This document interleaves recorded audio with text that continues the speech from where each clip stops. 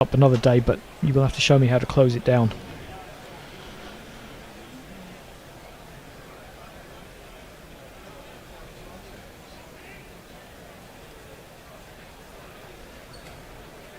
This roundup you're doing at the end of the day, that's quite new, isn't it? It's been new for the first test. Yeah.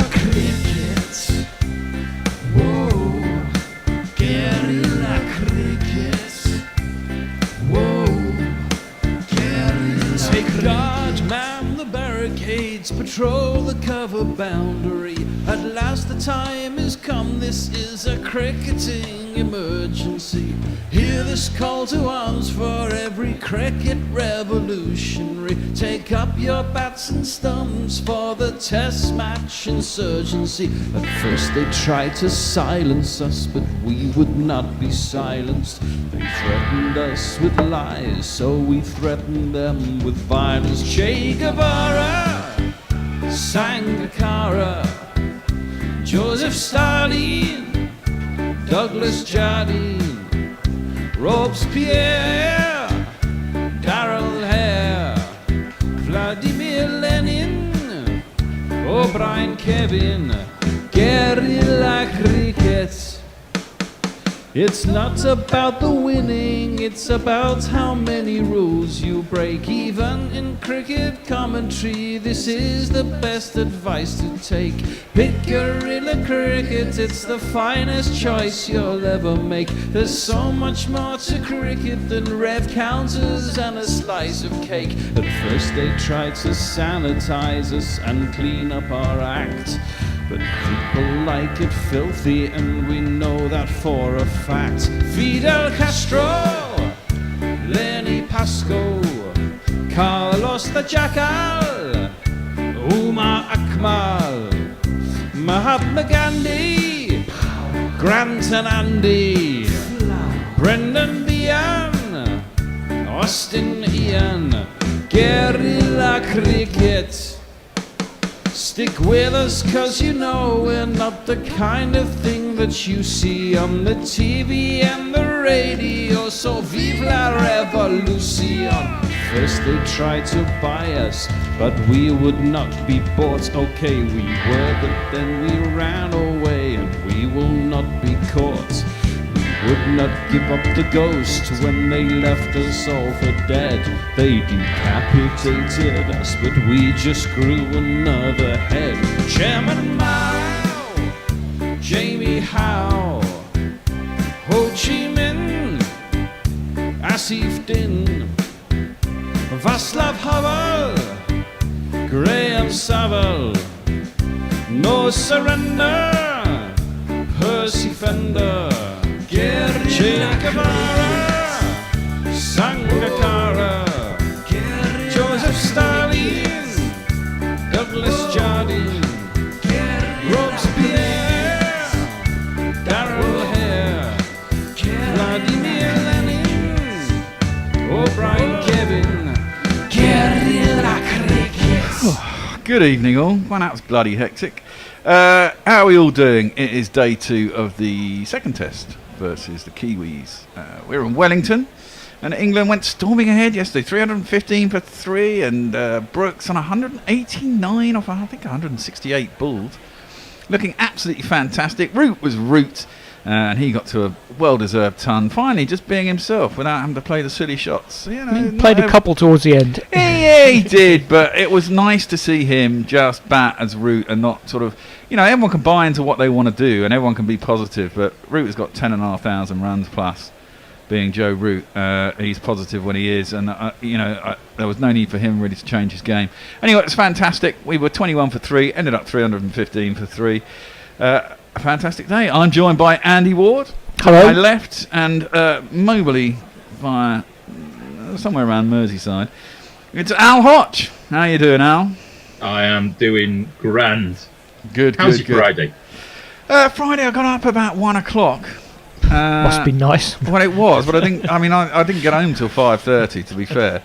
And then I kind of stumbled around the house, didn't eat much, came over here, was absolutely famished. The Chinese takeaway took too long to get my food, so it was all a bit of a hurry as Andy found me chomping away on my Chinese whilst trying to get it set up. I went into Burger because I also had quite a hectic day, which I'll tell you about. So I grabbed a Burger King before I came out, plant-based, of course. I was going to say. And it was like being in a bar, and you had to elbow your way through to the counter through Deliveroo drivers. I know, it's and all like these that fucks who everywhere are so lazy to walk 5 minutes to get their own burger. I know, it's absolutely fucking mad these days. Deliveroo is everywhere. So I waited 20 minutes for Chinese. It normally takes 10 minutes when I order it by phone, but I thought I'd go in there and they'd do it quicker, but it wasn't. So I got here at 9 o'clock, and then the TV wasn't going out through Zoom, which Andy found me trying to sort out when he got here. And we finally just about got on air just about in time. So it's all good. We've got an extra half hour's play today, hence we're on early at 9:30. Players due to resume in about 3 minutes. All the same, settle in for 20 minutes and then go Burko. No, go Burko straight away. I just think you can't throw away something. You might as well get a sighter. It's a test match. You've got all day. Well, I mean, how do you sleep 184 not out, after day one of a test? Pretty well, I'd think. Well, yeah, you'd think so. His highest test score, 4 tons in 9 matches, 350s as well. The most runs anybody's ever scored in their first 9 test matches. Yeah, the funny thing about that stat, what I love about this, is in the last test we were looking for him to get the most runs ever scored in 8 innings. So, I mean, someone's got to score the most amount of runs in a certain amount of innings. That's true, but that's the amount of innings he's had, yes, though, isn't it? True, yeah. True. And eventually, hopefully, he gets a big innings and he was going to get there. And it is 800 test runs. First quickest to 1,000 test runs is 12 test innings. That's right. Has he been in this position before? Big score overnight, coming out the next morning. Now that's a question you're asking the wrong person. Is Jez about? Jez is not. Jez is in West Australia. This is the one time zone that isn't good for him. It's about 3 or 4 in the morning for him, so he's not joining us till after lunch. New Zealand is a lot further from Australia than you think. Yeah, it is. It's a lot further from everywhere than you think. Yeah. It is in the middle of nowhere. I'd quite like to visit it one day. You ever been there? Never been further than South Africa. No, never been in Australia, okay. New Zealand. I've been to Australia a couple of times, but never made it down to New Zealand. As we look out over the bay, it looks very nice. To be fair, it looks quite a nice city, Wellington. Can't complain about that. It does look a fantastic place to go. Yeah, but It's just this wild contrast of urban lifestyle and then rural delights just right on your doorstep. Absolutely. So it looks lovely. Absolutely. If you're joining us, please do tweet us. I don't know if we tweeted out that we were going to be on early. I didn't even have time to do that. So This might make the next half hour the easiest session. well, you could tweet out, Al, saying, "Oh, look, we're on air." I know you can't do it from the Gorilla account, but you could just I tag can't us do in. it from the Gorilla Cricket. Yeah, but you can do it from your own account, and then we. I've got some people with us. Oh, okay, cool. Well, someone tweet out that we're on air and let everyone know. It's all very good. The new website's working. The Gorilla GPL opens at 9:30. I think the pot is £96. Not bad. Not bad. It's, although the price of living is going up, that's still probably a decent meal for 2 at least, or a night out in a pub. There we go. Crawley was out for 2 off 12. Duckett for 9 off 21. Pope a sprightly 10 off 6. And then Root not out 101 off 182. And Brook 184 off just 169 deliveries. Crack on. 500 by lunch. Declare, yeah? Well, England would have been all day. in a full day yesterday. I mean, New Zealand's over rates have been a disgrace. We should get Gary onto that later. Oh, he was all over it yesterday, don't worry. But if they'd had a 90 over day, they'd easily have topped 400. Easily. Yeah, they would have done, and that's with Root just playing as Root. I mean, this is the thing: if someone counterbalances Root and he plays that anchor role, then and everyone plays around him, then there's a good chance England get good scores. But Root carries on being the stalwart that he is. Well, we are going to have some cricket. Henry is going to open the bowling, and he sounds like this. You can never trust a man with 2 first names, Matt Henry. His full to Harry Brook is fat outside half of the bat that goes along the ground or down into the ground. 2 second slip is this man.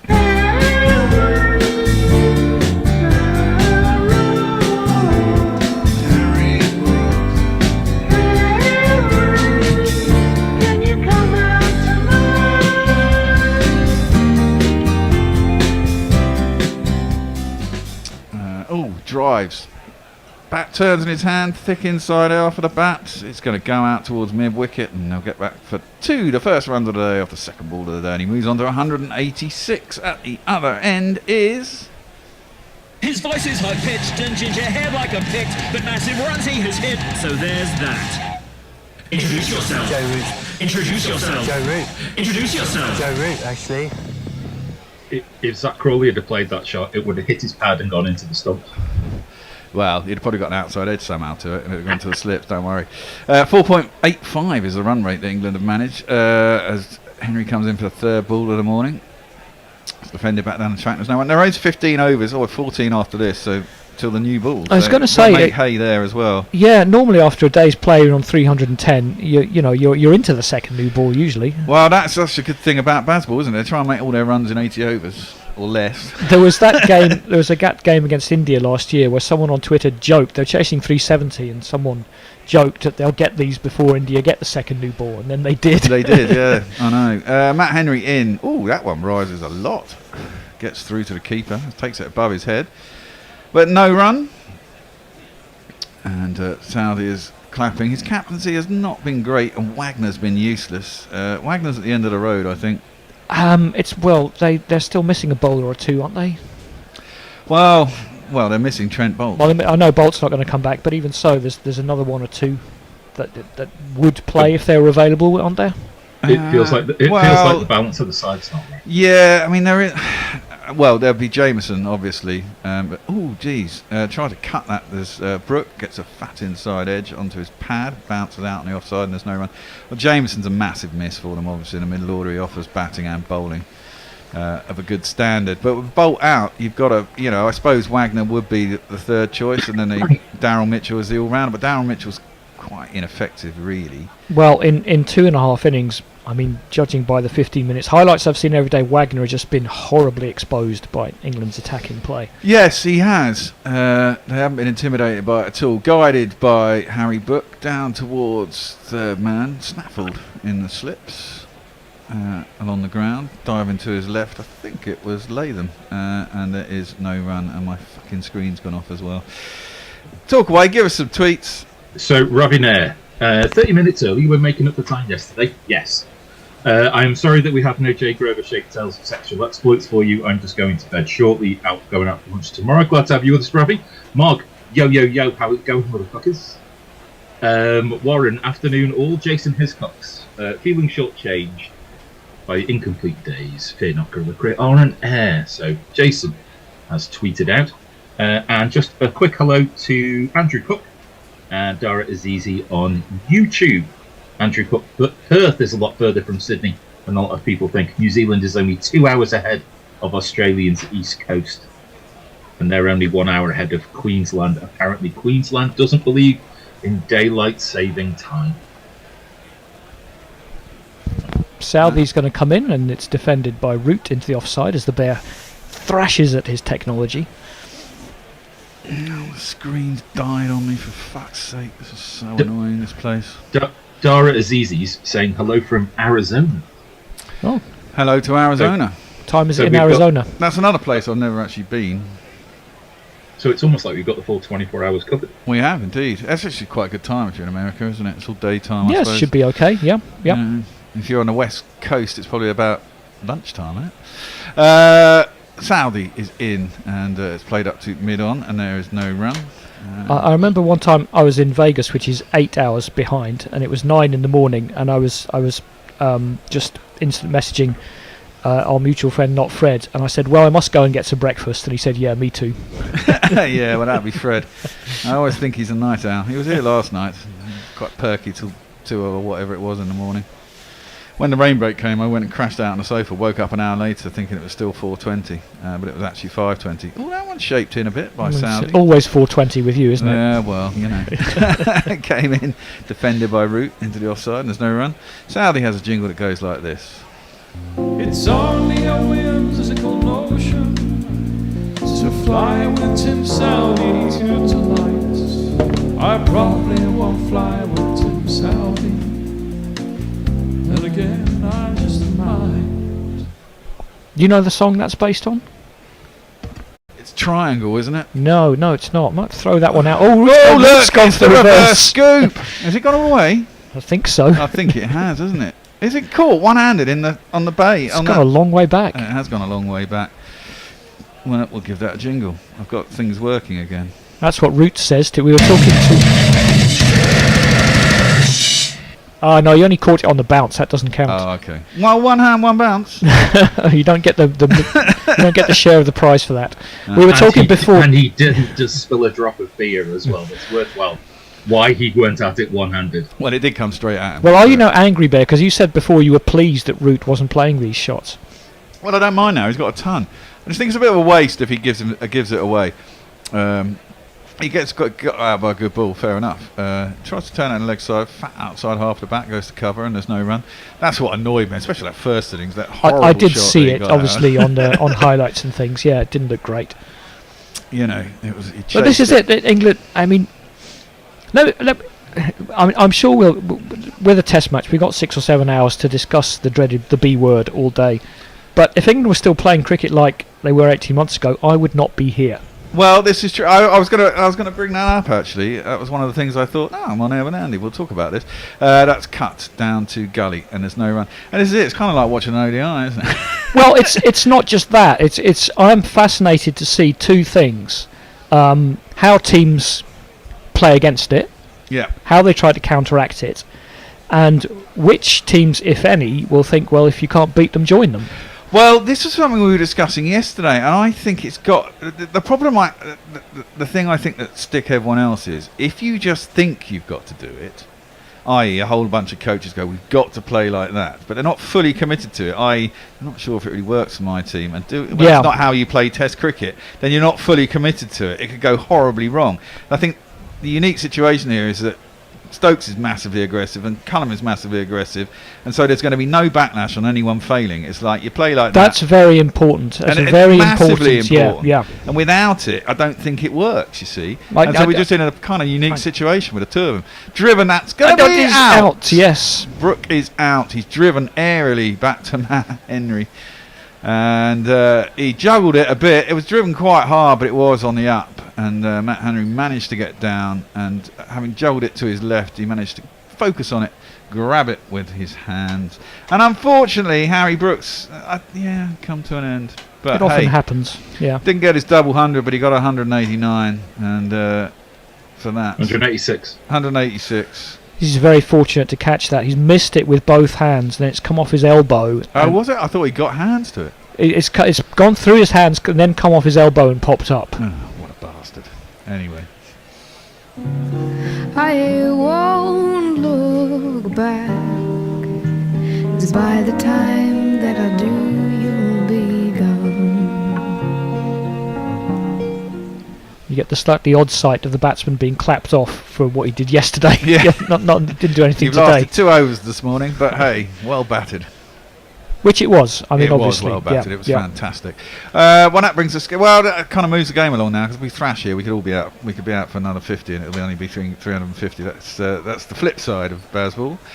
I'd like to see Stokes get a decent innings as well. They still got. Well, Is Folks 7? Folks will be 7. No, you got Ollie Robinson. Well, you might send in a Nighthawk or the Hawk now. No.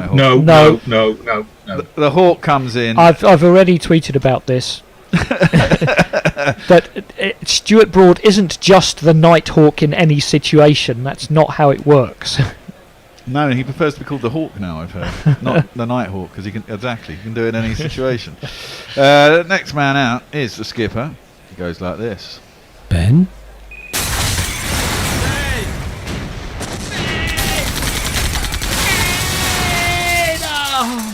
Ben Stokes. It must be a strange one coming out to bat, not out overnight. Not something we've ever done in club cricket. No. Root, of course, has done it many a time, I'd have thought.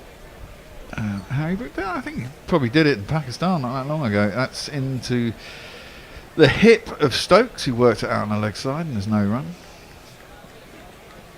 I'd like him to blaze. I think he blazed 70. That'd be quite fun to watch. Brook there, I think he's played a nice straight bat. He's just early on the shot. He's maybe not quite used to the pace of the wicket yet this morning. He's gone through the shot a little bit early. It was a bit unfortunate, and he wasn't trying to smash it over the top, or I'm sure he would have done. Yeah.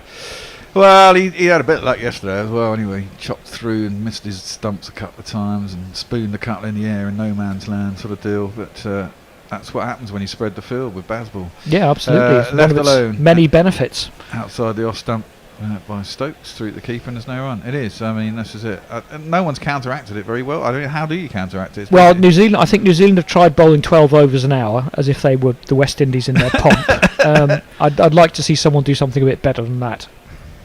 Yeah, that's very defeatist. How do you think you do counteract it? Well, I think you've just got to try and be aggressive so that those half chances... Fight fire with fire. Yeah, well, I think that's what Stokes does when he's in the field, to be fair. You know, he's aggressive as the captain. Shot. It's a good shot. It's on the hip again. Stokes getting his line a little bit wrong here, Henry, and Stokes gets off the mark with a 4.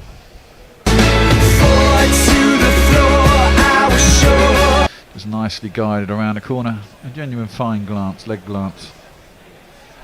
Lovely shot. Yep, nice safe shot. And England stroll on. They'll want at least 450 from the position they're in, won't they? You would think They'd so. love to get 500, not that long after lunch, you'd have thought. Although with Harry getting out, I suppose Stokes will pick it up quickly. Oh, there you go, it's down the track. Blazes Shot it again, through the yep. offside. That is a lovely shot. Has he got enough on it? Is it going to be I chased think down? so. I think he's got enough on it. It's 4 runs. Well, It's okay, me, Sanshi. nothing slowing down. It's me, Sanshi. And I think actually Root had a little bit of a monkey on his back as well, not getting big runs for. I mean, for him, he's had a quiet year considering he scored 1,000. He's averaged Test runs. 50. I know he has, but since the Bazball era, he's averaged 50 in the Bazball era. I know, but he's got a couple of 80s and he does get himself. He's got himself out, which I think would annoy him. And he openly said it 10 days ago, didn't he? Well, remember when he couldn't convert? That was a long time ago. Yeah, well, exactly. And then he had 2 years where he converted virtually everything. So yeah, it swings and roundabouts as a batsman. As you say, he scored 10,000 runs. Yeah, that's defended by Stokes, just out in the offside. Looks like he's going to head for a run, but it's straight at fielder. There's no run. Did you catch the women's World T20 today? No, I was super busy moving house. Oh yeah, of course. They super choked, didn't they? Did they super choke? They threw wickets away at the end of a T20. Is that choking or is that just you got to Well, get? I better not start talking about choking. I'll get cancelled. Let me give you some tweets. Jonathan Shortland: I walked to the ground through stop-start drizzle this morning, so I hope that we see some play. I made a bad choice about which earbuds to bring and can't really hear gorilla cricket, so imagine I am listening enthusiastically. Luigi Magpie, it's 1:38 p.m. Pacific Standard Time on the west coast of the US as I type this. Arizona doesn't do daylight saving time. Hello to Pokey Bumfinger, Chad Wright, Eco Stevens and King's Gambit on YouTube. I'll come back to your comments as we go through the overs. Okay, Southey, second over in the morning, is just defended by Root, and there is no run. Just drops down in front of him. 331 for 4, England. No, a little bit of back and forward between Stokes and Southey, but I think it's quite good-natured. Yeah, I think these two teams get on all right. Players generally, since they've all started playing together Yeah. in franchises more, there's a lot less personal antipathy, I think, Indeed. which is a good thing. It is. Root is going to face up as Southey approaches the wicket. He's down the track and he's hoiked that into the leg side. I think he's going to get away with it. Yeah, it's gone to between deep square leg and long leg. And they'll get back for 2. But this pitch is not very quick. No, Root's come down the track there and Should have seen how far he was batting out yesterday as well. Crikey. Yeah, It was yeah. a long way out.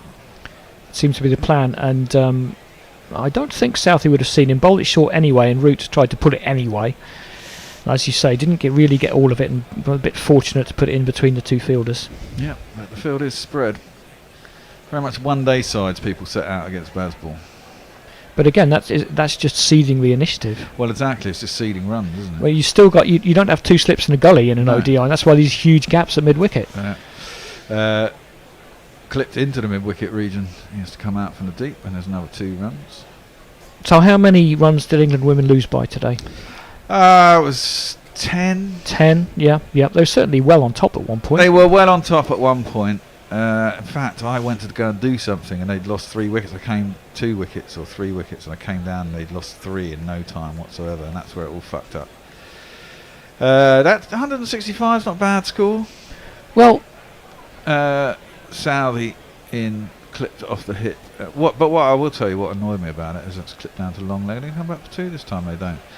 I kept watching it, and they kept blazing it at fielders who were quite deep and they're not running. And I was like, you're leaving runs on the table. 1 or 2 runs and over here, just leaving by, if you blaze it and you set off straight away, more than not. If they're on the edge of the circle, it should be, yeah. And it really quite irritated me. I was watching it I watched virtually all of the England innings. I really haven't been following it, but I hadn't. That was the first game I've watched. I had the impression, perhaps some of our tweeters could tell, that South Africa were considered to be in disarray earlier in the tournament. No. It's tournament, isn't it? They didn't take their captain on fitness grounds. Well, that's an interesting one, actually. Round the wicket is Southey to Stokes, who lets it through to the keeper, and there's no run. They didn't take what? They left Van Niekerk out because he wasn't passing the fitness tests. And I have to, and I had quite a to and fro of this on Twitter, quite good natured, but with a Twitter friend of mine. Whereas I'm saying, well, the rules are the rules, and you can't bend them for your best players. And he's sort of saying, well, she is one of their best players, and it's a bit silly to leave her out. But the bear in mind that these are the women's version of the fitness tests.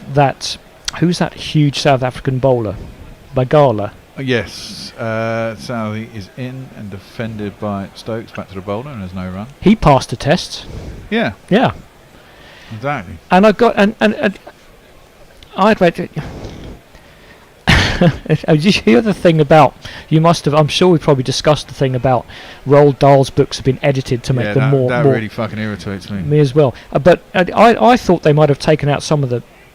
Let me just say that some of the stuff I thought they would have taken out was not what they did. They took out the word fat. I know. Augustus Gloop isn't fat now. He's enormous. Yes. Which completely denies the whole point, which is these children all have bad habits, and that's why. But you can buy from next year. You can buy classic Roald Dahl novels. At least you got the option. Okay. Yeah, you got the option. But but when I was watching when I was watching 100 in the summer, now I'll get pelters. Danny Van Niekerk was on comms, and I just thought, you look fat. Yeah. for a professional athlete, you do not look in shape. Well, I mean, we say that about who's the West Indian dude, the spin bowler. Cornwall. Well, it's a bit of in the end, he didn't make the West Indies T20 team. Only played a few tests where they can stand him at slip all day, and he's fine. Yeah. I mean, that's the thing, you are playing professional sport. I mean, to be fair, it is the one sport where you can be a little bit more rotund. A little bit, but, she had plenty of time to pass the test, and I know she had a broken ankle as well, but, she had plenty of time to pass the test, and now South Africa are in the final, so... Yeah, guided by Root. Can't get it past. Second slip, third slip, and it's no run. But there was also the situation. It's a bit like the Cyber Brunts. He's married to someone else in the team. Let's just leave it there, shall we? Yeah, if you have a nasty row in the morning, it's not going to be particularly good for the. Yeah. Well, plus her partner was really upset that she'd been left out for the fitness thing as well, and it's. Oh God, I didn't know that. You have to tell me that story. Hold on, that's clipped into the leg side out towards square leg by Rooty. He'll get himself a single. What's that? Well, when Danny Van Niekerk was left out some of the warm-up games, her partner didn't play them either because she said she was at home consoling her. To give you, but some she is back in the T20 in the World Cup team. To give you some balance and contrast, Kate and Helen Richardson Walsh were happily. I think they were happily married before they both went on to win gold at the 2016 Olympics for England in the women's hockey. So relations inside teams can work. Well, not saying that. I'm saying as we've all had relationships, we some days you have bad days and some days you have good ones. It's not. That's just the nature of relationships. Yeah, but if you have a row over the washing up, you'd want to leave them behind to go and play cricket. That's one for the over as it goes ballooning over the top of Stokes' head and there's no run. I'm My- not saying my- there my- is anything there. I'm saying that exactly. My favourite though is that the US and Canada women's captains married each other. Oh my word! Yeah, and they're wow. quite rivals. It's a bit like Ben Stokes marrying Pat Cummins. Jeez. Is it the Jarks and the Shets? The Jarks and the Shets, yes. Yes. Anyway, Henry's coming in again. He's bowling. Oh my word! Oh. Stokes, he clears that front foot. Nice to smear it through the offside. Fails. Hits mid off instead, and there's no run. That was quite ugly. Right. Let me put some tweets in while we're waiting.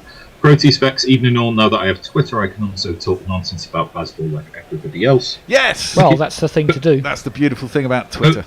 About time zones, Pokey Bumfinger says I'm in West Wales, which is the same basic time zone, just 30 years behind. But Boom. Stokesy, 8 off 9. He's going to face up to the 5th ball of Henry's over. It's really annoying where they only come down the tracks, hit it over the top of the covers. Has the it got top of enough? point. Yeah, it's over the top of point, yeah. Well, point is now cover according to, or the other way around, sorry. And a lot of TV commentators. It's 4 runs anyway. 1, 2, 3, 4. again, very much a white ball shot. He's come down the track and then he's seen it short, given himself room, just carved it over point. Yeah, what was it you were saying? I can't see why they didn't do it. You were saying just before we came on air. Why didn't they do this years ago? In hindsight, yeah. Of course. But I mean, we kind of have been saying that since ODIs became so ubiquitous, and now with T20s as well. Well, in the ODIs same seem way quite as sedate. T20 strategy bled into ODIs, you may be seeing the same thing here. Well, exactly. Here we go again. Ooh, didn't get anything on it. Could have been caught there. It's gone right across his stumps. Stokes, he's trying to ramp it over the keeper. Stokes misses it. absolutely doesn't care. He's almost in full T20 mode. Yeah. Yeah, you see, full T20 mode. Even I It think warrants even I ODI think mode, it's- not- yes, that's just what I was going to say. Yeah. I mean, this is it. If you treat, I mean, this is what was I mentioned this yesterday on air. It was kind of noticeable that England decide. So, for instance, they decide to go blazing from the top. They lost 3 wickets, and in an ODI, then they kind of consolidated and then started to take off again. It was very much ODI style playing. You know, you lost the early wickets, you consolidate, and then you start going again. You know, not caring, thinking you've got to get to the right score, rather than thinking if I lose a wicket, it's all going to go pear-shaped. Well, they've got a plan, and they're going for it, and Stokes is certainly leading from the front. Indeed. Yeah, they put that red dot in a corner, annoyingly over. Right over the number of overs. Yeah, and then where the balls are. So you can never tell unless they put it up on the left-hand side. Here comes Southey, driven pleasantly by Root, but back to the bowler, and there's no run. See, according to the speed guns down in South Africa as well, is it Ishmael? Is it Ishmael? Is that her name? I can't remember. The fast bowler who got a 5 for South Africa. I think it's Ismail. She was supposedly bowling at 127 kilometres an hour, basically the same pace as Southey's bowling here. No, that's certainly. I It didn't well, realise I that didn't any- look it to any- be. I was any, quite surprised by that. Women bowlers were above 80, so good for her. That's played square out to square leg by Root, who pulls it, and is a single. Southey's gone for 60 in however many overs he's gone. I can look at our scorecard and it'll tell me. Well, it will in a minute when it catches up. Stokes 12 off 11. There's a bit of a YouTube discussion about the future of baseball. Pokey Bumfinger says that it's destined to crash hard, but he's riding the crest of the wave is fun. Well, yeah. Well, that's thrashed. No, Is that's that fine. horribly? No, it's not. Oh, It it is just about fine. Horrible shot by Stokes. Big top edge, trying to smear it again. It's quite fun, but it's a bit of a waste. Skews up in the air, straight over the bowler's head. Unfortunately, mid-off just about can't get round. May have got a paw to it, but with no control. Right up on the splice. Look, I don't know if there's anything you can do about this, but my picture is slow and jerky.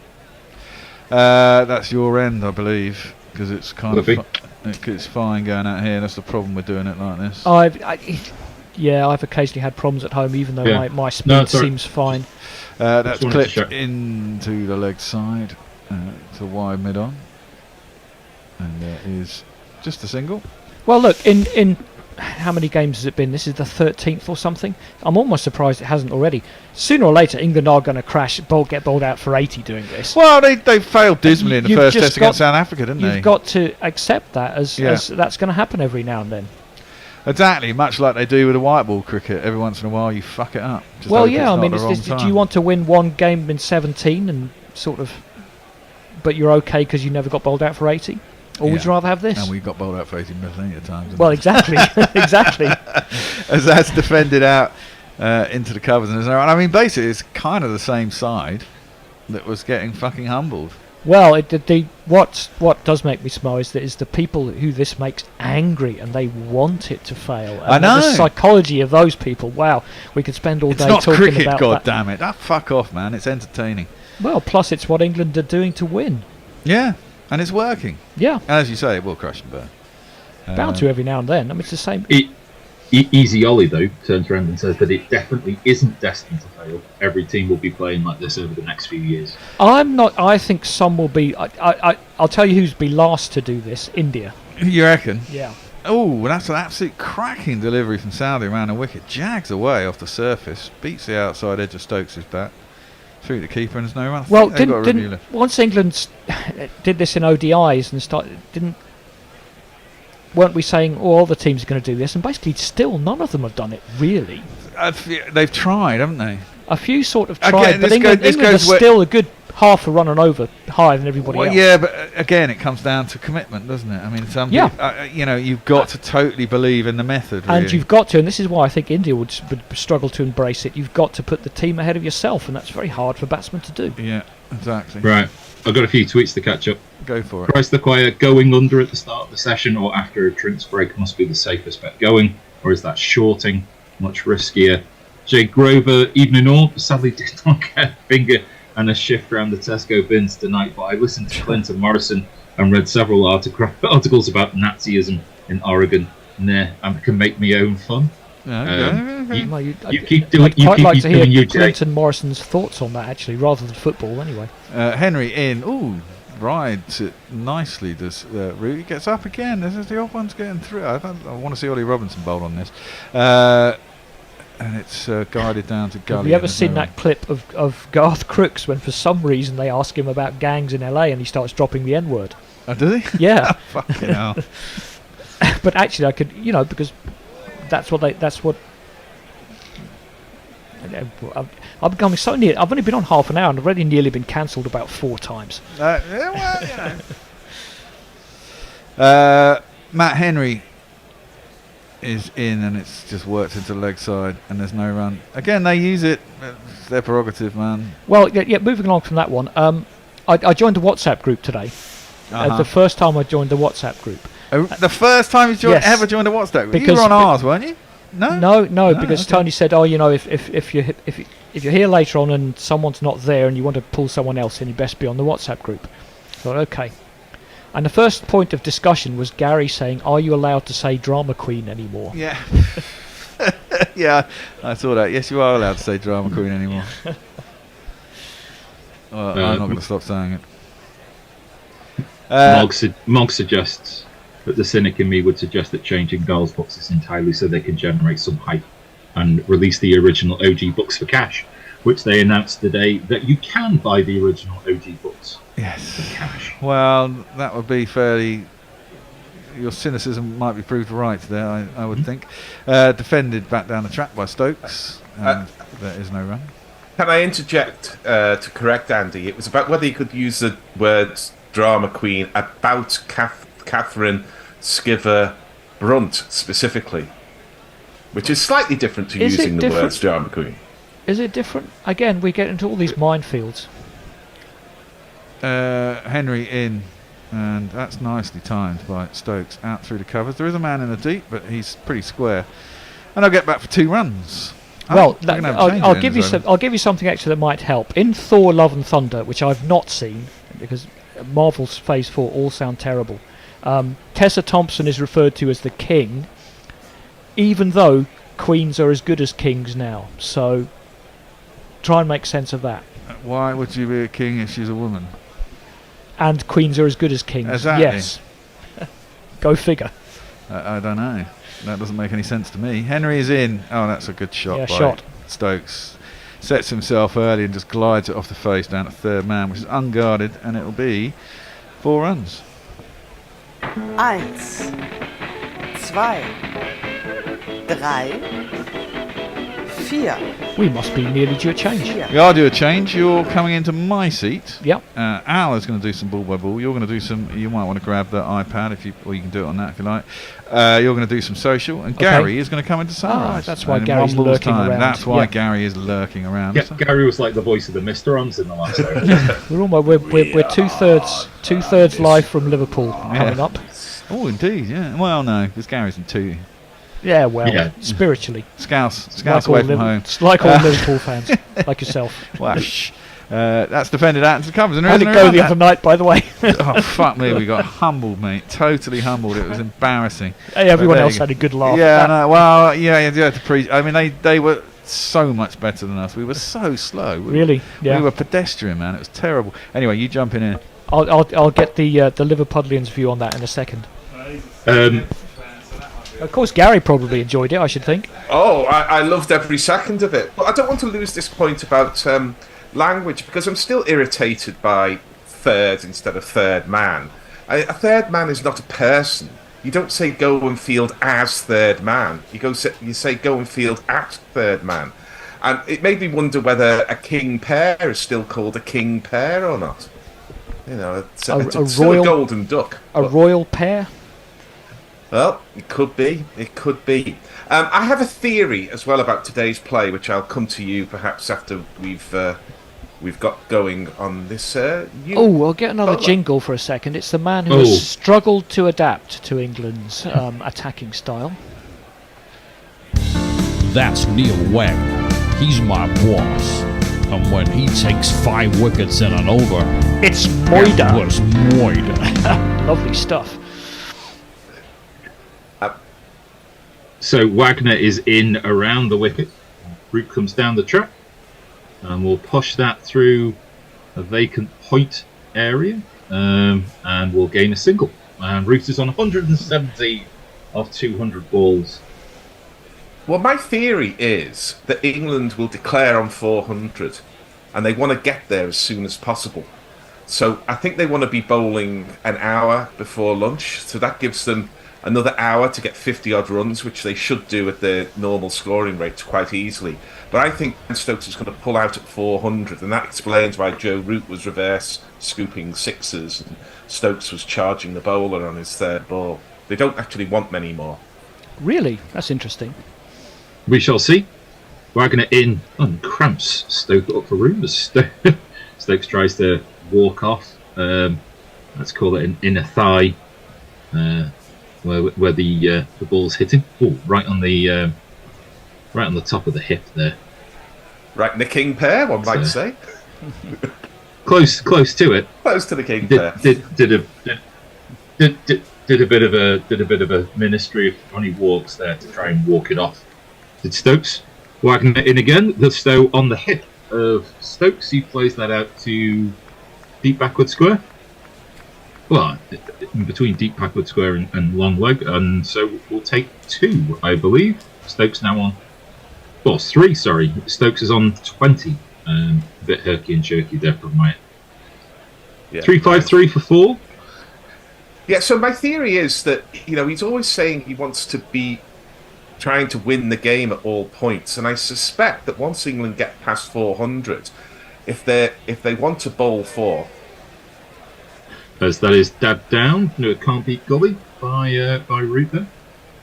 If they want to bowl 4th, in other words, not enforce the follow-on unless New Zealand are all out for 72 or something, then I think once you get past 400, the way to win the game is to start bowling, start to try and get the 20 wickets you need to win the match. Interesting. I suspect that's what Ben Stokes will do. Wow, okay. Well, we shall see. As Wagner comes in again, Brook comes down the track and hurls this away towards deep square leg. It goes in front of square. And I am assuming that this, as a fielder comes in slow motion.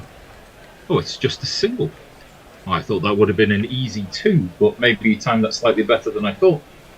It all went a bit slow as it came into the fielder's hands. 1 ball left of the over, 3-5-4 for 4 is your total.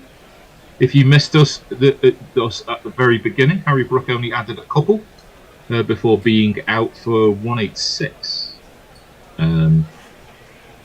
Disappointing for Harry Brook. Now, as Stokes half steps back to leg and pushes the ball through to the covers and will take another single. Wagner might be stopping boundaries, but he can't stop the slow leakage of runs.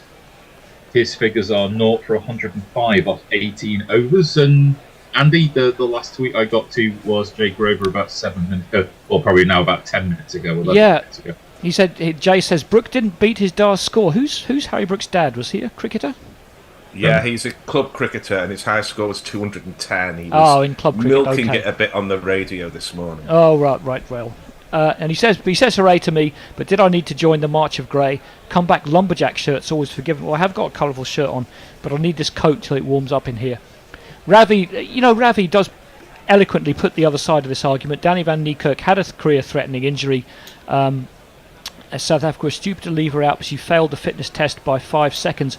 But I do understand that they let her do the fitness test on a treadmill, which is a lot easier than actually running it physically. So that's the other side of that. Having said that, South Africa are in the final. Having said that, we've got another change in the bowling, Andy, and we've got spin. Yeah, it's this man. Even if my clover race well sturdily keeps wicket, knowing how the Kiwis picked. Bracewell in full toss, reverse swept by Stokes. Half appeal that maybe it hit the pad first, but just shakes of the head for all concerned. New Zealand have got no reviews, have they? They burned all through their 3 reviews yesterday. Quite quickly, I think. Oh, I'll tell you what. Oh, maybe outside the line of off stump. That far away. Yeah, it did hit him square on the foot. The second ball, though, was just pushed to the cover and no run. I'll tell you what, I'm glad Trent Bolt isn't wearing Michael Bracewell's teeth. Wouldn't be much room in that mouth of his. Or indeed the other way round. Or the other way round. Bracewell around the wicket. Again, a reverse sweep, and this time he does make contact and it does beat the fielder, and that will go the distance for 4 runs.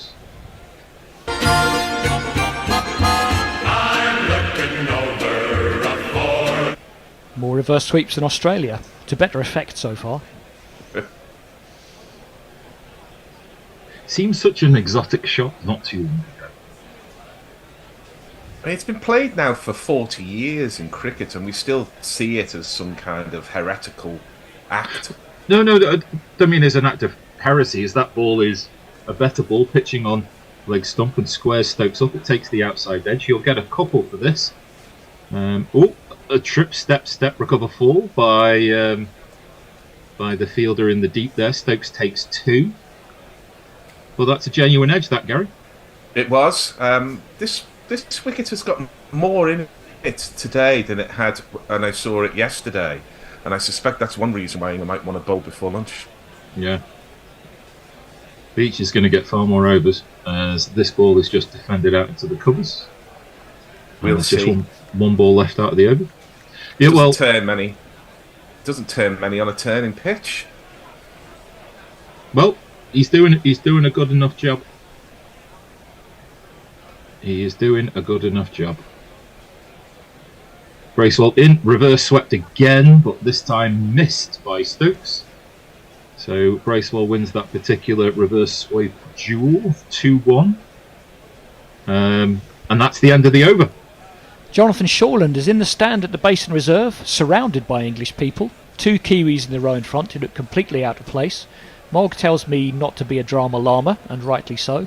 And also says, let's not forget Hatshepsut, how could we, who was king of Egypt, because they didn't have the concept of a queen. And Jay says Gary's theories do not stand up to the scientific method.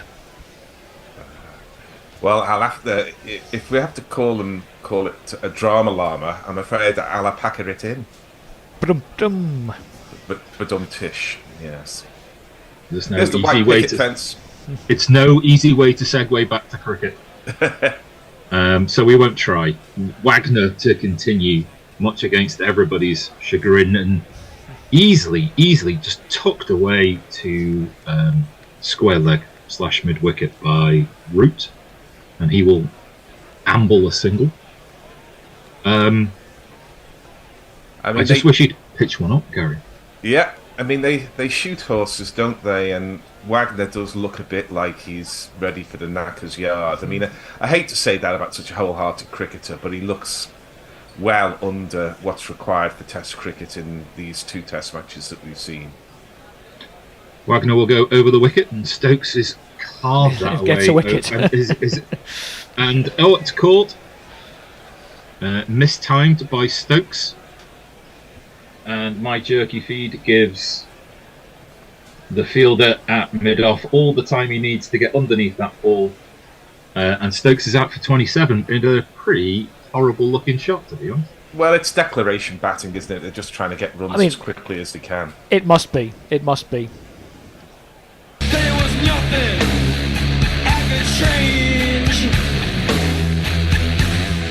I was gonna go out strange. So it was substitute fielder Kugelwein who took the catch. Interesting that both wickets have come from mistimed shots when the ball has got onto the bat slower than the player was expecting. I mean, I think this pitch has got a bit of two-paceness in it. So, England, I think, are very keen to be bowling on this, and so they should be. So, do England maybe think it's easier to score runs now before the next new ball comes? Think they might as well get them now? I think England just want to be bowling. So the quicker they can get into bowling, the happier they'll be. They obviously don't want to. They want to pick up the runs if they're on offer, and they are on offer. If it doesn't really matter if you get out or not. But this is. I don't think we're going to see many balls left to go through to the keeper. Put it that way. Well, speaking of keepers. Yes. Oh, he's better than just Butler, and his name's Ben Folks. Oh, he can keep wicket at least 9 times as well. Ben Folks, you're the best.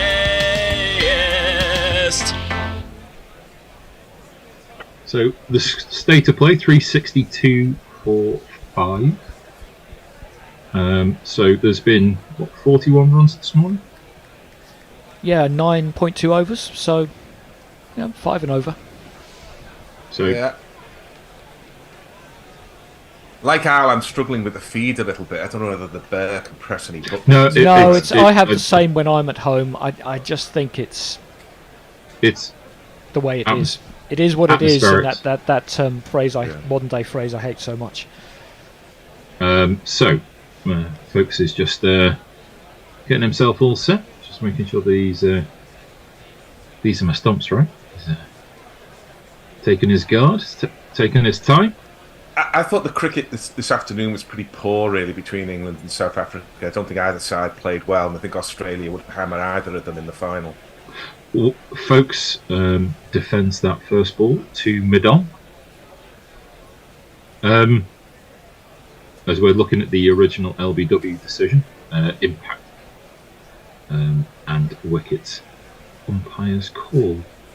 So only just missing from Bracewell, unfortunately, in that previous over, but Saudi had burned his reviews in 30 odd overs yesterday.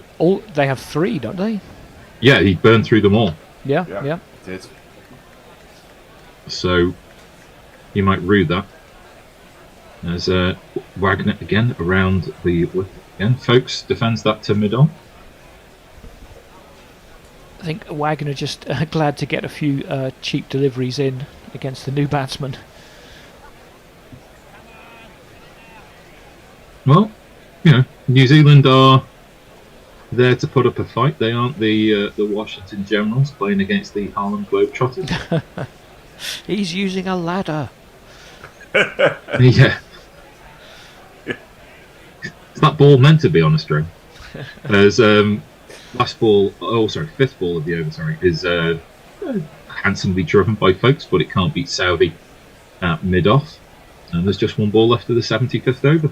I think I saw more of the Harlem Globetrotters guest starring in Scooby-Doo than I saw of the Harlem Globetrotters. Has anyone seen that Velma? No, I haven't. It's the worst thing you have ever seen. It's kind of adult version or something, isn't it? It's just terrible.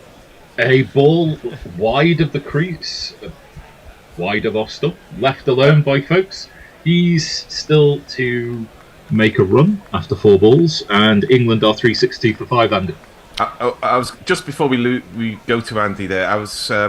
I'm getting very strong Scrappy Doo vibes off this bloody wombat that's on the Meerkat adverts. I don't know about you. That's never a good thing. No. Well, Velma is 10 times worse than Scrappy Doo, so there you go. Ravi says Danny is one of my 5 favourite cricketers, so I had to stand up for her. Those are Smriti Mandana, Danny Wyatt, Jahanara Alam, Megan Schutt and Danny van Niekerk. Leah says if New Zealand shoot Wagner, will he be out retired dead? And will they be entitled to a substitute? I think the substitute would have to be dead as well, or undead, maybe. They would literally be a zombie substitute. Yeah, no zombie advantage invasion. Bracewell to continue. He's got approximately 3 overs left before New Zealand take the new ball, and he'll be cast aside. And that is turning in towards Root's leg stump, but he turns it round the corner. There's definite turn there, isn't there? Yeah. Who's New Zealand's best dead cricketer that they could call on? Martin Crowe. Martin Crowe did spring to mind, yeah. Of course, yeah. Well, not that I think that he would, I don't know, he might bowl quicker than Neil Wagner, I don't know. Got a backward short leg in, which is a bit ambitious. Kind of setting a field to the ball before. Ooh, that must be out. Yeah, that is a terrible calamity of events for Ben Folks. He's kind of come down the ground and he's fallen over himself, literally and figuratively.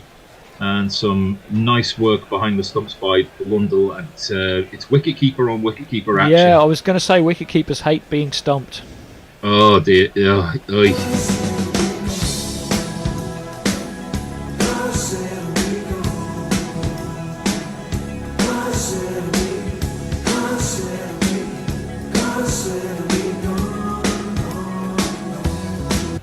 It's not really Ben Folks' game, is it? Quick scoring from the moment you come into bat. Well, there was a piece around some quotes that he said in the gap between the tests that he said he knew he wasn't Bazball, and he wasn't worried about losing his place inside. Well, he can score quickly. Surrey fans have seen him score quick runs, but he usually takes a bit of time to get going, and then the strokes are orthodox. So you get the idea that a test attack with a captain who knows a bit about his bowlers and a bit about the batsmen should be able to block the singles and restrict the boundaries. So I don't think he's ever going to score at 80, 90 strike rate. But 5 minutes or so for Ben Folks. Well, don't say the Hawk. Don't say the N-word because it's Stuart Broad. This is bizarre from Broad. That's the only word I can find. It's brainless cricket, I'm afraid to say. And it's going to be another 6. It's going to be huge and high. It really irritates me that Broad stands there and laughs about that. I think that's the world record. Crazy. And I'll remind you that the over has been bowled to India's number 10 and 11. Well, he is a rich tapestry of events. Very inelegant stumping from Folks. He's fallen forwards. Yes. And he's measuring his length on the wicket and he's trying to inch his feet back, but he's already too far stretched out, so he can't. Very inelegant. Did he get a foot behind the line? He didn't actually get there at all. He was almost swimming. He would have needed to have been Shaquille O'Neal at 7'1" to get his leg back there, and just It's not going to make any highlight reels if Ben focuses. He also missed the ball by about 2 foot. It was all a bit too quick for him, as this first ball to Broad is outside the off stump and he leaves it alone, which surprises everybody in the ground. This one won't be left alone. Premeditated lap sweep by Broad, which has Slip herring after it. I'm assuming Broad will take 2, and does. I can just see him, like, just with a dismissive hand wavy gesture down towards Joe Root, like, I've got this. It wasn't that far away from Tom Latham, who anticipated it a little bit and almost got there. Had a backward short leg. The short leg was backward of square yesterday as well, Andy. They must be working on something. I think he's gone further back now. Yes, I think he has. This one, though, is outside the off stump and pushed towards the offside field, and there'll be no run. In fact, it's just gone under his hand. Yeah, I think because he's taken it so far, so early. I think with the sort of the guided lap. And here we go. Broad pulls out. Loves to pull out, Broad. Yeah. Well, yeah. Congratulations on being a dad, Stuart. So, insert your own joke there. One ball left of the 76th over, as Broad makes contact just like he did in Australia when he didn't walk. It goes to the fielder at short third man. There is no run. Bracewell has a wicket, and England are 365 for 6. Well, Mayank says with Wagner getting a wicket, he can now absolve himself after multiple shit innings with the ball. I think it's going to take more than that. Hombre Nuevo, don't think they need to bring on another dead player if they shot Wagner. They could bring on a concussion sub. No, I think like for like, I think it should be. Yeah, to call death concussion is... you'd be stretching the rules a little bit with regards to now, that. Diana, thank you, Diana. She says we need some tech nerds. Well, I'm the only person here, because we should change this to 2-person studio on YouTube. Maybe we should look. No, it should be right. It should be right. It's 2 people on Zoom. Is YouTube not look like that? It does from this end. I'll have a look in just a second. Root is facing Joe Wagner. Joe Wagner. And it's let's get pads, and there's an appeal. Yes, thank you. It's been given not out. They're showing the DRS timer, which is, I don't know, I thought they had no appeal. No, they had an umpire's call on the third one, so they do have one left. They've got one left. Umpire's call, yeah. To Southey, looks like no one's looking at him, and maybe just in the nick of time. As if he was defusing a bomb, he let that go down to 1 second before he cut the red wire. Yeah, it was a Coley call. He always likes to go to 1 second so he can be on telly that little bit longer. Well, I hate that review jingle, so we're just going to see what happens. It didn't look too bad a shout to me. At least you saw it. It's outside the line of off stump. Yeah. You'll probably be fine with that one. The Root, I was going to say, has just been watching all this from the other end without really getting a chance to do very much. It's an inelegant position he gets into for that reverse scoop, isn't it? He's such an elegant batsman. So here it is, and it's outside, and it's way outside off stump. Well, the review is lost. Is this a sign of inexperienced captaincy? Maybe not that much. Did you notice how no one was getting close to him? Wagner in again, and this time driven, as he could have driven at the ball before. And it goes to deep cover. They'll take a single. I suspect that they would have a plan that, look, if it hits Root's pad and it's anywhere near, we're going to go to DRS because we get Root out, the whole lot's going to go down. So I think they were always going to call for DRS if it was anywhere near en route. Well, you want it to be closer than that, though. Yeah, when it's your last review. Yeah, maybe. Have you seen? It's he looked. Southey looks like and he also, has if no that was counsel. If that was the plan, he wouldn't have waited till the last second, would he? Yeah. Well, they do like to do that, don't they? I mean, maybe. Yeah.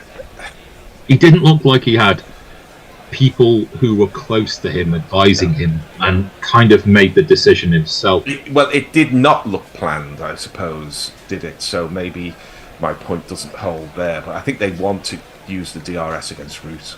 The Hawk has rocked back in his crease and taken a slot delivery by Wagner over mid-on for 4 runs. It's Nissan She. It's Nissan She. Broad must think it's his birthday. It's the world's most bumperiest bowler of the last 10 years. Yes. And there's some stats to back that up. And he's just delivered a sort of 80-mile-an-hour delivery onto a length and said, hit that one, Stuart, which he did. It couldn't have been more inviting had he sent it down on a silver tea tray. Wagner coming in, all guns blazing. That is a Yorker length delivery, but outside the off stump. Stuart Broad tries to run himself out. Big slower ball, that one. Big loopy slower ball. It's nice because I was one of those batsmen as well, and because Broad got bat on ball, thinks I've hit the ball, I'm going to have a run, and they may just have crossed had they carried through with that. But yeah, it would have to say it would have sold Joe Root short. Would have been one of the 8 great understatements of our time. I've hit the ball, I'm going to run. That's how it works, isn't it? Get off stride, get off stride. Wagner in, and that one cramps him up for room, and will have hit him around about the upper thigh. I'm just wondering whether Root was taking guard a yard outside the crease, and was then advancing towards Southey and even Matt Henry. I'm just wondering if they cut the pitch up a little bit in preparation for Jack Leach in the 4th innings, because they must have been, if a bowler was in that area, he'd have been getting told off. No, that's 3 yards down, isn't it? There's a short pitch delivery which Broad does not make contact with, and in the end he does the fielding and passes to London, and that's the end of the over. Root wasn't far off 3 yards down by the time he was connecting with the ball. You are allowed to do it as a batsman. As a batsman, the whole idea that you can't run on the pitch is that the middle belongs to you, doesn't it? Well, you can't take a run down the middle of the pitch, but I don't think there's any law against choosing to be in that part of the pitch when you're actually batting rather than running. I don't know if you've ever seen this. I saw this once in a T20 game when I was only about 16 or something. A fella came out and just started batting 6 yards down the wicket. I'm watching a dragon bowl. I have to make Gary and Andy. I am a little bit distracted. Bracewell to continue as we see some comedy hairstyles in the crowd as Root has come down the track and he's sort of swept this or clubbed this, and it's gone all the way over deep mid wicket for 6 runs.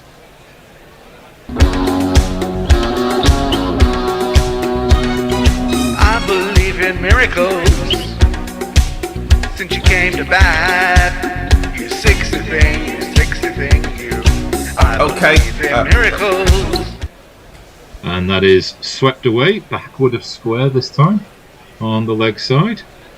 We'll see where that goes. It goes all the way down to long leg, and they'll come back for 2. I need the help of Twitter. I want to know the most number of sixes Joe Root has hit in an innings, because a test innings, because I suspect he might be getting quite close to it. If he hasn't already beat it. I'm sure someone will look that up for you. Bracewell is now just trying to change his field. Stick everyone on the boundary and toss it up. That's what you like to see. I could do that when I was captain and the spinner wanted out. I'd say I could do that myself, mate. Yeah.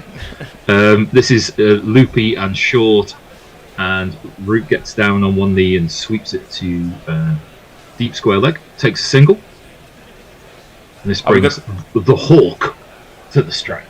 Are we going to have a change at the end of this over? Could do. Yeah, I would think so. We're going to see, Al the Bear come back in for me. We're just on rotation here. Bracewell in. The Hawk defends. But it goes through backward short leg, and there are two fielders converging, but Broad has taken 2 runs and moves to 8. Sorry, the Hawk moves to 8. Whenever you say the Hawk, I think of Lord Hawk, not the Night Hawk. Maybe I've read too many books about cricket history. I should imagine you couldn't think 2 more disparate characters. I suspect not. The Hawk takes strike again. He dabs down to the fielder on the 45 in the offside, but there's no run. Well, he won't be getting called the Hawk when I'm going to ball by ball in a minute. No, seriously, it's liberating.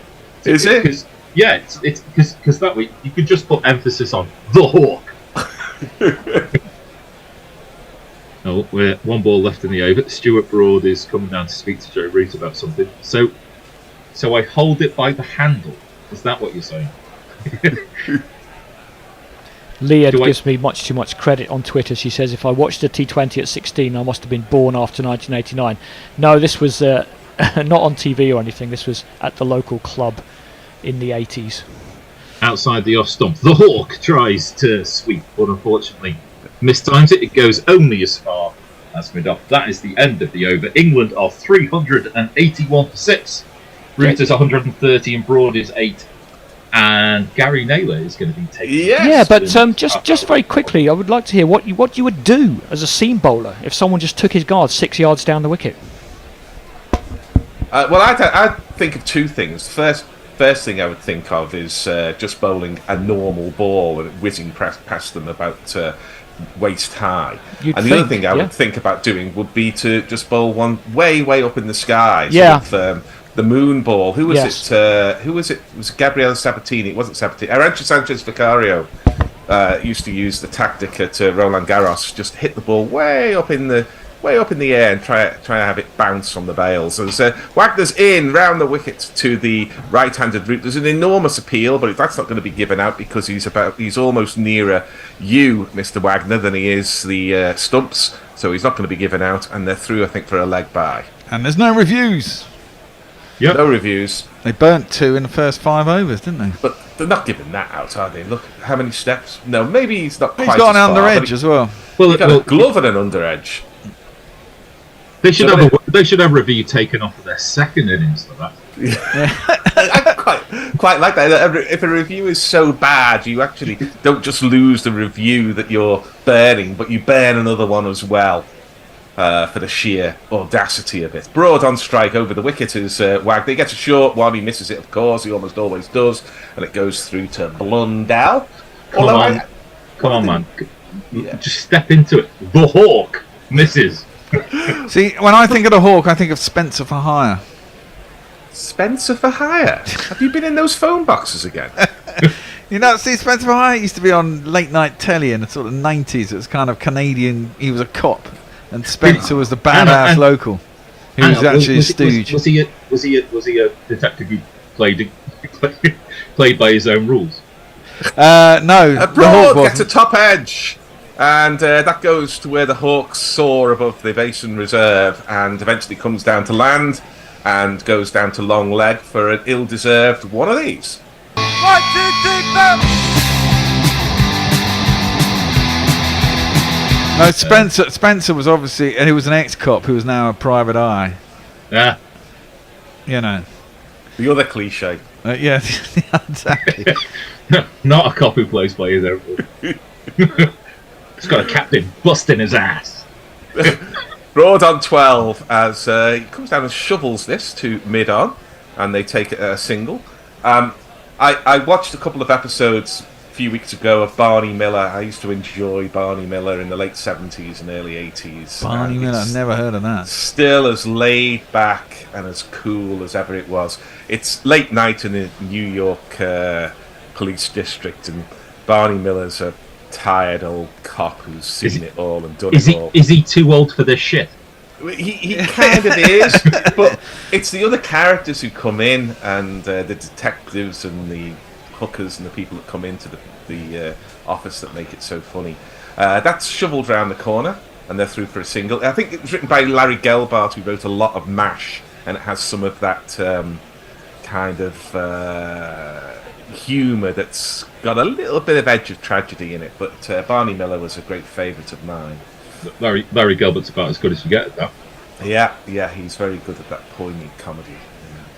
So we're getting a drone shot of the Basin Reserve in Wellington, all looking very beautiful in the windiest city on the planet. England 388 for 6, last ball of the 79th over, 1 over to the new ball, and Broad steps back and he gives that an almighty tonking, and it reaches Kane Williamson, who's at cow corner, and they're through for a single. So we've been laughing a bit at Broad's technique, but the fact of the matter is he's got 14 off 15, he's spread the field, he's doing what his captain requires. Exactly, and we're nearly up to 400 now, which you reckon we're going to declare at, Gary? I think we're going to declare on 400. I think they're going to bat till lunch, try and slog it till lunch.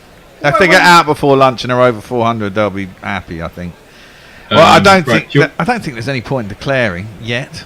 He wants to bowl. I know he wants to bowl, but he might. Well, I mean, I would go for 450, and I would certainly say would declare at lunch. But he's never in a million years going to enforce the follow on unless there's a lot of rain and England are 220 ahead and there's 1 day left or something like that. It would need intervention before the follow on. So I think the whole Bazball ethos is to. Does the follow-on go back to 150 because they lost time though? Bracewell's in and Broad punches that, and it's fielded at mid-off. Ponting and Clark would have been through for a single, but Broad and Root were not. Root's got 132. It's been a splendid innings. It really has been. He's been a little eccentric once he got past 90, but it was beautifully off that still enormous appeal for LBW. It's given out. He's going to review this. Well, I would. England have got 3 reviews, haven't they? Yeah, well, and they're going for a review. He is out. What?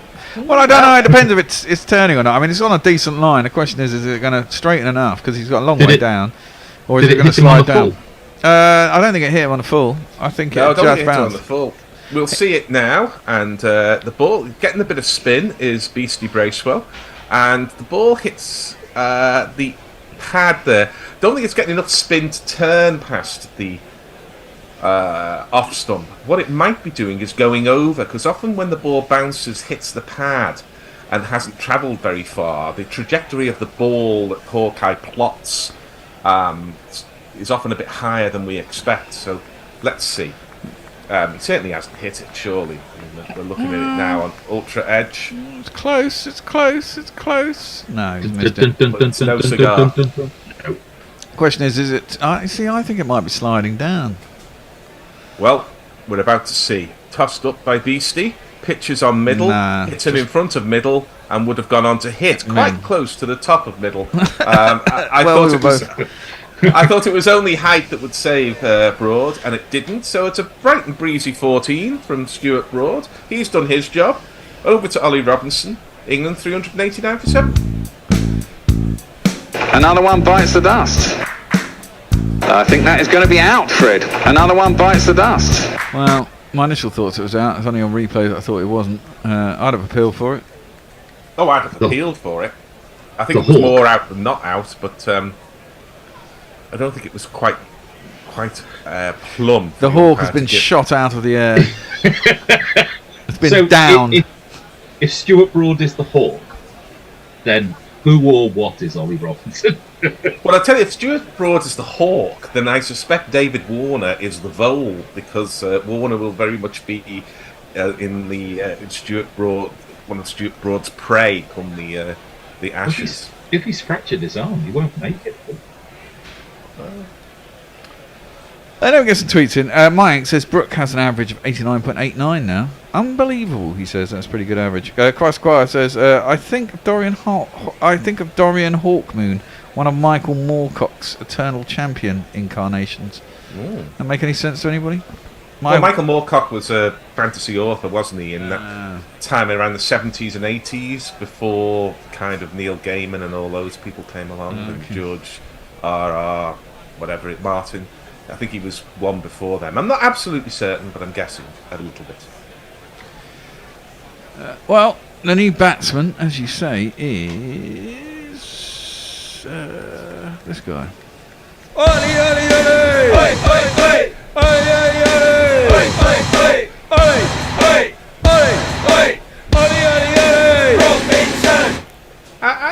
Ollie Robinson has batted 6 before for Sussex. He's no mean batsman. Well, he got a decent 40 in the last one, didn't he? He got some runs and he's got a couple of 50s. Plays back, and the man at short leg, who's now slightly forward of short leg, fields it. Gary, where does the Hawk fit in with your number 8 theory? Well, he's not a number 8. He's a slashing number 10. I don't know why he isn't there. Anyway, this ball is defended. There is no run. My theory of number 8 is that you should score double the number of runs.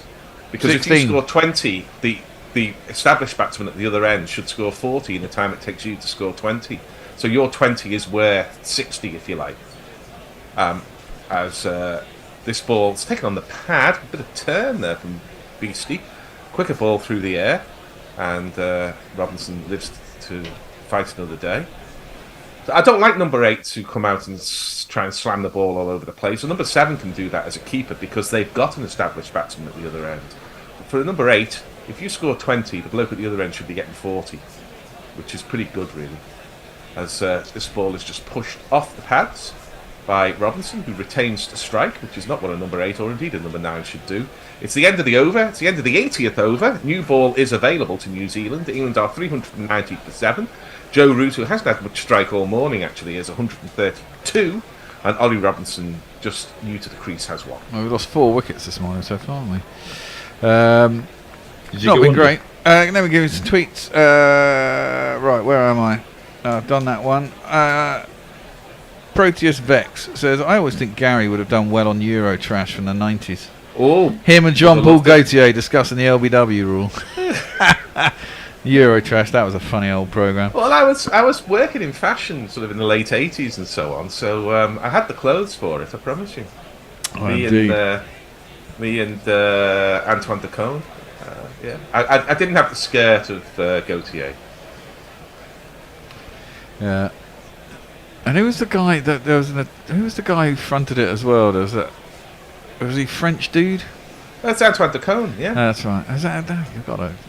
Yeah, he was a French television executive before he became the presenter of Eurotrash. This ball's through to the keeper. It is a new ball. We can tell that because the seam bit and it moved. I'm guessing that is a new ball. Surely, Southey is bowling it anyway. Yes.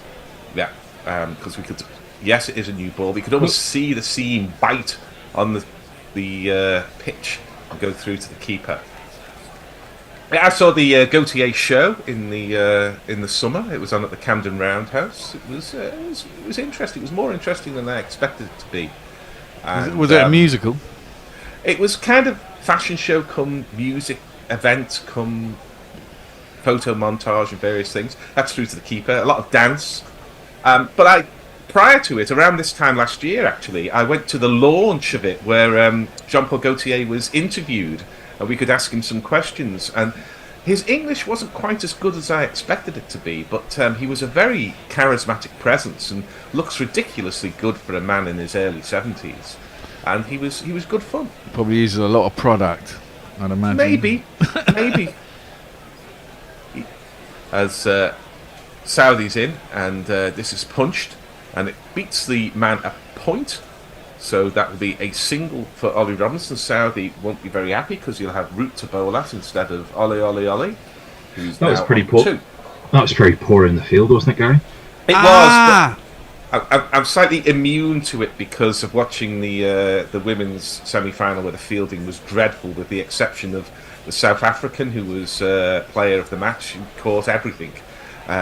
Almost no fielding was clean, including the wicket keeping, apart from the brilliance of the South African player of the match. I figured out who that was who had the hoodie tied up right around their face yesterday. It's McCullum. It wasn't McCullum, it was Tresco. Was it? Yeah, Trescothic's out there as well, isn't he? He is. He's batting coach. As that's a very foolish drive from Root, to the extent that he had to take his bottom hand off, as sometimes Viv Richards did when he got carried away with his follow-through. But it goes through to the keeper. The more Ben Stokes is looking at this, that ball seamed back in to Root and went between bat and pad. He'll be itching to have Jimmy and Stewart bowling on this. He really will. And maybe Robinson as well. Robinson, I think, will be a handful on this. Yeah, I think he'll open with Anderson, Robinson and Anderson. Oh, wow. Brook comes down the track and slams it over cow corner. A couple of bounces into the fence. 397 for 7. Wow. Well, they're going to declare in 3 months' time. It's me, says she. What time is it? It's 46. They might go for 14 minutes. I think they might declare with an hour before lunch. Or they might declare on 400. Well, it makes sense. If you want an hour, then you declare in 4 minutes' time, wouldn't you? Because you lose 10 minutes for the change. Yeah, you do. Well, I think they might have 40 minutes of spell. Here is Saudi, and to a new ball, to a man with 340 odd Test match wickets. Root gets himself into that ridiculous position, but still manages to reverse scoop it over the wicketkeeper's head for 4 more. Root has 142. England cross 400. 1, 2, 3, 4. Have they? Yeah. Oh, for Unless fuck's it's sake. drinks. Unless it's drinks. It's drinks. Could be drinks. It may be drinks. It was the end of the You're over. getting so excited. If you're right, kudos if you're right, Gary. Leah says, my favourite Eternal Champions incarnation is Elric, obviously. Still don't know what that is. Old fart at places. I can assure that the Gorillas seem to be honest as my BT Sport is lagging a little. Yeah, you can assure that we're being honest. Yeah. Your honest as BT the day Sport is is fine, but I'm watching on BT Sport. Maybe you're watching it on a computer. I love that line from the Madness song, isn't it? I'm as honest as the day is long. The longer the day, like the less I do wrong. Do wrong. Oh, very good. The Jersey Jingler is saying Spencer for Hire was shit. However, Barney Miller was decent and had a fantastic theme tune. Oh, a brilliant sort of smoky late night club sort of clarinetty. Well, I mean, theme tunes in the 60s and 70s on cop shows were fantastic. I mean, they're all, Quincy Jones was doing them all. Yeah. Listen, the best music for a show like that is the Rockford Files. End of discussion. Was good. It was very End good. of discussion. I always wanted the Rockford Files car. Everyone wanted that, didn't they? I was talking about Nepo Babies the other day, and I found one of my favourite YouTube clips, which is Jason Schwartzman, who was the son of Talia Shire, and it is only drinks, by the way, sorry about that. Jason Schwartzman, who's the son of Talia Shire and the nephew of Francis Ford Coppola. Maya Rudolph, who is the daughter of Minnie Riperton, and Rashida Jones, who is the daughter of Quincy Jones, and they sort of do an a cappella version of Todd Rundgren's "I Saw the Light," and it's just fantastic. And 3 of them are Nepo Babies, and the other person singing, there's a guy out of the New York Dolls who's singing as well, but the other person singing is Bill Murray, who is absolutely terrible. But the one son and 2 daughters of famous people, they're just brilliant. Look it up on YouTube. I Saw the Light with Jason Schwartzman and Rashida Jones. You see, I never know who their fathers is, and someone tells you, go, oh, really? Now I understand. But, I mean, I don't know why anyone complains about... Well, I mean, I do understand why people complain about nepotism, but I never... why is everyone surprised by it? You know, it's like, Jesus. Well, it might get them the start, but what keeps them going is the talent. I mean, Stella McCartney gets a start at Central St Martin's when she gets Naomi Campbell and various other friends of hers to be in their end-of-year show. So, that gets publicity and everything else. But the reason why she's still making a serious living as a fashion designer is that she's bloody good at what she does. I suppose fashion kind of goes over my head, Gary. Yeah, that's called the jumper there. Yeah. Yeah. There are other examples, aren't there? Film stars and people like this who, it definitely opens the door to begin with, but what keeps you going is the talent. Well, I mean, Sofia Coppola in The Godfather Part 3 isn't that one of the most unforgivable performances in casting? Yeah. I still haven't seen it because I fear what it might be. Have they declared? No, they're just walking. It's not. I don't know if it's as bad as all that. The film is terrible. In translation, didn't she? Yeah. I mean, the film's not great. I mean, the filming. I mean, it's Considering all the other Godfather films, the filmic style of it as well is all kind of glossy and. Well, they just left it the length of time between. Yeah. The second and the third one, and there's no real. At least the story of 1 and 2 is contained within the book. Yeah. Best movie trilogy then. Terrible book. As this ball is just pushed off the outside portion of the bat by Robinson. It's fielded in the slips and there is no run. So England have not declared on 400s because they are 401 for 7 and still batting. So there's a book called Take the Gun, Leave the Cannoli, which is about the making of The Godfather, and they turned it into a series on Paramount called The Offer.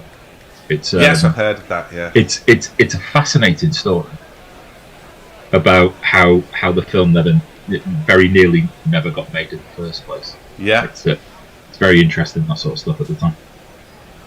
They tried lots of directors before they settled on Coppola. Robinson runs right down the middle of the pitch to get that single, and Root then falls over as they're trying to come back. Matt Henry was on the floor as well. Is there anyone on their feet? Yeah. It was like that custard pie fight at the end of one of the Laurel and Hardy movies, one of the funniest 2 minutes of action ever committed to film. Custard pie fight in Laurel and Hardy. Superb stuff. And they all end up on the floor in that as well. I always like custard pie wise. Oh, custard pie fight is fantastic. Again, the Blazing Saddles has one as well, I think. Monty Python Live at the Hollywood Bowl, the history of comedy sketches brilliant. I always like the ketchup bottle fight and the goodies. That's one of my favourites. I was going to say Bugsy Malone. What do you need? I was one of them too. Here's Matt Henry, defended by Root, and there is no run. It was a good ball, to be fair, giving a bit of respect to the new ball from Matt Henry. Root goes off for a little walk to square leg. I think he might just have tweaked the hamstring or something when he was falling over there. He's moving a little gingerly. Ben Stokes, he moves gingerly as well, doesn't he?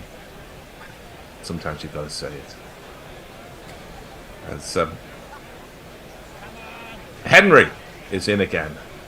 Root gets the scoop out, this time not the reverse scoop, and he's connected with it yet again. And did that go I think for six? No, it went for 4. I thought it had gone for 6 as well. No, what a shame. Wish it had. Dear me, he's so close to knocking himself off. Yeah, just gets the head out of the way. It's the old Matt Loy was the first guy who played that shot on a regular basis, I think, for England. Malachi Loy, late of Northamptonshire and Lancashire, laughed at in Australia until he got 100 off about 70 balls, I think, in ODI, which rather vindicated his approach. But it was a short but spectacular career for England, for Mal Loy. As Henry's in again, that's a short ball, and Root's strong arms, that pulling to the man at long leg, whom I think is Neil Wagner, particularly because he returned it left-handed. Root goes to 147, England 407. 47. Yeah. My brother sent me a picture because he was at the Royal Court for a Lennon and McCartney show, Royal Court in Liverpool. And it was a picture with the tables were all laid out. So the Royal Court Theatre was set out for kind of chicken in the basket and stuff. And the caption he put on the picture, I'll come to after this, as the ball was just nudged and run into the leg side. All the men were out on the leg side boundary there. I think they thought Root was still batting, but it was actually Robinson, so he stole the single that was on offer. Anyway, the caption he put on it, he said, "I saw the Clash and many other bands here. As Vito says about Sonny, look what they've done to my boy." And he was lamenting the fact that the Royal Court has been butchered into a cocktail, drinks and chicken in the basket venue rather than the theatre it once was. I'm just impressed that you said chicken in the basket without impersonating the Swedish chef. Oh well, yeah, that's true. Yeah. I remember chicken in a basket when we used to go to France when I was a kid. That was like, wow. Oh yeah, it's fancy eating.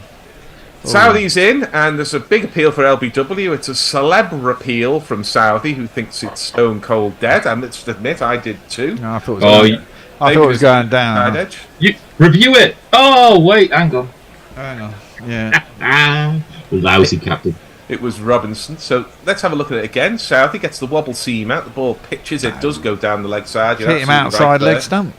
anybody would think you had a better feed than those of us relying on the one from you. Well, no, sometimes I think they're out and then they're not out. You know, it's first impressions, isn't it? Makes you realise how difficult being an umpire is. Oh, God, it's hard being an umpire. Robinson gets an edge that goes way, way over the heads of the slips, who all run after the ball like a kind of madcap chase. But none of them get there, and the ball trickles into the third-man boundary, and England's run rate goes to 5. There's not one boy for me, I must have 2 or 3, I need 4. Yeah, that's the leading edge. It's yet another indication that this pitch is finding its caprice here, because we've seen wickets go down because the ball is not coming onto the bat as the batters are expecting. But Robinson is on 80, steps aside, and he hits that high, but not so handsome, because I think it's plugged. It has plugged.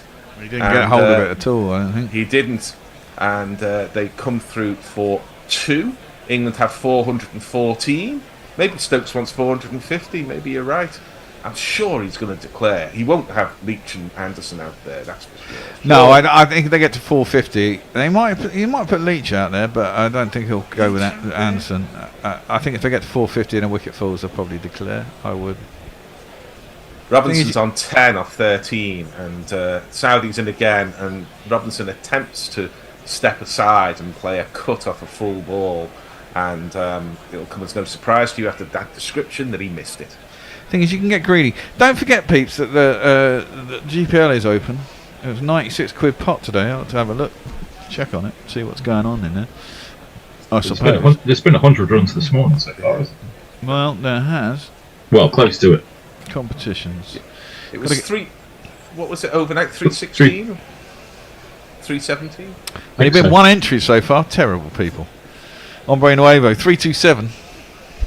It goes back. Does Robinson nudges it into the point area, and they refuse what's probably a single, but they don't take it. Well, so there's £96 of pot available to the winners of the GPL. Yes. Did I hear you right? Yeah, did I hear you right? You did. And goes up the more people. 28 people entered yesterday.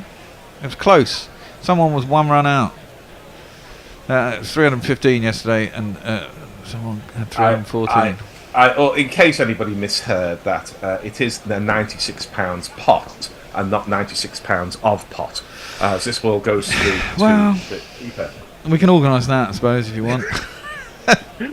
Jesus Christ. England 414 as the bear gets arrested for soliciting. Oh my God, that's intention to supply, Bear. Is it? No. Yes. Never.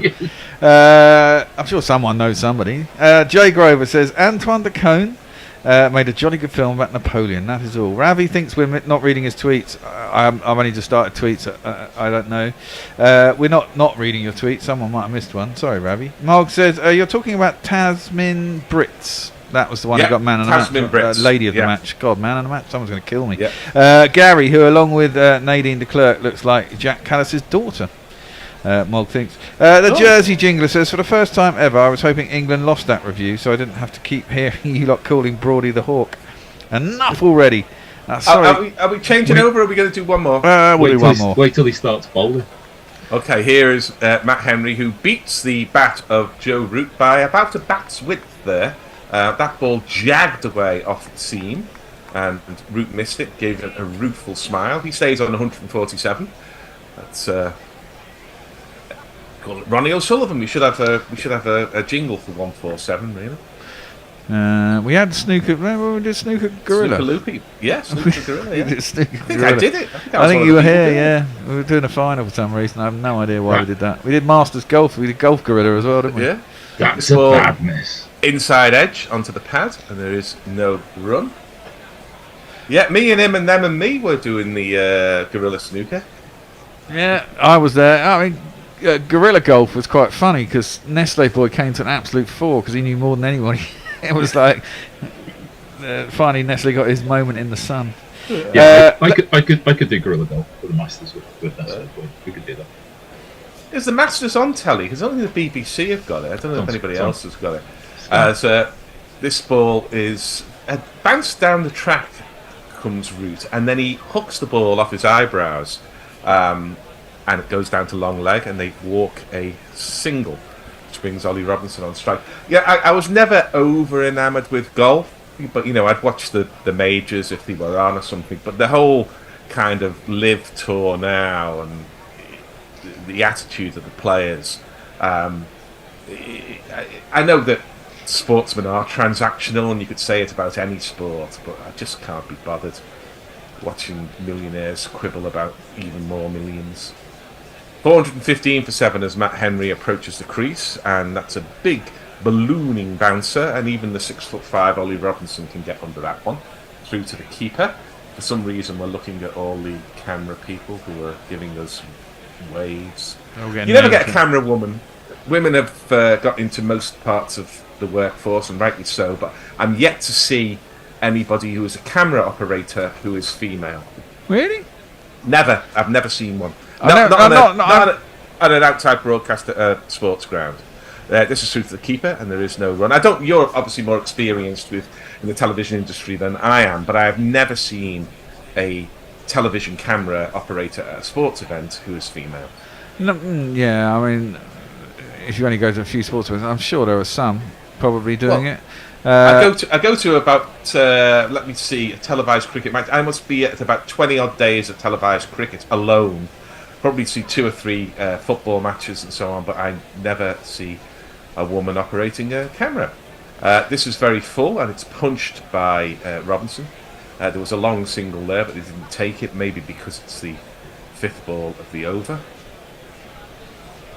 If England don't really get on with it now, by which I mean score at least 1 boundary in each over, they really are wasting time, because they want to get this score moving and they want to get bowled, I promise you. Yeah, they'll have the odd quiet over here and there, won't they? They're bound to. To be honest, there's not been an awful lot for them to hit. So. No. And Robinson does take the long single, which the short single, having refused the long single, but they're through, and he retains the strike. England are 417 for 7. There are 84 overs gone. Joe Root has 148. Ollie Robinson has 11, and you have a new set of gorillas. We do. So you like to. And he's going to take over ball by ball, and we're being joined from Austria by Richard. How are you doing? That is correct. Very good, and appropriate enough, wearing my Masters logo, since we were just talking about the old golf.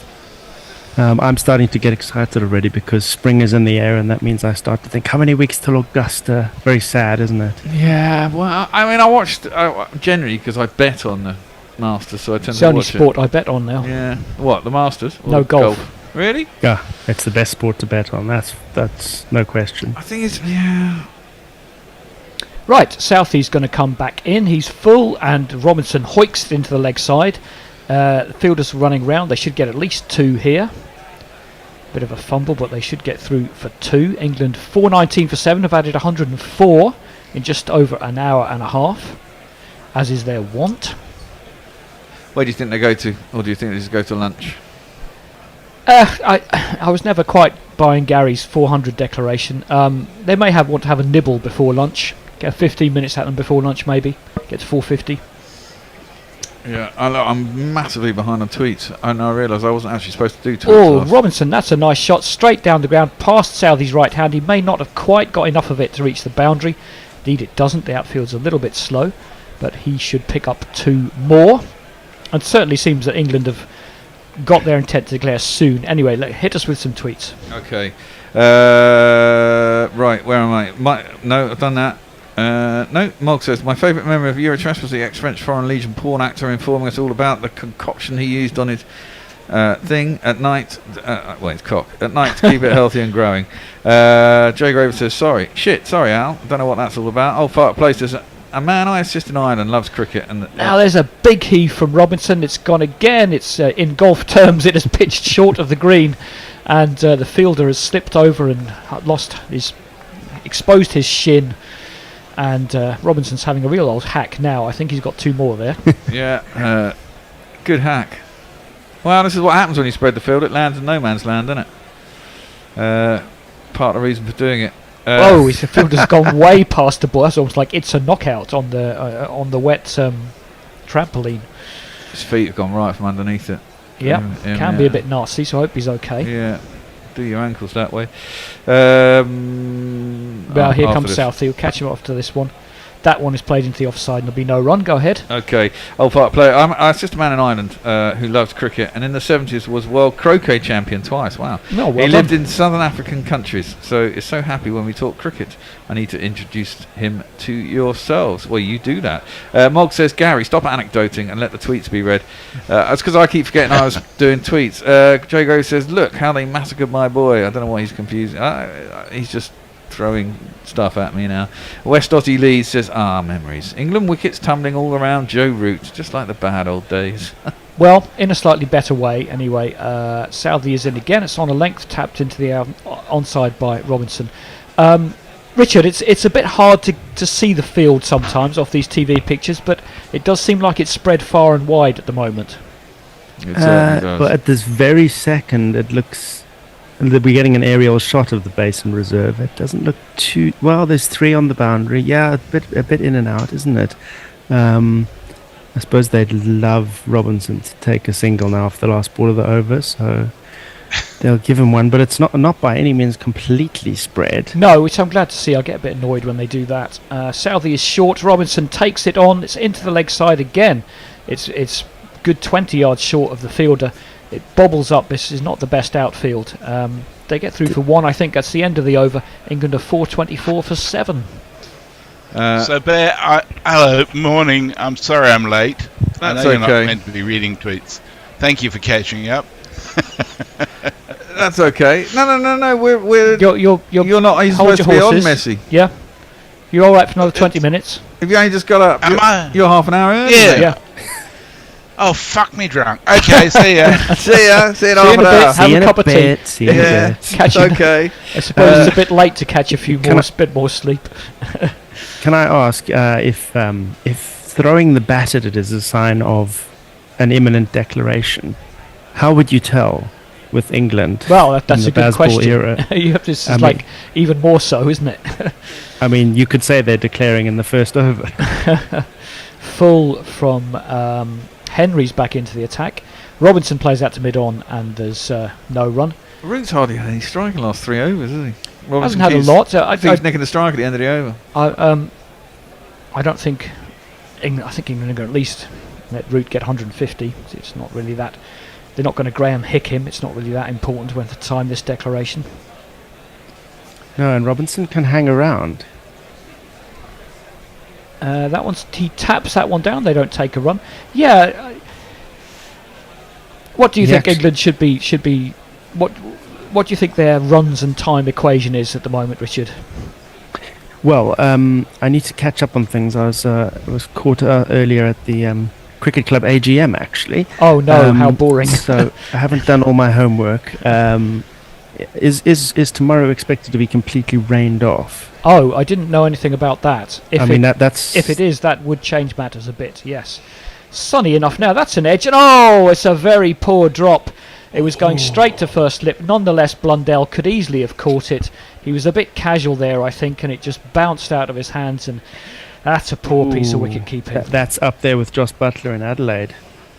Going to give that 1,000-yard stare. Drop it like it's hot. Drop it like it's hot. Drop it like it's hot. Oh, that's terrible. Oh, Symbол's wicket keeping there, and he didn't get his front hand. He didn't get them clashed in time, and it was a real catching practice from Robinson. He hung his bat out there, and Blundell can only stare at the ground. He's had a good series with the bat, but that was not good wicket keeping. But he's going to be out anyway, so he just spooned the easiest and even easier catch up to Southey, who takes it himself. Robinson's gone out for an agricultural 18, but England pressing on for that declaration. No, they've got to let Root get his 150. You'd think so. You messed about, I called you out. How's that? Just a bit high on the bat there from Robinson, and Richard, yeah, I think you're right. It is sometimes hard to tell the difference, but I think it's pretty safe to bet that Robinson had been told to get on with it. He'd be happy with 18. As every England batsman is from ball one. Well, yes, but like I'm saying, you've got that as a baseline, and then you go even more. So Leach certainly is coming out to bat. So we'll have a little jingle for him. Maybe not his game, swinging for the rafters. He doesn't do too bad. He steps back and cuts quite nicely over the point area. Here's a face that I know. He's got a 92, don't you know? Against Ireland, yes. Yeah. And he's walking out with a sense of purpose, you know. Coming up is Jack Leach. Oh, Jack Leach.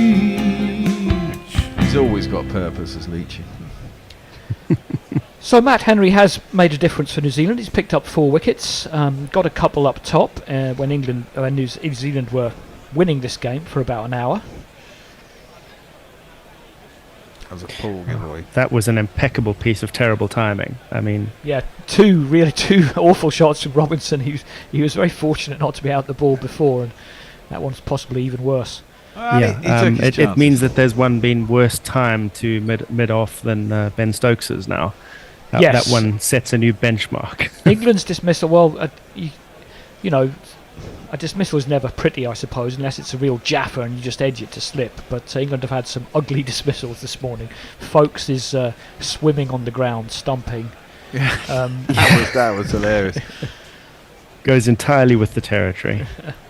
That's Matt Henry on the verge of both a 5 and a 100 runs against his name. Yep, still can't be too bad. He's got 3 slips in now for the left-handed Leach and a gully.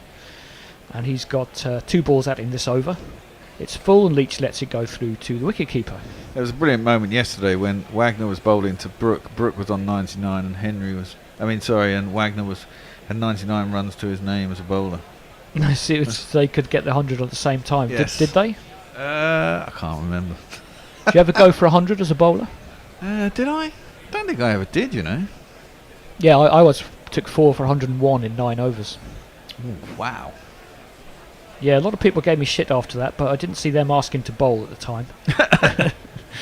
That one is Leach prods at that one, misses it through to the keepers, no run. End of the over, 86. Any more tweets? We have. I've only got 11. Leah. Oh no, there's some more. 2 more. An uncle of mine recorded. This is like good actually. Uncle of mine recorded with Joe Strummer. Mm-hmm. I love it. He's known as the Chilean with the singing nose, and he's even sent a link to the YouTube. Is he a bit of a Brian Pern singing nose flute deal going on there? Is he? I had no idea. Maybe you can inform us, Leah. Jay says, my tweets make perfect linear sense, Bear. You're just a gibbering, lackadaisical muppet. Yeah, all right, Jay. Maybe. To you, not to me. That's a rather weird-looking structure in the middle of the stand there. It's almost like a gazebo. Yes. No one's in it. Down the track goes Root, has a huge swing, and he misses it. Big swing, no ding, as the kids like to say. Yeah, there'll be. I think someone with an architectural background should tweet in and tell us what the official name for that kind of structure is. It looks vaguely Greco-Roman, I want to say, but I'm going no further with outlandish statements on it. They had a camera in it yesterday. A camera? Yeah, they had a shot from inside it. Now, got 4 men in the deep on the leg side for Root. One of them's coming in a little bit. Root on 148. The Southie comes in, steps back, steps forward, and ends up just pulling it out deep mid wicket for. Are they going to take a single? They're not going to bother. He hasn't. Don't think they did. No. Root wants to make sure he gets his 150 before Leach is out, just in case he's going to get declared. This is when I've always found this annoying when the field's back and then they don't take a single and play some proper cricket. That's the irony. This is considered proper Test cricket. Well, yeah, fair enough. Especially when you've got 424 on the board, you might as well just take every run that's on offer, eh? Yep, well, it's a long way out there. We've seen a lot of balls plink short of those fielders. Southie's in again, short again, Root again with the pull. It's the same shot. Is he going to take a run this time? Yes. Figure that one out. Well, Leach has probably gone out to him and said, I can bat, you know. Well, we'll see, won't we? Is what I would say in response. I can stick to my crease like a leech. He's all right, Leachy. Yes. I've asked this before. Was his 1 not out with Stokes better than the 90 not out against Ireland? Probably. Although I still think Stokes was out LBW, but they run out of reviews. So he was at LBW blatantly. Yeah. I was commentating on it. I didn't know how the umpire didn't give it. Southey is in, and Leach prods it into the offside. It goes to point for no run. Just returning to the gazebo, or whatever we want to call it, while we're waiting for an official name. In a city renowned for rain coming in sideways, I think the architect has a lot to answer for, building something Yes. with a roof and then a lot of columns. Not the most on the practical. side. So, did you say Austria, Richard? Correct. Where yes. are you in Austria? Way over east, as far as you can go before you hit Hungary. Okay. Well, I'm currently in Vienna, but... Right, I have been to Vienna, beautiful city, of course. Leach with the drive, and he put it in the gap. They should pick up a couple here. Point is scurrying after it, and they do indeed pick up 2. So what brought you out to Austria? How do I give you the short answer? The long answer. That's a test match. Give us the long with answer. About 20, with about 25 chapters. It's called "Never Drive a Hatchback to Austria." But I'm essentially a Brexit refugee. Okay. Always wanted to work in Europe, and when that vote came in, I thought, let's apply for jobs in Europe, and found one in Austria first as a writer. Very nice. Was that a sort of fear and loathing in Las Vegas-esque trip to Austria? Well, there were no drugs involved. The bats. Oh, Leach skews it over the slips. That's what you want your number 10 to do. Absolutely. Big inside out, opened up like a can of beans, but got the edge over the slips for 4. And 4 into the scorebook, absolutely. It's Nissan She. It's Nissan She. There may not have been any drink or drugs involved, but there was an illegal run across Germany on tires that were not fit for season. You're supposed to fit winter tires when you cross the German border. I didn't know that. Yep. It's not a thing in the UK. So with the and I police was cars driving my old swerving British 120 on the Peugeot. autobahn, evading the police cars. Well, all I could do was shut my eyes, so to speak, and hope the police didn't come. And Germany is very big at the best of times when you're trying to drive across it. Never mind when you're worried about the police catching up with you. But I made it to the Austrian border. Made it to the border, that's the spirit. Where they have the same regulations, but it's a smaller country. Root is across his stumps, and he's picked up a ball off middle stump. It's down to long leg. It's going to go for 4. Either way, he has converted 100 to 150. Yeah, it was 4 and 1. And that'll do. That is the declaration. 4. Well, there you go. Root gets. You shall not shift me. You shall not shift me. I have made it to 150, and you shall not shift me. Well, they shifted him because it was declaring. That's the only way they could do it, though. And Root puts another score up that you'll have to remove if you want to root maths him. Well, yeah, absolutely. This is called the top order doing their job. 2 of the top order batsmen scored 300 plus 330 of those runs between them. Well, that's number 4. If I've still any debate about Root at 4? No, I've never had that. I've always thought if your best batsman is happier batting at 4 than 3, unfortunately, I think he should get his choice of where he wants to bat because you want him to score runs. Okay, we'll have a zip through the scorecard. New Zealand got those 3 early wickets. Crawley was out for 2, Duckett 9 and Pope 10. Then Root and Brook batted the rest of the first day. Root ended up 153 not out. Brook was caught and bowled Henry this morning for 186. He didn't add too many. Stokes scored an agricultural 27 off 28. Folkes was stumped by his opposite number for 0, which he will hate. Broad and Robinson added 14 and 18. And Leach chipped in with 2 not out at the end. Matt Henry didn't get his fifer, robbed by the declaration. He was 4 for 100. Michael Bracewell 2 for 54.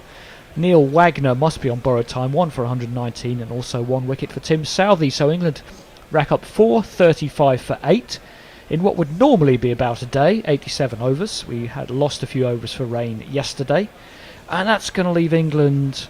This is an extended session. Do we think about half an hour after the change till lunch? Yeah, that's almost the perfect time. You get half an hour, which is what, 6 overs, 7 overs. Well, they'd want to get 7 or 8. There's no need to slow it down when you're going for these wickets. And the weather forecast last time I checked didn't look too bad for tomorrow. So, I mean, we're expecting to lose some time at some point over the next couple of days. Is about as accurate as we can be. But maybe it's more about England just wanting to use the best of this wicket while it's still got that green tinge. Well, there's a bit of that. Certainly. I mean, I thought today was supposed to be the washout day, but clearly it's not. So, weather forecast can be wrong. Yeah, and you can also type Wellington weather forecast into Google, and you can learn that there's a place called Wellington in Florida, which is just so American centric. Don't get me started. Well, there was this thing popped up that Donald Trump visited Palestine. I thought, what? Did he really? But this is East Palestine, Ohio. It's about as far as he'll go, I think. Yeah. Was it not? No, let's not go there. Let's not. I've been in enough trouble this morning. No, don't worry about it. David McCarthy says, only tuned in for the cricket, but you do have vaguely entertaining conversations sometimes too, guys. Sometimes. Sophie Coppola, wasn't great in The Godfather 3, but Lost in Translation is still an 8.9, he says. Ravi says, for fuck's sake, Bear, it's lackadaisical, not lackadaisical. That's true, but I have always said lackadaisical, so I'm sorry. So I'm not changing. I know I'm wrong, but I'm not changing. Well, I imagine Fear and Loathing in Austria would involve copious amounts of Jaeger tea. And schnitzel. Yeah. Jägermeister. That was the thing. I have no fear of schnitzel. I'll keep on going at that for days on end. Overdosing on schnitzel. Well, it's actually my favourite food. Has been since a very early age. So kind of funny I landed up here where they basically grow on trees. Runs like water, yes. Well, Grubby has come in. He says, I don't know how the umpire didn't give it when I was talking about Stokes getting out in that Ashes game. But he does remind me, it was Joe Wilson, is how he says. Maybe, well, yes. It could be true. That was quite fortunate then. Jay Grover says, Richard is a golf Nazi who wishes to insurrect the Austro-Hungarian Empire. True fact. Maybe. No, Jay. What have you been on tonight? Matthew Cullen says, would just like to bring attention to the stick to the crease like a leech line. And said it's the worst joke live he's ever heard. And whoever said it needs to be drawn and quartered or killed in some other equally horrible medieval manner. Much love. I don't agree. I think the worst ever is better than just, bog standard bad. Yeah, true. Yeah, it's nice to win a prize for something. Yes, exactly. The Wakefield Memorial is an unusual structure. Of course Jez knows what it is. Yeah. It reflects the Victorian interest in classical architecture, in particular Grecian style temples, and is a good example of this style. The style rather uncommon, with obelisks and statues being far more common. Thanks for that, Missy. Obelisk.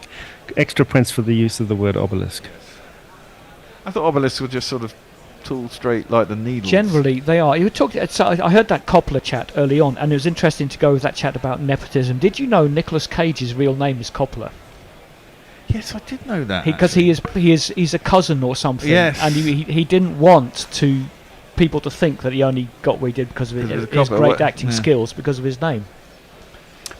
Also, why is Gary calling it Nepo babies? It's not nepotism. No, I know, but that's the new thing, isn't it? I've been reading lots of articles about Nepo babies, though, surely. And everyone seems to call them Nepo babies. Well, why? It's not nepotism. No, it's not. It's true. It's nepotism. But well, it's the neo-nepotism, I guess. Yeah. Well, maybe. Delirium settling in already. Well, exactly. It's a long way to go. It's not even midnight yet. No, well, I said I had a busy day today. I moved house. Today, so I didn't get the nap I would usually get before pulling an all-nighter here, so I might crash out I'll still be on air, but I might be a bit zonked by about 2 a.m. I'm also going to sell my car tomorrow. Thank fuck. Tim was talking about car journeys, and I had one more car journey here this evening, stuck behind people going 10 miles an hour over the speed bumps in South London. Are you going completely carless now? Yes, because where I've moved to, there's no parking, so it's a good reason, good excuse. Very good transport links. Kind of forces you to. It does. It forces me to do something I've wanted to do for a while, actually. So that's good. Congratulations! I'm surviving in the back end of nowhere without a car. In Austria, and all my neighbours tell me you need a car, and I point to my empty parking spot and say, no, you don't. Then they just look at me. Is public transport very good in Austria? It's pretty good considering the small town that I live in. There's a bus every hour that heads back towards civilization. But tell you what, the people who grew up, they don't want to hear that. They want to keep their car keys. Yeah, I like my car. No, I've had about enough of driving in London. This car is stuck behind tonight. I think this is the last time I got to drive. But I really want to fucking ram this guy. Well, I just overtake them. I get bored yeah, but of you that. can't. It's South London. There's cars parked everywhere, and it's like a video game. Yeah. You find the space, then you just boot it past them. That's why I like our big fat V6 in my car. I'm not really sure how insurance works, but if you're going to have an accident and never buy a car again, and you've got car insurance, couldn't you make a small amount of money? I don't know. I was thinking because I was thinking about because I'd parked it in the retail park this afternoon because you're allowed to do that for 3 hours, and I thought, yeah, I might get a ticket, but if I sell it tomorrow, the next guy will get the ticket. Yeah, he will, and he'll be able to prove that he wasn't driving, and eventually it'll come back to you. Yeah, there's a little slip that you fill out when you trade ownership of a car, and I think it catches up with you. It does eventually. It wouldn't for a while. I got tickets came through from speeding in France about a year after I went there. I got a ticket for going through a toll in Portugal, so I couldn't figure out how to pay it. They charged me £5 like a year later. Bless them. Yeah, that's a bit crazy. They're very good, these Europeans. That's my hatchback story to Austria. Also, quite late in the tale, involves a speeding ticket that I picked up in Vienna, which was then sent home to my old address in the UK. I did get a break. Last time I came here, I was still coming down from Hertford, and I went over the QE2 bridge to get here because it was in the morning and the traffic would have been too bad the other way, and I forgot to pay the toll, obviously. But they did let me off with it because I came back within 14 days, and it was the first time I'd done it, so I was quite pleasantly surprised by that. I think I got that the first time I went over there and they were charging. Right, we're going to start again. We could do one over before we change. I think. We can do one over before we change. I'm on anyway afterwards. So. Yeah, I'm do one over, and then I'm jumping on ball by ball after that, if I'm not mistaken. So this man is opening. He opens up a thing, or sometimes keeps wickets. He doesn't ball great, but I still don't wanna face him. Tom Latham with Devon Conway's here with a double tunnel debut. You'll never ever see batting like you get from Devon Conway. And obviously this man's opening up. Time to go under. St. Jimmy's coming down across the alleyway, up on the boulevard like as if gonna parade. Lights up a silhouette, he's in some butter net, coming at you on the count of 1, 2, 3, 4. Great jingle. It's a good one. I made this one. I say made, clipped the audio. I know. I do like it. I've never heard that one before. What album's that? That's Green Day off American Idiot. Oh, okay. I think I've only got. What's the one with Basket Case on? That's the only album. American Idiot's their best album by a long way. It's very, very good. And that got nicked out of my car. It's me, Anderson. Anderson is in. 4 slips in a gully. Latham covers it back up. Any other sport in the world where a 40-year-old is the number 1 ranked player? How old is Djokovic? He's not that old. 40. Well, Tom Brady was 45 when he won a Super Bowl. At 45? He didn't win it at 45, but he won it 2 Super Bowls ago, I think. Al probably know. Well, I think it was 40. He was definitely in his 40s. He might have been 42, 43. The Hawk is wearing his white headband under a blue cap. He is just the best. Yeah, I noticed that as well. It's not often that he wears his England blue cap out. Latham, not convincing with his body language for me, but he tips that one into the leg side and he'll get through for a single. He looks a bit like a child playing his first game of men's cricket. 25 and a half is the line. Isn't Brody almost always out there with a floppy hat? I don't remember ever seeing him with blue and that nonsense going underneath. That's true. He does normally wear a floppy. Yeah. Maybe it would blow away in the breeze. Possibly. We'll see. Maybe he's going to bowl with the blue England cap on. Oh, you'd like to see it. We would. Maybe in 4 balls' time.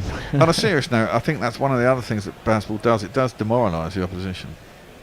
totally. And partly what big it's designed factor. to do as well, actually. Well, you always feel with these declarations that, runs have looked so easy for the last hour of that innings, and then suddenly the other team comes out to bat, and it's supposed to be their best batsman, and suddenly scoring runs looks really hard. Yeah. 4 slips, a gully, and a short leg. So, there are enough gaps to score into if Conway wants to take him on, but that one's go down the wicket, back into the leg side. I think these declarations are almost like I don't know if any of you are actually active golfers, but when you go out and you're the slowest in the 4-ball and you sense that everyone's muttering under their breath, Yes, stop taking any more practice swings. It's a bit like that when England have declared. They're like, fast game's a good game, go on, bat as quick as we did. And the opposition batsmen feel that pressure to bat the same way, subconsciously. Anderson's in again. Ooh, lets that one go on length, I guess, Conway, because it flashes over the stumps. Yeah, haven't played golf for a while, but I was more often the mutterer than the muttered at in that case. I was the muttered at. Quite a quick golfer. I didn't like. Yeah, I was a reasonably quick golfer. A few swings, get on with it. No swings, get on with it. But if you want to be a good golfer, who do you copy? The best players in the world. What do? They play very slowly. So I think by that logic, no one should yell at me for playing slowly. Well, they also. That's quality from Anderson. That flashes past the outside edge. The left-hand Conway just held its line, or did that move away a little bit? And England actually having a chat about this one, about whether it might have taken a faint edge. Folks seems to think so. A lot of chat. Stokes is in there. Crawley is there, and he's going to review. None of them looked Anderson more than looks a bit 70% convinced. Or did it hit the pads? I don't know. It didn't hit the pads. It didn't seem like anyone went up. It seemed like Folks started the discussion as a bit of an afterthought. Yeah. And it was like he was convincing himself as he ran down towards We've seen it happen. Stumps. Well, it's close. It is close. There's no particular movement of the seam, but Ultra Edge will tell us the facts of the matter. The one that got Crawley was a cracking ball, and I think I see a little bit of daylight there. I do thought so too, but no, he's out. Oh my word! There is a little snick. Yeah, and the first one goes. I got my under. That must have been just between frames, and that's what the DRS is there for. Well. The crowd says, you're out. Funny thing is that New Zealand have had two reviews in the first 5 overs and blew them both. England have gone for one and got it straight away. Well, yep, and I joke, but that is what it's there for. No one seemed particularly sure, but it's clear as can be on the Ultra Edge, and that's certainly the one area of technology that seems beyond doubt. I mean, it can be a bit funny when the bat hits the pad at the same time or whatever, but in a case like that, that's out. And like I said, batting suddenly doesn't seem so easy. Well, no. And Conway doesn't look like his body language doesn't suggest he's been on the receiving end of a absolute stinker. Maybe he felt it. Obviously, he's not going to show it, but it's a dejected rather than a indignant walk off the field. So I think he did nick it, as the technology suggested. Well, immediate breakthrough for England, immediately for Anderson, cementing his position as the number 1 test bowler in the world, and can't really be much doubt about that, can there? No. Wicket 683. Well, exactly. He's going to get to 700, isn't he? Can he catch anyone? Yeah, Shane Warne's at 700. He can't catch him in this match, obviously. Can't catch Murali, but you wouldn't think. But 800. He must be miles ahead as the seamer with the most wickets. Oh yeah, the next most senior seamer is. Has Broad got more than McGrath now? I think he has. I don't think he has, because I know they just got 1,000 between them. And surely McGrath was in the 400s. I think McGrath's still up there from the top of my head. You look at all the. No one seemed sure about that at all. A lot of don't knows, and in the aftermath of that decision, 4 slips again. That's outside half of the bat from Williamson. New Zealand have been 20 for 5 once already in this series, and that might play on their minds a little bit. In the meantime, we're going to have a change over. Jez is going to join us 20 minutes after he thought he was going to. And I'll stay exactly where I am to ball by ball it. Yep, you will, and I'm staying here. Although I am going to go. I do apologise for for blundering in earlier. Well, that's It what was a happens. pleasure to see That's what you. happens when it's early in the morning, And- Jez. You see, Yes, it's not as easy. And Broad has got 8 wickets more than McGrath. I was just looking at the list. Yeah, he's got how many? 571. Yeah, McGrath had 563. So Anderson and Broad are the top 2 seam bowlers, and Anderson can. That's not right. Yeah, it is They've right. only just. I thought they'd only just. Oh, have they got 1,000 when they were playing together? Yeah, when they're in tandem. Okay, yeah. And the one between the two of them is Anil Kumble, who's got 619. Yeah, I thought Warner retired on 700, but he's 708. So Jimmy needs another 26 wickets, 27 wickets to overhaul Shane Warne, which I'm sure if he plays the Ashes he'll probably get. So it Depends will on how be. many tests he plays, doesn't it? Well, he'll play the one against Ireland, and he'll play all of the Ashes, I'd have thought. Do you think he'll play against Ireland? I wouldn't be surprised if they give him a break for No, that. I because wouldn't he's have- saving for the Ashes. So here is Broad around the wickets to Latham, and it's down the leg side, and he doesn't get anything on that. It's taken behind the stumps by Folks. Let me give you a jingle for Broady.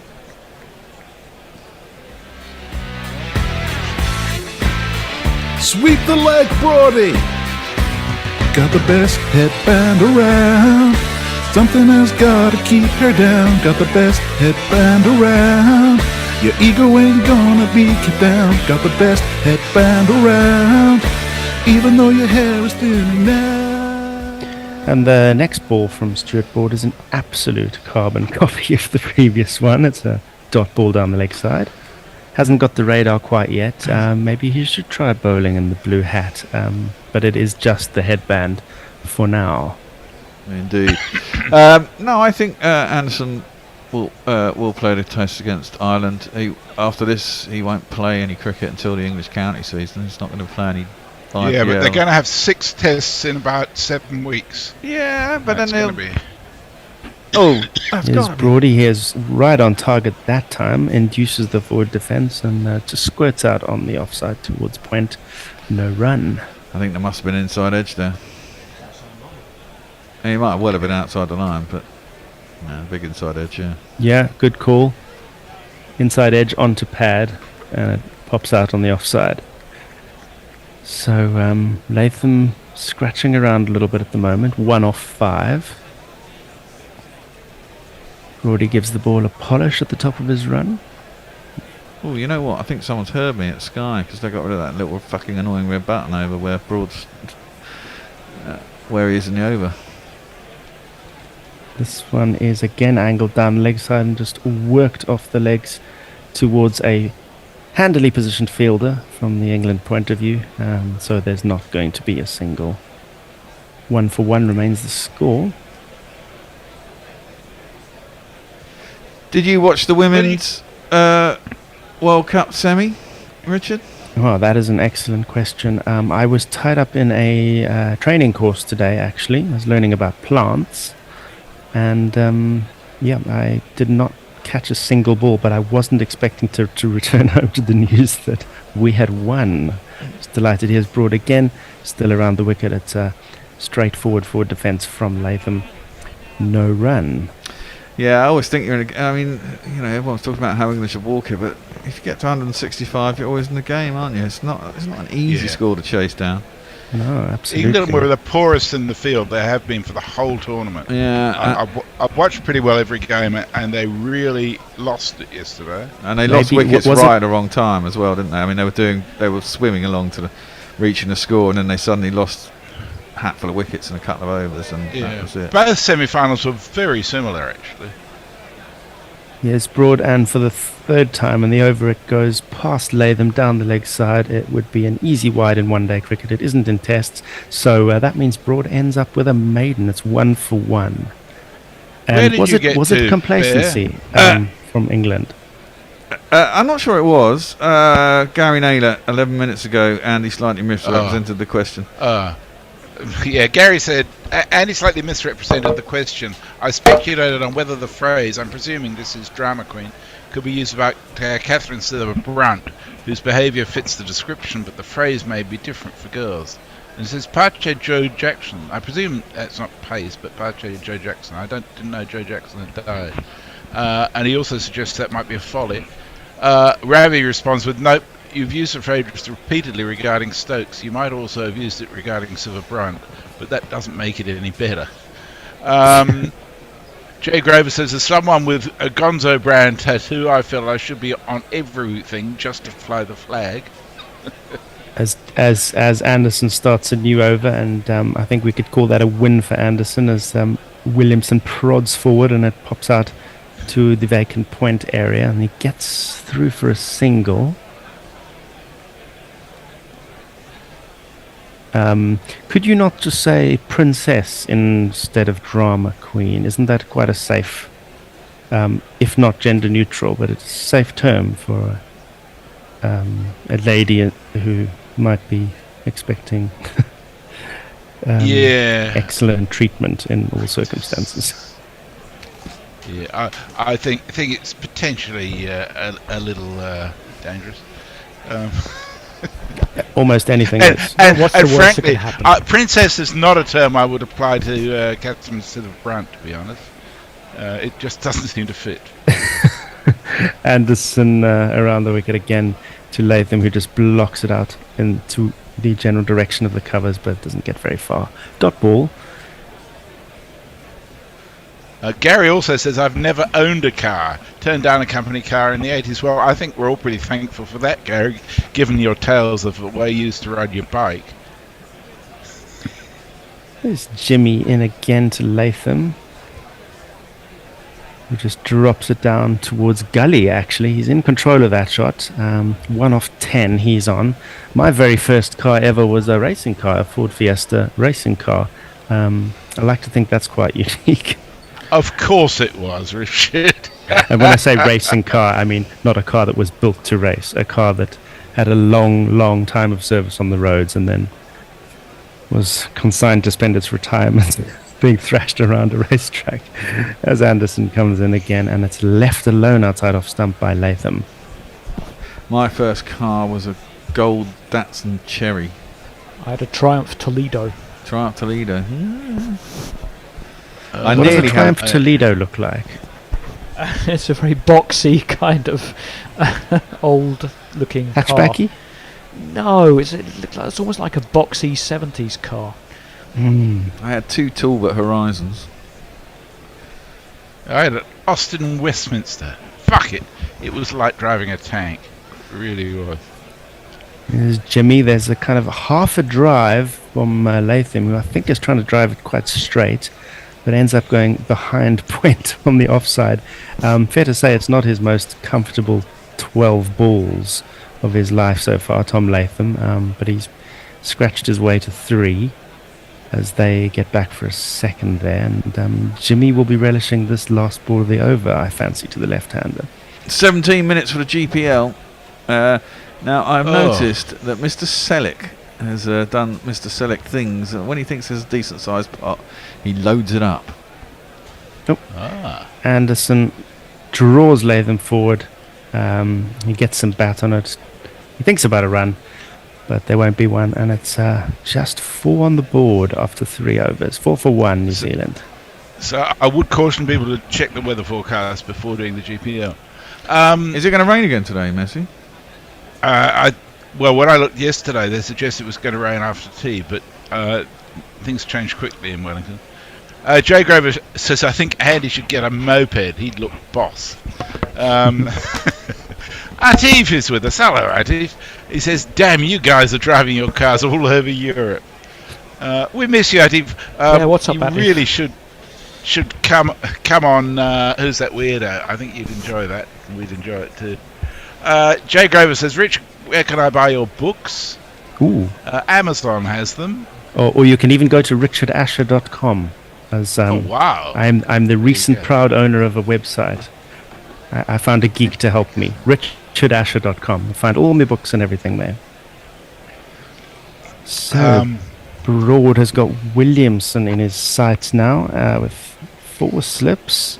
and that one is edged away, and it might just make the boundary down towards fine leg. There's a valiant chase, and this one's probably going to be looked at, but I think it was well hauled in. I don't think just. so. I think he was. No? I think he took a little bit long getting rid of it, and I think he was rolling and touching the sponge as he released it.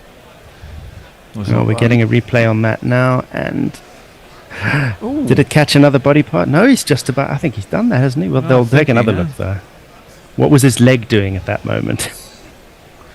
Question is, did it hit his shoulder when he pushed it back? He's got rid of it there, and he hasn't touched. I don't know. Is his knee? Yeah. Yeah, I think he's got rid of it. I think he has, but I still want to know what his left leg is doing. That's out of picture. But anyway, Williamson's been awarded 3 runs, so not a boundary. And play will continue. Latham back on strike. Broad will presumably carry on around the wicket. Yes, he does. And it's another one of those leg side specials. Folks manages to deal with it. Well, he does have to make quite a bit of ground to do so, but it's another dot ball. Do you think it's a tactic? No? No, Andy's shaking his head, just which direction. Well, there was quite a lot of people that were trying to get strangled. There were certain characters they tried to get strangled down the leg side last summer. I mean, if you're bowling to Dean Elgar, yes, it's a tactic. Yes. Well, it was. That's who I'm thinking of then, yeah. Well, Broad, but if Broad it's Tom Latham, go on the top of off stump, I'd say. Yeah, Broad had a leg slip for Williamson, but he doesn't have one for Latham. Here's Broad again. Can he get it straight? Yes, he can. That one's actually missing off stump on the offside, and Latham just plays it gently away in towards the covers. No run. It's all very sedate currently. Yeah, well, it's old-fashioned Test cricket when New Zealand bat. Yeah. It's like 2 games in 1, isn't it? But what a privilege. I mean, if you're going to stay up into the dead hours of the night, do it so you can watch Test cricket being reinvented before your eyes. That's what I say. Yeah, absolutely. So, Stuart Broad at the top of his run again. Positions his fingers either side of the seam, I think. And around the wicket to Latham, who leaves it alone. It's quite wide outside off stump, but he's not interested, not tempted. Broad will have to try again. A little bit of a I don't think Bazball's changed it as much as Janet Harper thinks. She says Bazball has changed everything. How many wickets do England need? I think that's still the same. Still, there's a little bit of shape there away from around the wicket. He's really not got his lines right at all, has he, in these first 2 overs? Way too wide off stump generally. Jagging it down leg stump. Yeah, but watch out for him in the second innings if he doesn't get it right in the first. You know what he's like. Anyway, that's a block off middle and leg from Latham, who's certainly not been spooked by Bazball in terms of throwing the bat at everything yet, but it's early days. No, I don't think it. I don't think people feel this is the thing. I don't think. Well, do they? Am I thinking that?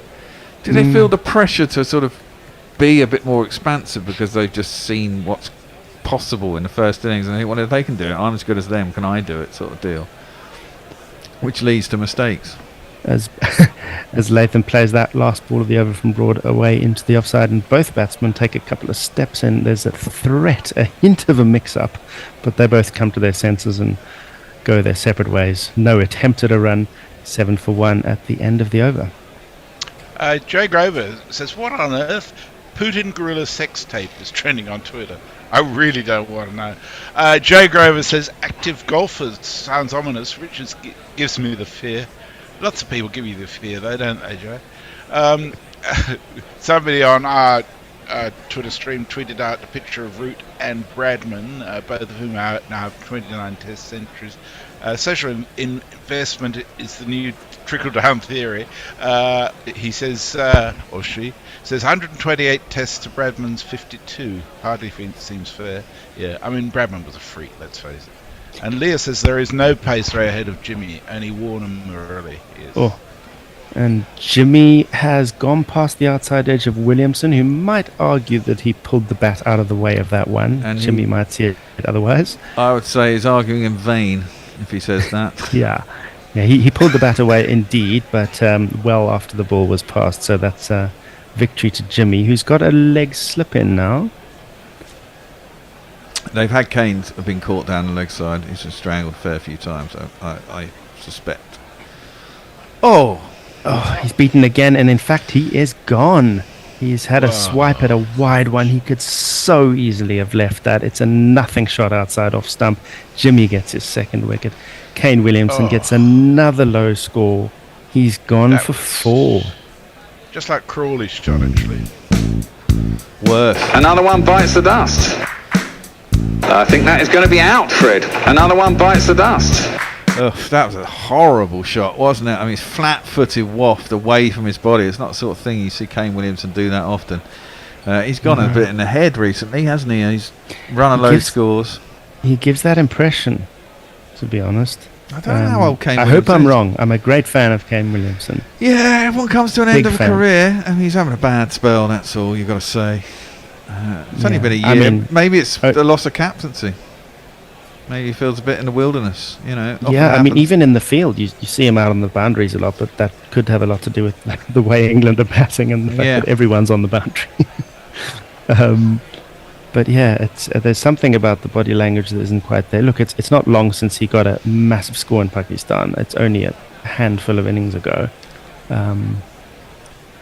But nonetheless, he's going to be very... People will be asking questions in New Zealand already, and who would have thought the day would come? Well, it would indeed. Right, so... I'm not sure I've got his jingle here, actually. I'm going to have to go search for it. Time Looking catches for up with Will everyone. Young. Yeah. Mog says, are you sure England England isn't going to do an Australia and pull out of the Ireland Test? Not if it's at Lord's, then it's not too inconvenient. No, this is what I mean. I think that's what I think he'll play. And it'll be a warm-up for the Ashes too. This man's going to come in. Tonight, I'm Will Young. No, not that guy on Papahito. I won't sing out, score some runs.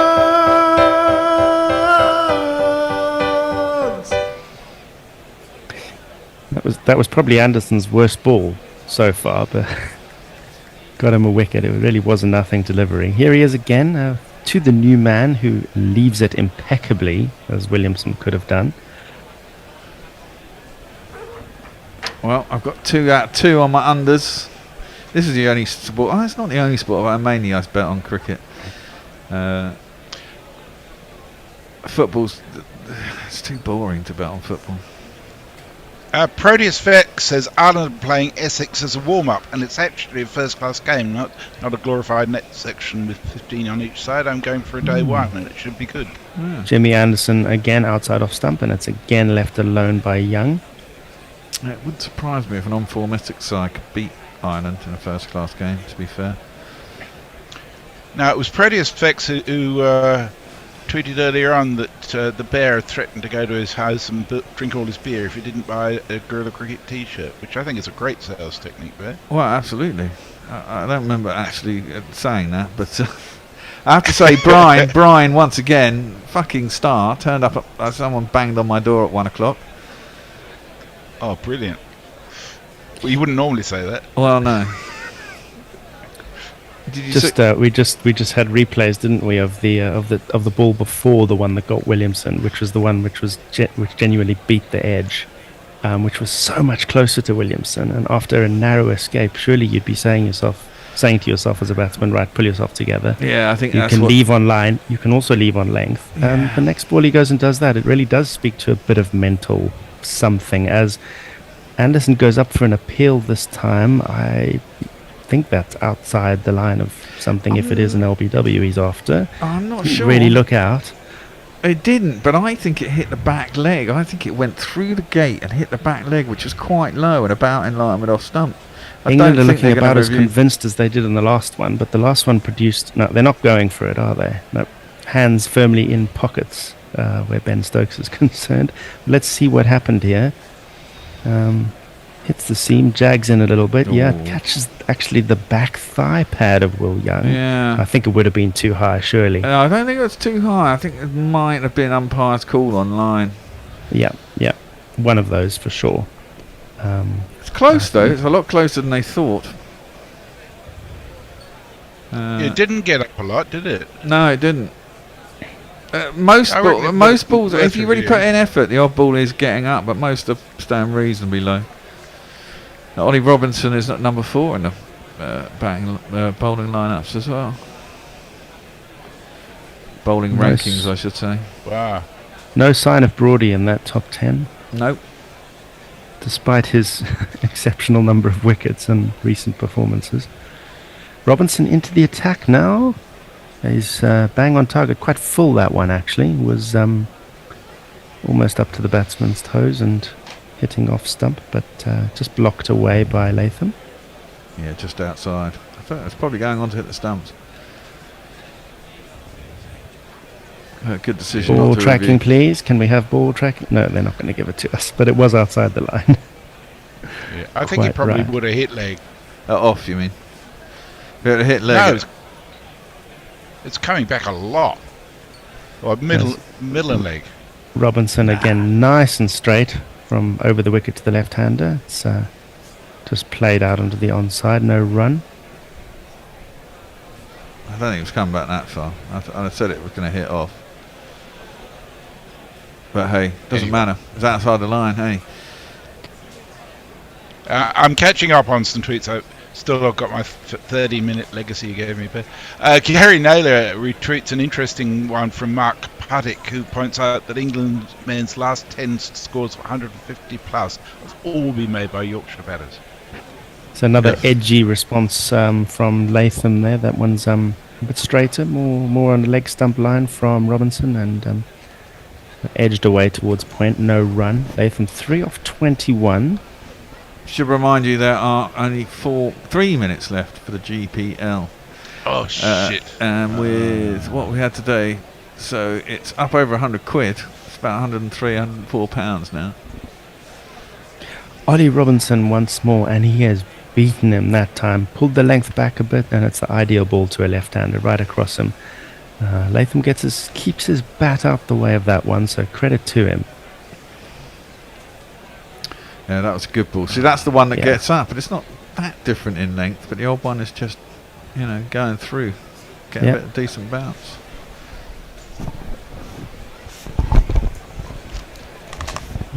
There'll probably be one more over after this before lunch. There'll be certainly be one more, I'd imagine. There's Robinson again, right on target, but just a tiny bit wider, and it's an easier leave for Latham. Also a bit fuller.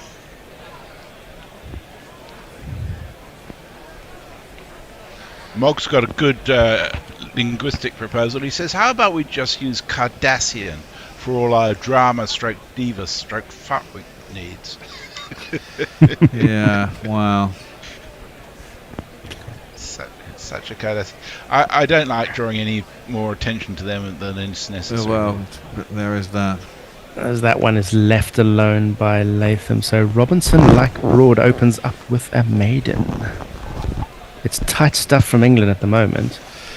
Yeah, certainly no Bazball here. 7 runs off 6 overs with 2 wickets going down. It's quite discombobulating, isn't it? To see these just the 2 completely different sports being played in the same match. Well, yeah. I mean, for us as spectators, what is one to make of it? It can't go on like this. Or can it? Well, hopefully it does against the Australians. After that, I'm not so sure. I'd love to Bazball the fuck out of the Aussies and thrash them at home. Yeah. Leah says, well, Boudica presumably was a princess before she was a queen, so why couldn't Catherine Silverbrandt not be one as well? Atif Nawaz says, I'd love to, that is, come on, who's that weirdo? Enjoying the comms, first car, Nissan Micra, 2 doors, 1,600 quid on insurance. They were a heap of shit, weren't they? Fucking hell. Yeah, they were pretty bad. You wouldn't want to sit on them, it'd crush. So Jimmy Anderson will get that last over in before lunch, and that one is a little bit too straight, and Young gets it off the mark, just with a glance away towards the square leg boundary. What I want to know, Atif, was the insurance more than the car? Because that's the problem when you're a young driver. Does anyone know who the very A very large bloke is in a New Zealand shirt that's getting a lot of airtime on the television at the moment. I wouldn't want him as my prison warder. Oh shit! It's a big fella, isn't he? Anderson to Latham. There's going to be no run there. Latham just drops it down away towards gully, playing it nice and late.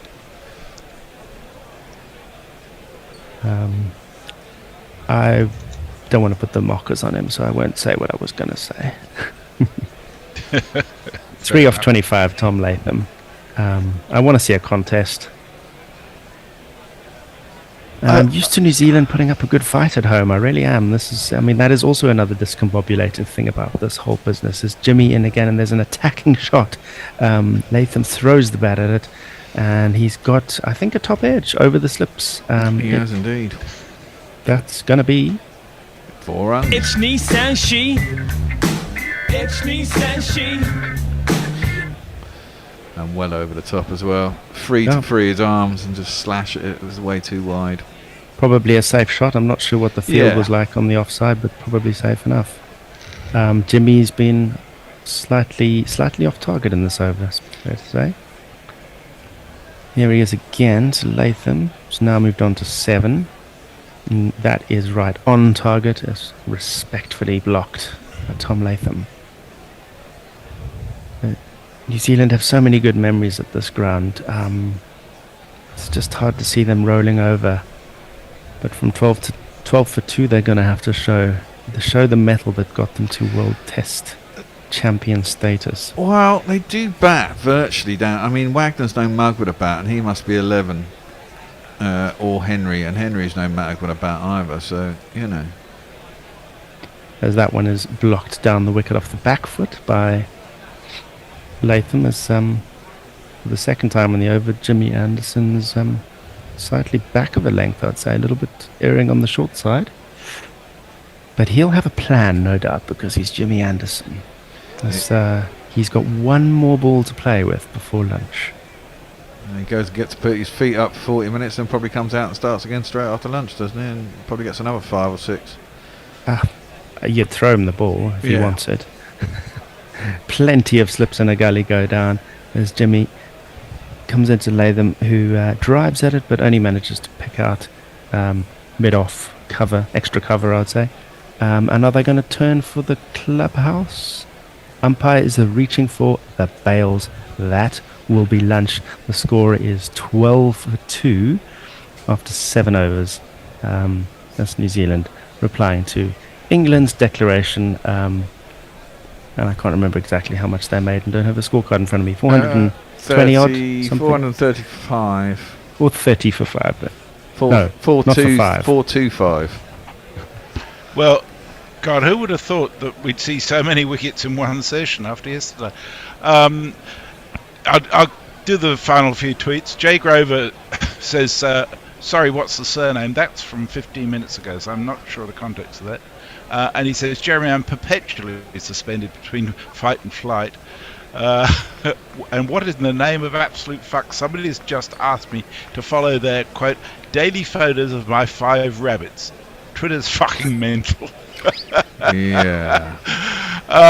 Paul Harth says it's like watching Dick Fosbury against those old school straddlers. Just ask Tony Bishop. That's a good one for anybody who reads the smack. Oh no, Tony did an article elsewhere on that, didn't he? Atif says, man, I feel really bloody miserable, trying to lift my spirits slowly.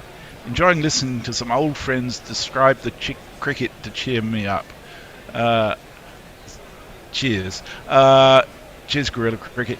It's good to have you with us, Atif. We miss your smiling face. I've never known you to look miserable before.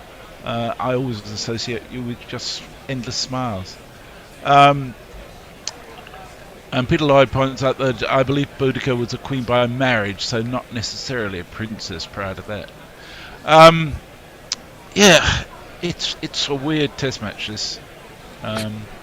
Before lunch is going to take wickets. If we follow yesterday, then there won't be any more wickets today. Well, this is the thing. I mean, the pitch just. I mean, there does seem to be a bit in it for the bowlers.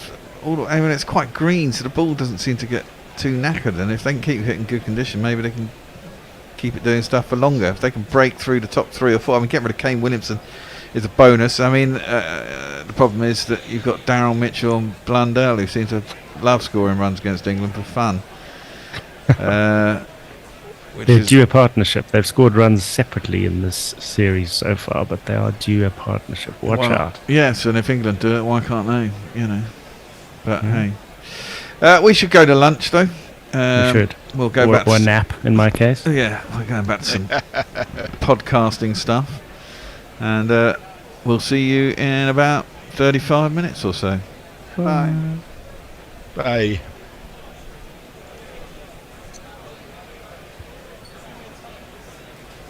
Possibly comment. I couldn't possibly comment. I can hear the sledging from Bumble at this very trying to mess with your mind. Oh, yeah. What do you think? What do you think Warwick Turner did or does? Pornography. Oh, pardon? Well, in a sense, pornography, because he's involved with food porn. I think you have to say food porn, because he is. I don't know whether. I don't know. Actually, I should send this over to Bumble, shouldn't I? Because you've got that wrong. Bumble, what do you want to have a guess about who Warwick Turner is? He's in food. Yep. Yeah. Good. Well, good. Very good. You're absolutely right. How far in food is he? He's a very famous restaurateur. Oh, if only he were. I'm afraid you don't get an extra point for that. It means you're going to probably come out on top. We're going to have to add it up in a minute. But Tony, tell us what Warwick Turner did or does. I absolutely can tell you that. His main claim to fame was achieved in 2011 when he captured the World Black Pudding Championship title in Ramsbottom in Lancashire. He was, however, the second ever Australian winner. Jim Riley had been the first in 2001. Around 700 contestants compete to dislodge the highest number of Yorkshire puddings from a specially designed plinth on a 20-foot ledge by throwing 3 black puddings, and those are in fact supplied by Chadwick's of Bury. That's right. I'm sorry, it does sound like. Do you know Chadwick's of Bury? You know Chadwick's of Bury? Yeah, definite. Bury. It is one of the best markets in the world. It is. Oh, right. Excellent. Yeah.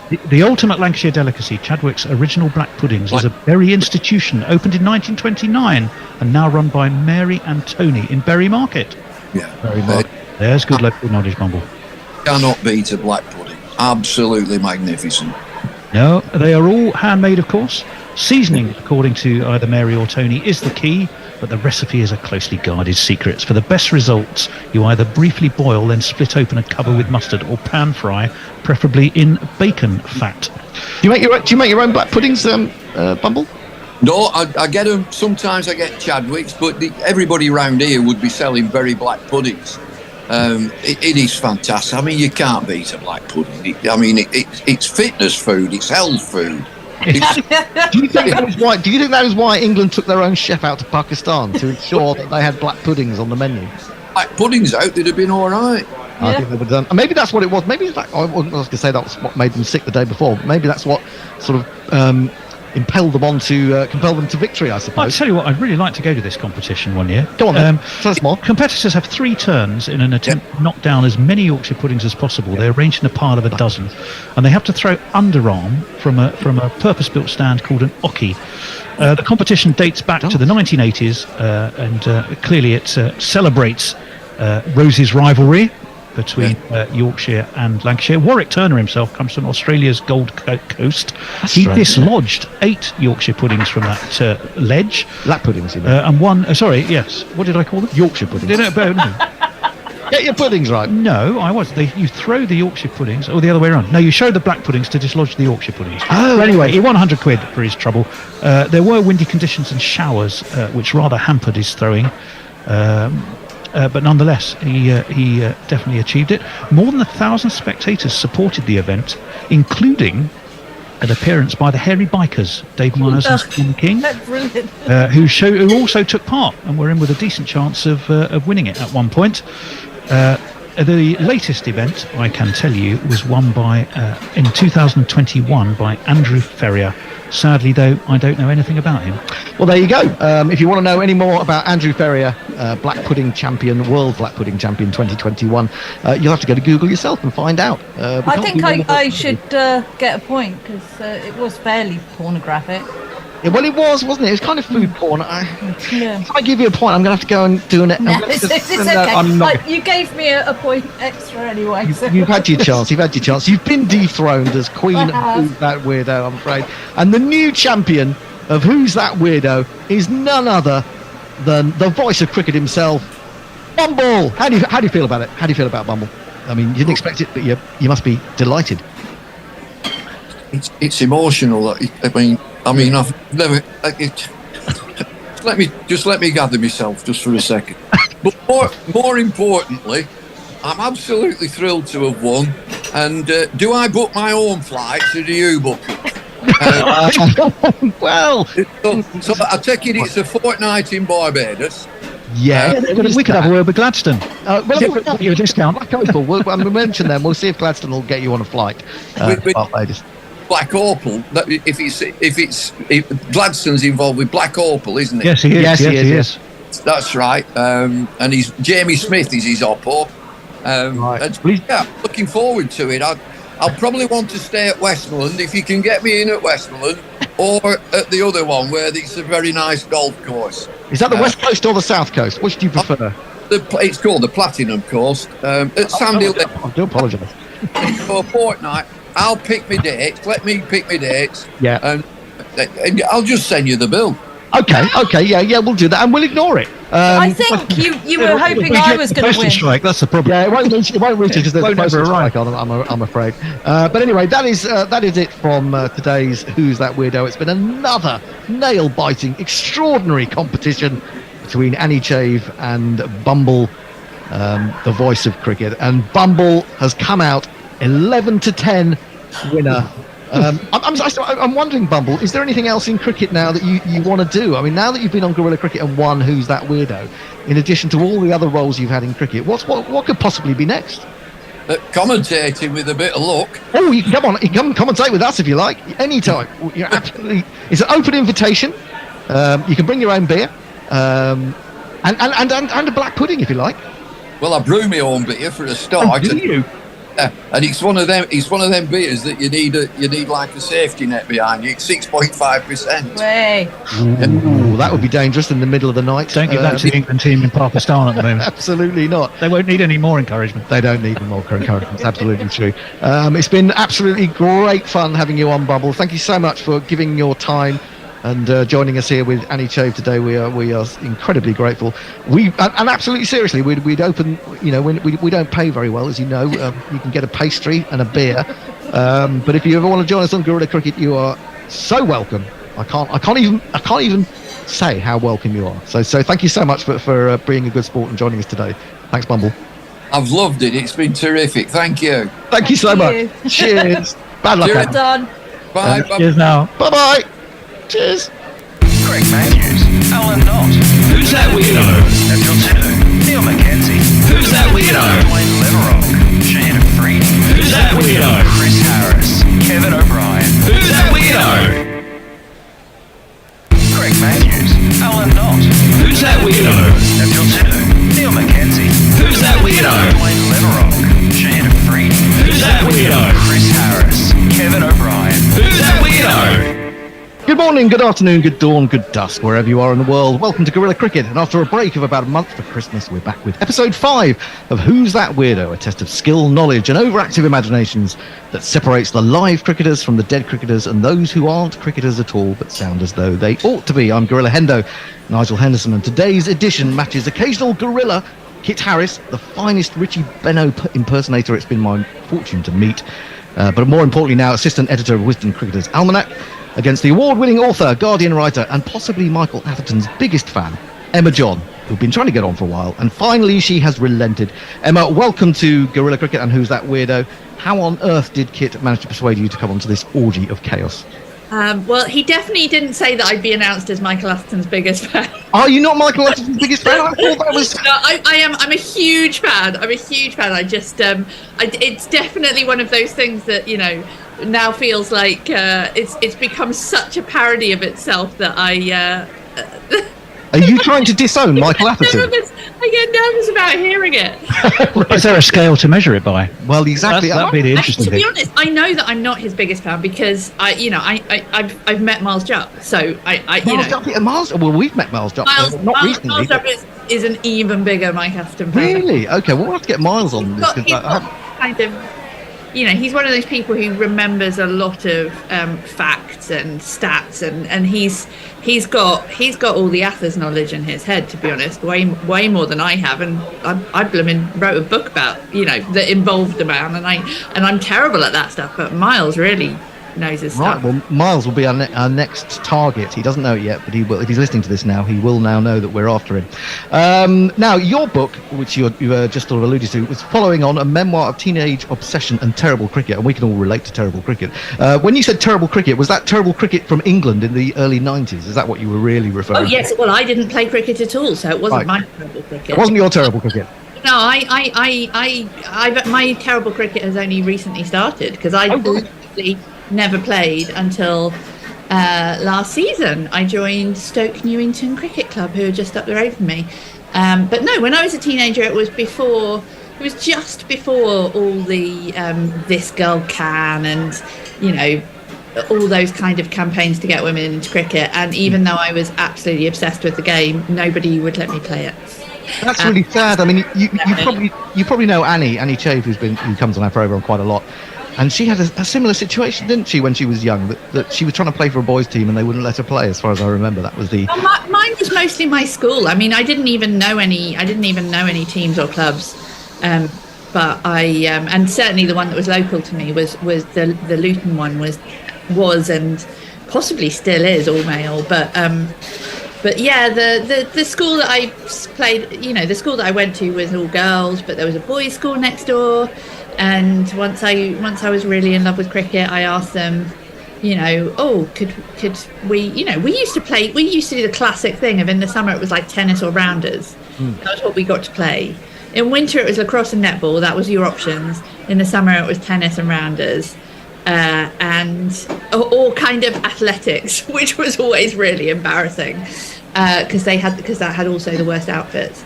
And so I really wanted them to kind of maybe show us how to play cricket in the amazing facilities that the boys' school next door had. Right. And we were told no, and then eventually when I did finally persuade them in sixth form, we got one session, and the boys and the male teachers just laughed at us because obviously we didn't know what we were doing. So it was the most dispiriting cricket experience you can imagine, and certainly not one that any girl who went to who turned up to play in England today would find, I think. No, things seem to be improving greatly in that respect, don't they? I don't know really what's happening at clubs. I'm not that sort of involved with clubs anymore, so I don't know whether it's really growing as much as people are saying. Anyway, have you got anything else in the pipeline regarding writing, books, or ideas that you're planning? Oh my goodness, that's always the worst question. I'm sure it's lovely for people who do have things that they can immediately answer, but for those of us who kind of maybe aren't as organised, I mean, I bobble along, having vague ideas, and then trying to work out if they will work. And I'm definitely in the bobbling phase. It's always a good phase to be in, the bobbling. Do you not think, Tony? But let's move on. That's an introduction for Emma. Let's talk about Kit, who he's just become an author. Bobbling would be a very good name for a bluegrass artist, though. Oh, true, it would, yes. Kit, if you're still there, are you still there? I am still here. He's still here. He is still there. You have just published your first book, I believe, which is called The Queen at Cricket. Tell us the idea behind this. Is this every game that the Queen has ever witnessed? Yes, that's right. And along with, as it turned out, all the occasions when she held receptions for cricketers or really got involved with cricketers at all, according to the official records. And now, in fact, the idea came to me only after she had died. I found myself sort of casually wondering, how many cricket matches did she actually go to? And because I know she didn't go to very many football matches. Right. If you were the Queen, what would your cricketing experiences have been? Mm-hmm. We can all say, if we've been to test matches, we can all remember exactly which tests we've been to or which days or what happened on those days. So I decided it would be really fun to reconstruct the Queen's cricketing memories as a watcher. So that's what it is. It's a chronological journey through all the games that the Queen saw, live and in person, from 1947, when she first went with her father, to 2017, which was her last appearance at a test match at Lord's. How difficult was it to track down those games? I mean, did you not have to sort of delve deep into old newspapers to find a mention of the Queen having been there on a particular day? Or was it through your access to back issues of the Wisden Almanac? Well, as blessed and beautiful as the almanac is, it wasn't terrifically helpful in finding the information, because Wisden is, of course, far more focused on the cricket than whether the Queen turns up. Right. And the MCC provided a list, which it said was partial. In fact, Emma herself managed to get that for me. Brilliant. So then when I started investigating in the British Library, going through past newspapers, quickly established that the MCC's list was definitely partial.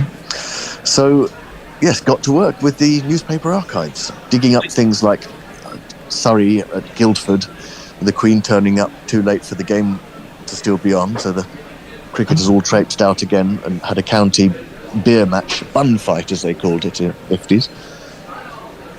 So, yes, it's a reconstruction of her cricketing journey. You worked on that pretty quickly then. If you didn't do it until after she'd started on it, until after she died, and it came out in December, that's pretty swift work.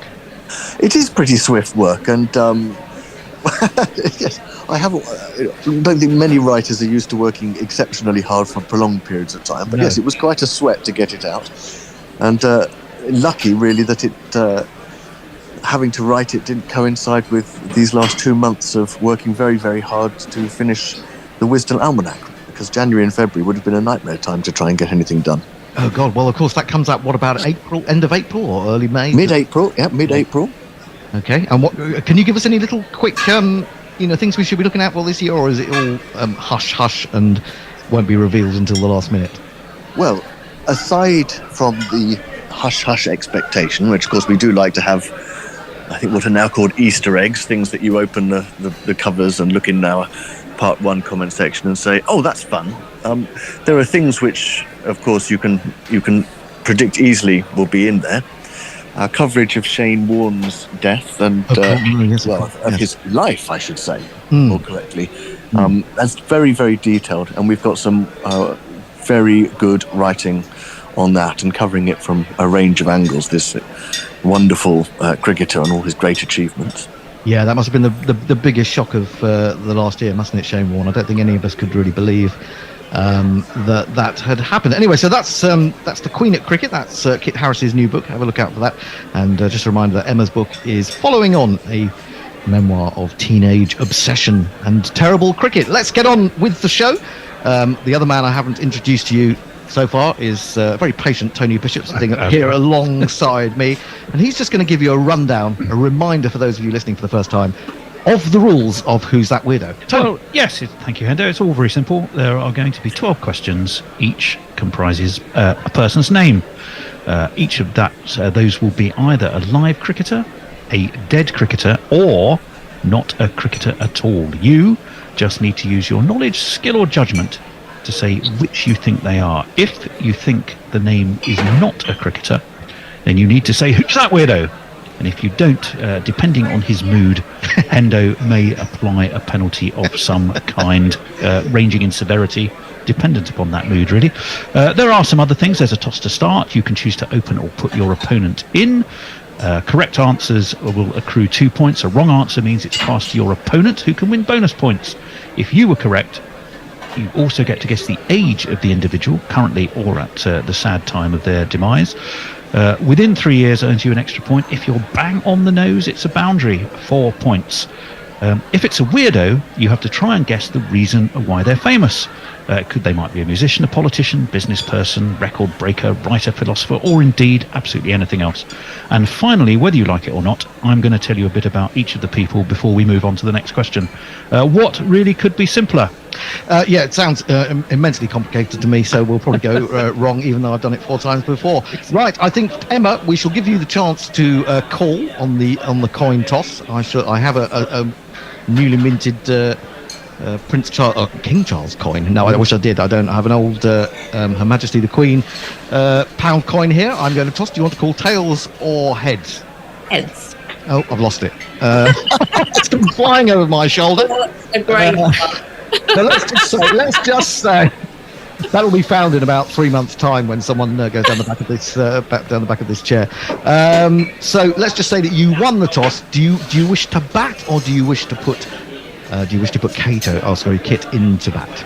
No, I'll open. You're open. Wow, that's. I'll open because I genuinely don't know what the level of knowledge required is going to be, and so I feel like I know that I'm going to embarrass myself, so I might as well just get that over with. Well, that is the whole point. That is the whole point. To have people involved in cricket embarrassing themselves. That's basically what we decided that this show should be about. So you will have the first name for Who's That Weirdo, episode 5, and the name is Susan Redhead, West Indies. Live cricketer, dead cricketer, or Who's That Weirdo? Susan Redhead, West Indies. I want that to be a live cricketer, so I'm going to say live cricketer. Oh, what a start! What a start for Emma on Who's That Weirdo, episode 5, because Susan Redhead is indeed a live cricketer, so that earns you 2 points, and if you can guess how old she currently is, you may get extra points. How old do you think live cricketer Susan Redhead is? Well, let's go youngish. Go 24. Oh no, I'm way. No extra points, I'm afraid, for you on that one. Susan Redhead is 60, would you believe? Susan Redhead is 60, and Tony has more details about Susan Redhead. Well, the first thing is she's not a redhead. Either that or she has some very powerful hair dye.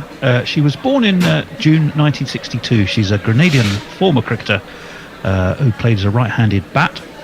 She appeared in 3 one-day internationals for the West Indies in 2003 and played domestic cricket for Grenada. She only made 8 runs in those 3 games, all of which were against the Sri Lankan women. Retired in 2011, scoring 17 as opener for Grenada versus Dominica at Bridgetown. Then Grenada won by a thumping 216 runs, so she went out on a high.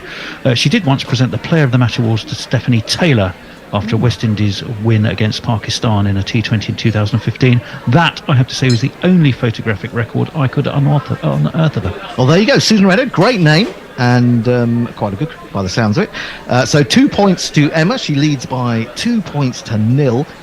We move to Kit with the second name of Who's That Weirdo, Clarence Hill, Bermuda. Live cricketer, dead cricketer, or Who's That Weirdo? Oh, it seems like a very Bermudan name. Bermudian. You see, when you see C Hill, and then you think, okay, C Hill, that sounds like a cricketer because you think of Clem Hill. Yes. So is that? But Clarence fits, doesn't it, for West Indian names? Clarence Best. I knew he was from Barbados. I think you're trying to trick me. I'm going to go for Who's That Weird? Oh, you are on incredible form, you two, today, because Clarence Hill indeed is a weirdo. Well, he's not really a weirdo, but he is. Well, you can guess what he is. See if you can guess what he is for an extra point, Kit. He is. What is he? It's something to do with Windows. Well, he may have practiced on Windows in the same sort of way as Matthew Pryor did at Lord's, but he's not actually a window cleaner or anything like that. What is he, Tony? He's a boxer.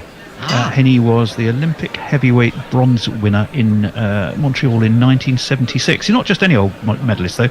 He was Bermuda's first ever Olympic medalist. The other, as I'm sure you know, Hendo, being Florence Duffy, who won gold in the women's triathlon at Tokyo in 2020. Our friend Clarence beat in 1976, or he lost rather, in the semi-final to Romania's Mircea Simeon. He did then, though, have a rather anonymous professional career. Things rather went off the rails. He ended up in the nick, got divorced, life went downhill, and he got done for cocaine possession and armed robbery. But during his second stint in jail, he lost his drug habit, I beg his pardon, and was re-schooled as a carpenter. There is a statue of him in Bermuda and a painting, and he's become something of a national hero. There you go. He is, absolutely. I mean, he's a big name in Bermuda, I can tell you that. So it's 2 apiece. No extra bonus points accrued yet, but we go to name number 3. Back to Emma. Frank Walters, Australia. Frank Walters, Australia. Dead cricketer, live cricketer, or who's that weirdo? I'm going to say that's a dead cricketer. You're absolutely on fire, you people. You've been catching up, haven't you? I think, or either you, maybe someone leaked the names online. You're absolutely right. He is a dead cricketer. Now he died some time ago. But what age was he when things went south for him? And any particular guess that you'd like to make on that? I'm going to guess 53. Oh, not bad, but not good enough for a bonus point, I'm afraid. He died in 1922 at the age of 62, and it was quite a sad ending, wasn't it, for Frank Walters, Tony? Well, rather sadly, he fell off the back of a boat. He did a bit of a Robert Maxwell, by the sounds of it, at the age of 62, as you rightly said. He was a one-test wonder for Australia, was Frank, right-hand middle-order bat. That test was in 1885 at the MCG against England. Didn't go particularly well. He made 7 before being LBW to George Ulyett and 5 in the second innings, done by the Nottinghamshire duo of William Atwell taking the catch off the bowling of Will Flowers off spin. He played a lot of first-class cricket for New South Wales and Victoria between 1880 and 1896. Highest score 150, average of only but an average of only 21, and just took 1 wicket in his time with right arm something or other. He moved to Sydney in the late 19th century after purchasing the Criterion Hotel. All 4 of his first-class centuries were scored at the SCG. Got married and died off the sea of the Bombay, in the Bay of Bombay, alas, as he was returning to Australia from a holiday.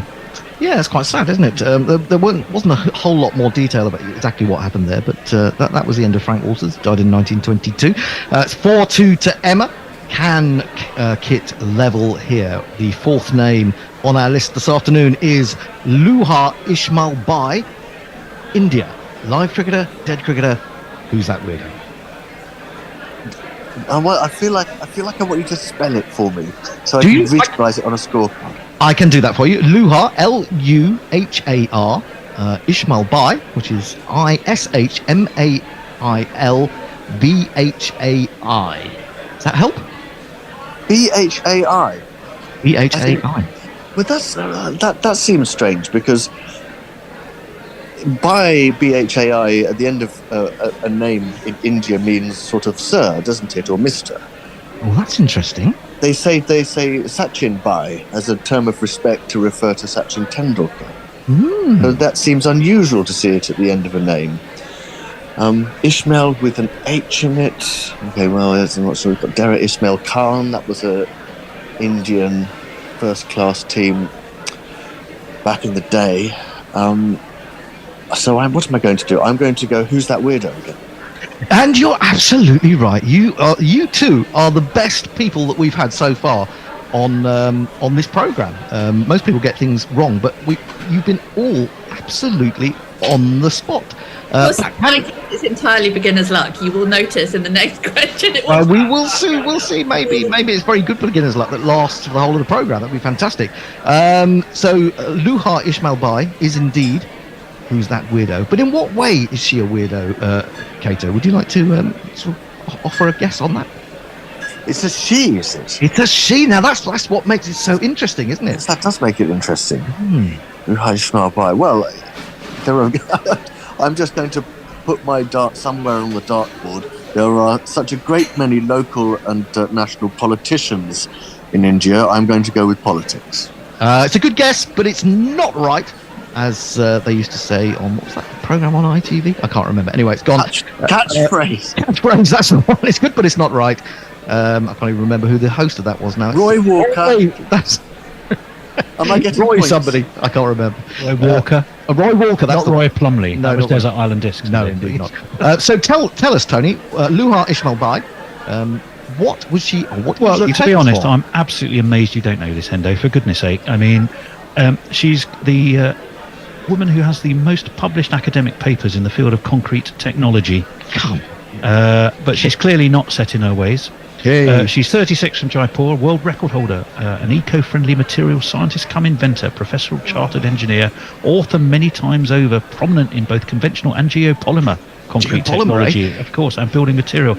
She's authored a book independently titled Fly Ash and Slag-Based Geopolymer Concrete Experimental Facts. If you don't have that on your bookshelf, get onto Amazon immediately. It must be flying off those shelves, mustn't it? And when I looked, well, probably not if it's concrete. And when I looked, she had no less than 23 honours and awards. She's probably got a couple more by now. She should be better known based on the fact that the IPL is effectively financed by concrete. But there you go. Anyway, it's 4-4 after 2 names apiece. We move on to the last 2 names before the break, and this is for Emma. Dawn Newman, Australia, live cricketer, dead cricketer, or who's that weirdo? Dawn Newman. Has it struck a chord deep? It definitely feels. This is the thing. It's going. I know this one's going to turn out not to be a cricketer, but I feel like it sounds like one, and I would never want to. I would never want to say that somebody wasn't a cricketer if they were. I'd rather get it wrong that way round. So you're going for cricketer, but alive or dead? I'm going to go for cricketer. I'm going to go Dawn Newman. I'm going to go live. I would have to go live because I don't think Dawn's a name that makes me think very old. So I'm going to hope that she's a cricketer. I'm going to believe that she's a cricketer, and I'm going to hope that she's still alive. You're absolutely right. There's just no stopping you guys at the moment. 6 points to Emma. She is indeed a live cricketer. And for that bonus point that could make all the difference at the end of this scintillating game, can you guess how old she currently is? Well, this is one where I'm like, Dawn is a name that, to me, that's a name. I don't think of Dawn as being a name that's been around longer than the 70s, really. I mean, I might be wrong. I do know it is quite a popular name in Australia, actually, Dawn. But I think, let's say that she was born in the 80s. What would she be now? 80s, 90s. There's maths going on here. She'd be in her early.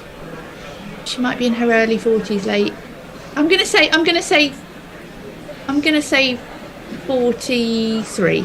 All that work that you did, and you're absolutely nowhere near. She's a lot older than that. She's 80, would you believe? So Dawn has been around for a little bit longer in Australia. It sounds like. Maybe it was just a very occasional name at that time. And Tony's got more news about Dawn Newman. Well, quite a cricketing family, actually. She's born in Mount Hawthorn, Western Australia. She played 3 Test matches for Australia against England in 68-69. She's a right-hand bat. As I say, comes from a family of cricketers. She's one of 3 sisters who have represented Western Australia at state level. Her older sister, Betty, was a left-arm medium pace bowler, selected to play for Australia in 1958, but was only 12th person, or 12th. What do you go? 12th. Yes, good point, actually. Dawn played in the same state team as Betty in season 63-64 as a wicketkeeper and right-hand bat. Dawn's twin sister Elaine also played for Western Australia, but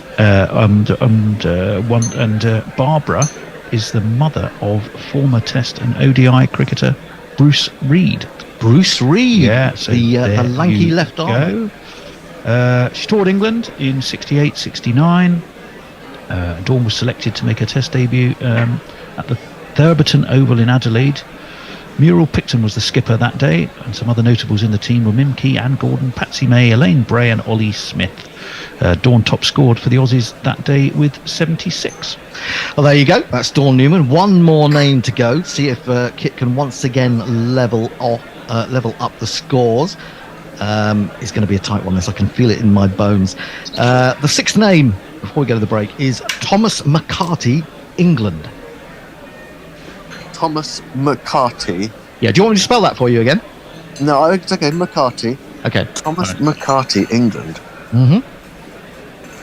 Oh, okay. So what I need to ask is, when you say England, are you referring simply to the England adult men's team, or does it include teams like England Deaf or England Limited Mobility? Because I don't think there's been an England player in the traditional sense by that name. But there might. You can't possibly know all the if names. they're a cricketer, though, if they're a cricketer, then they're a cricketer. Yeah, That's a right. simple Okay, rule. so Let's put it this way: anyone whose name comes up when you put them into Crick Info. Oh God! I mean, that includes me. That's ridiculous. Well, who knows what the next name coming up after the break is? It could be Kit Harris, but it'd be Okay, so you got that wrong. I'm not convinced that it's someone who has played for the England men's senior team. Right. You don't actually have to play. I mean, you could be an English cricketer who's played county cricket. You don't have to be a. Oh wait! Oh, I see. Yes, it's not just international cricketers. It's cricketers for county cricket, for T20s, ODIs. Everything. Yes, okay, absolutely. So, everything, so right, well, I'll go for cricketer then. What did you say his first name was? Tom. It appears we're back. Hello, Hattie. How are you? I'm really well, Mrs. How are you doing? Yeah, I've just about woken up now. Yeah, me too. I've had my cup of coffee and I'm there or thereabouts. My daughter's still up. She's on a voice call to some sort of fella who she's sort of been seeing for a couple of years. So some sort of fella who she's sort of been seeing for a couple of years. Sounds all a bit vague. Yeah? Okay, so let's not go there. Yeah. If she's happy and she knows it, let's clap our hands. Indeed. They are coming out from after lunch. We got Will Young and Latham. I'm going to play some jingles to welcome them back out. We got this man.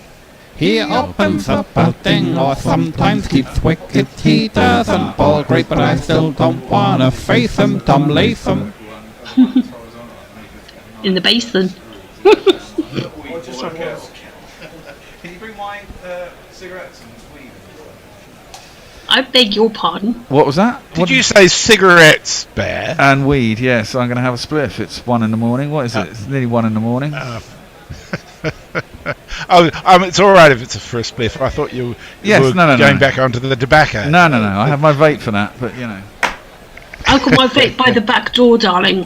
Yeah.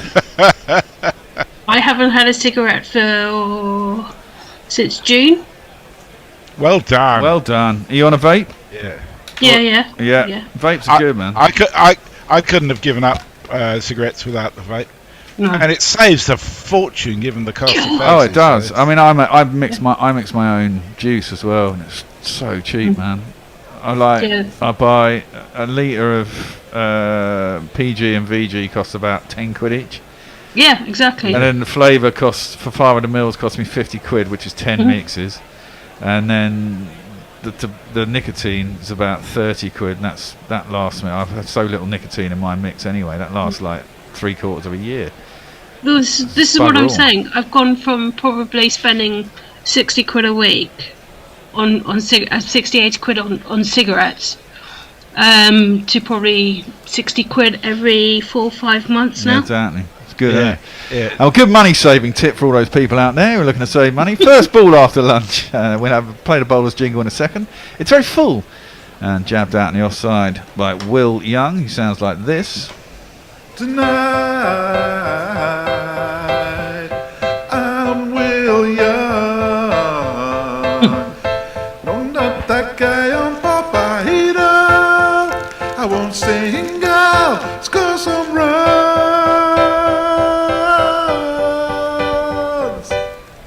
And he will be bowled to by... Sweep the leg, Brody. Got the best headband around. Something has gotta keep her down. Got the best headband around. Your ego ain't gone. So if I got it the wrong way round, didn't I? Because Latham's now phasing. Even though your hair is thin now. And Latham just jabbed it out behind square on the offside, and they'll get through for a single. 15 for 2, New Zealand in the first over after lunch. Broad yet to pick up a wicket. Jimmy's got 2. One was an absolute feather by Conway that no one was actually sure he'd actually touched, but they still decided to review it, and it turned out to be out, which is quite handy. Yeah, I couldn't quite pick up who it was who decided to go for the review. Yeah, looking at them all, they all seem to be going, nah, not out. And then suddenly they reviewed it. It was a bit strange. Don't care. Just go for it anyway, waste it, and like, oh, okay. Exactly. That's full. That's a nice shot by Latham. Bit of a floaty after lunch delivery there by Brody. Smashed out to the cover boundary. And it'll be the first one of these after lunch.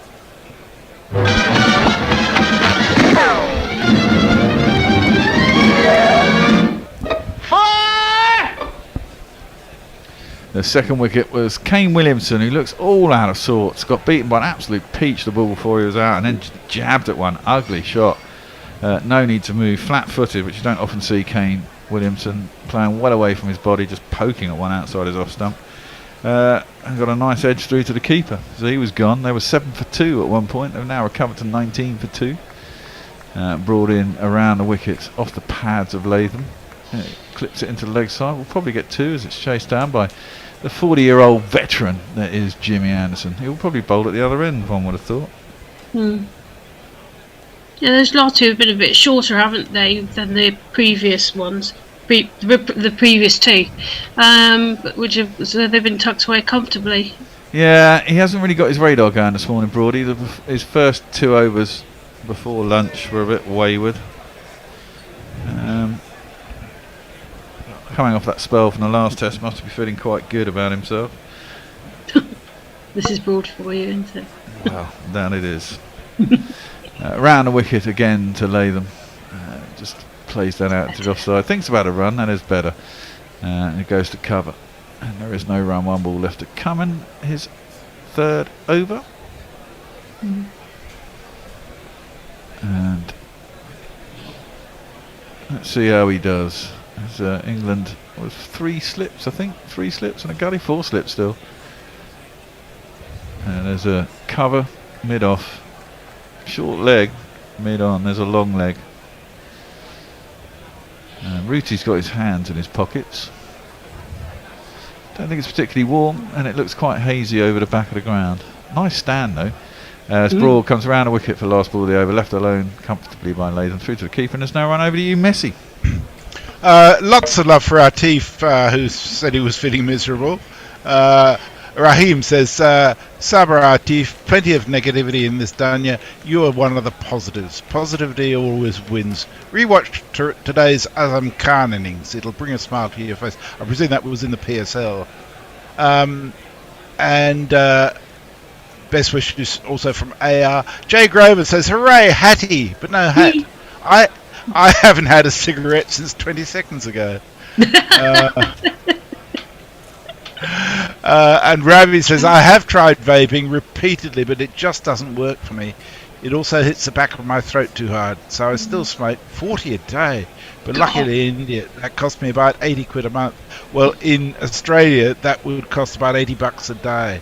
It's just crazy. I mean, I fully support heavy taxes on cigarettes to discourage people, but yeah, I was going broke smoking. I really was. Well, yeah, I mean that was the reason I packed it in. I mean, and they stopped selling. I used to get 12-gram packets of tobacco, and they were about 5 when I gave up. That's probably about 2013, 14, something like that. Yeah. Anderson in. Oh, seems to catch maybe the bottom hand of Will Young. And it goes out to short leg, and there's no run.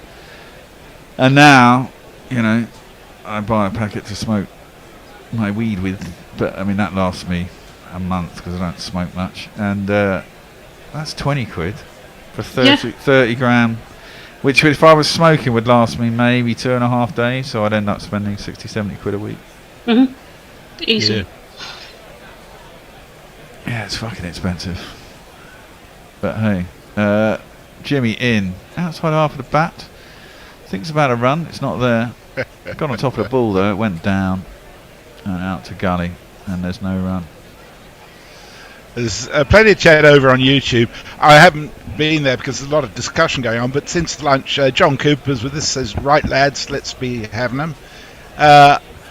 Mark Bleak says, great commentary, you give fun in commentary. All right, thank you. We aim to please. We do. Will Young sitting over his bat, and Jimmy is in. Oh, hello. He's gone. He's got an edge. My God. I wasn't sure he got an edge there, but it seemed to lift a little bit, and he played slightly down the wrong line, maybe a little bit of movement off the pitch. And Will Young goes, and New Zealand 21 for 3. England were 21 for 3 when Pope was out. Then we had a stand of 290, something like that. Yeah. If New Zealand do that, good luck to them.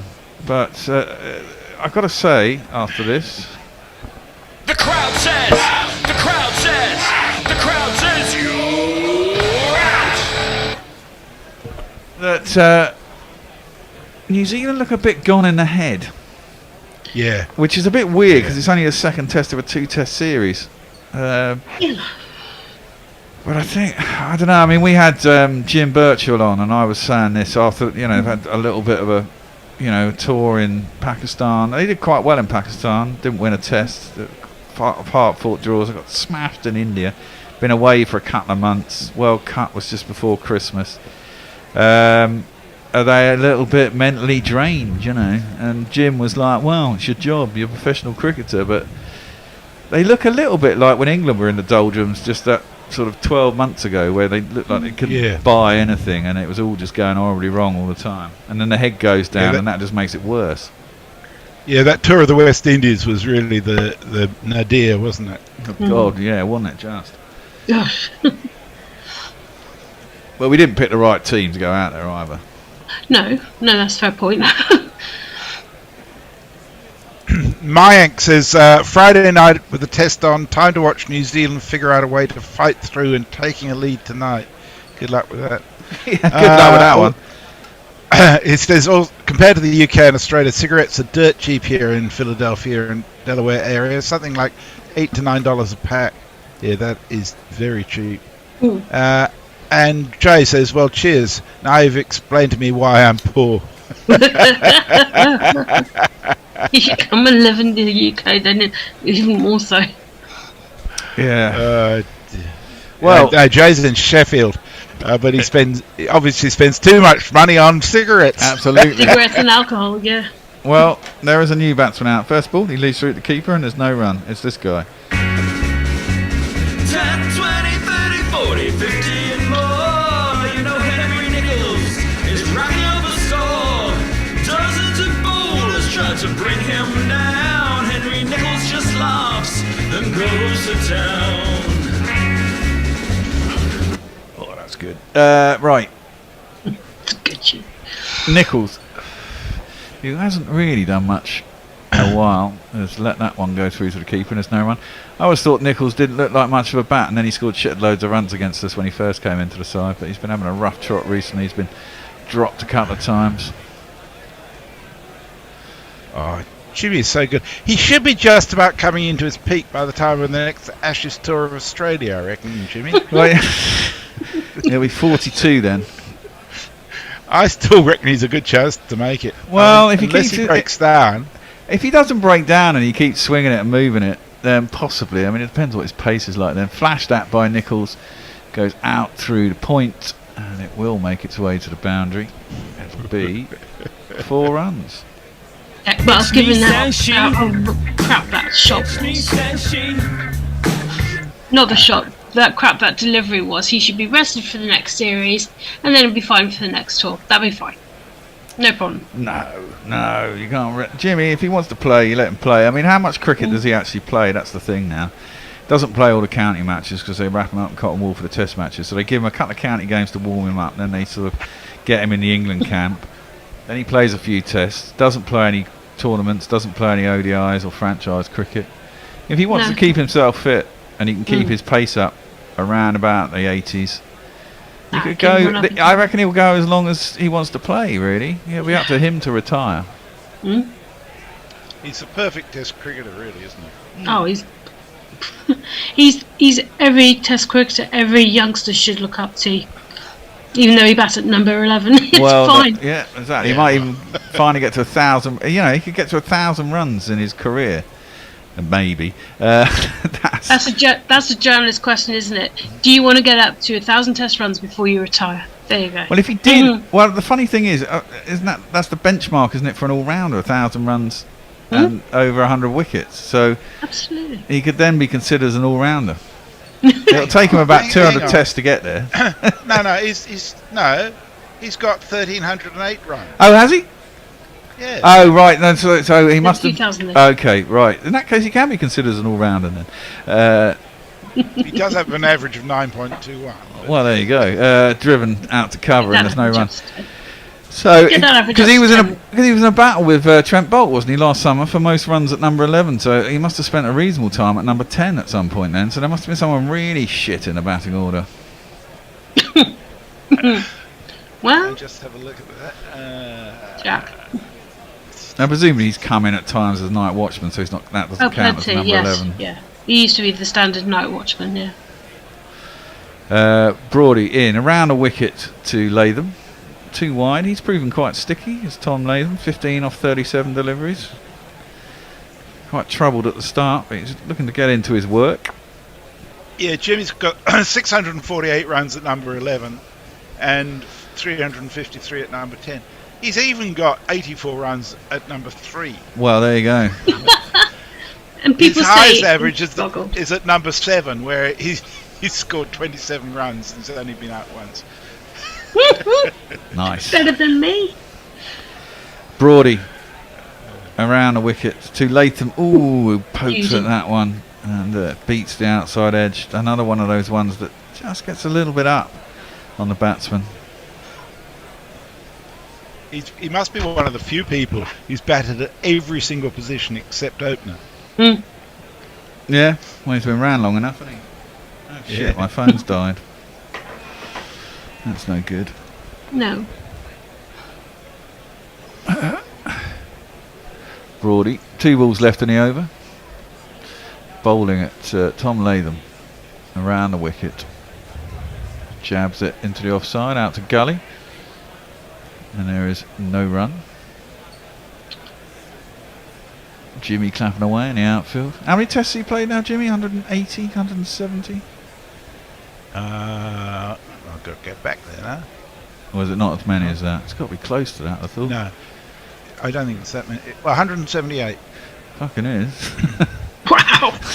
Good call. Good call. And he had, what, 2 or 3 years out when they were trying to move on his action and he kept getting injured? Brody around the wicket, left alone by Latham. About 14, no 15 run. years. Yeah, about that. Yeah, I think he started just after my daughter was born. So I think it came in about 2000. There you are, 20 years ago. Yeah. Yeah, he's been taking wickets every year in the last 21 years. Wow. And his average has been coming steadily down. That's ridiculous. Well, yeah. As he's got older. Wow. Considerably down as well. Look at that. He's got an average of 13.6 as a 40-year-old. 28 wickets in 7 tests. And, you know, 3 of those tests were in Pakistan as well. Yeah. That's quite incredible going. And 177 at 21 were in 47 games when he was 35, 39. Yeah, at the start of his career he was a poor average. Worked around a corner. There's a kind of leg gully. He's got a helmet on. Just behind square on the leg side, probably about 15 yards back from the bat. For the one that he scoots around a corner that he can't quite control, I guess. Doesn't go down. You get Shane Bond and Mark Richardson if you're listening to the telly. Shane Bond, bloody hell. Jimmy Anderson, fullish, driven nicely by Nichols. Down through mid on. There's no one down there, and there'll be 4 more. 1, 2, 3, 4. Full face Guess of the the bat. fans something to cheer about. Yeah. Well, how many over they faced? What? 7, 9. 16.1 overs. Ball gets easier after about 20 with a kookaburra. That one squares him up a little bit. That goes out to mid on, shortish mid on. Stuart Broad wearing a cap for a change instead of a floppy hat, which is usually one of the ways you can easily pick him out in the field, so it's a bit annoying. Yeah. At least he's got his floppy ribbon, hasn't he, in his hair? So yeah, and he does. Yeah, Jimmy has 107 not outs in Test cricket. Next house is Courtney Walsh with 61. Wow. I think he got beaten on the inside of the bat there and hit his thigh pad. Nichols just dribbled out on the offside cover. Oh no, sorry, it's only been 10 overs, so we could get. It'd be nice to try and pick up another 2 in the next 10 overs, he says optimistically.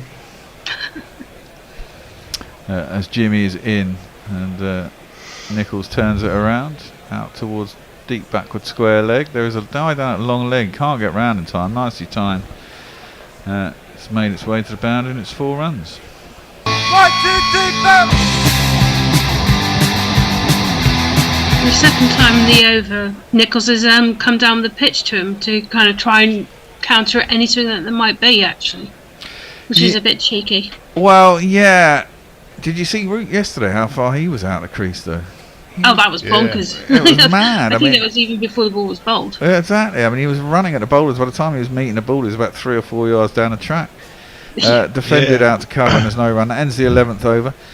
Over to you, Messi. Yeah, that's where New Zealand really miss having someone with real pace.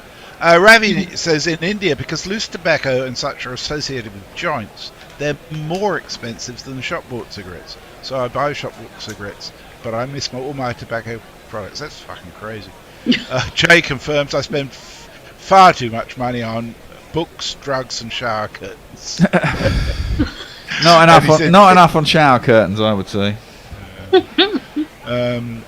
He says, didn't Jimmy have the longest stint of not outs for a while? Well, yeah, we just addressed that. David Stump says Anderson has just pulled his average overseas below 30 for the first time. The debate is over. And Jay says, I remember back in the day when I said Jimmy Anderson were rubbish and lacked control. I'm not a clever man. Well, there was a lot of talk of that when he first came into the side. I remember when he first came into the side as Broady comes around the wicket. Ooh, outside half of the bat, goes down towards third man, beats that 4 slip. It'll be 4 more runs.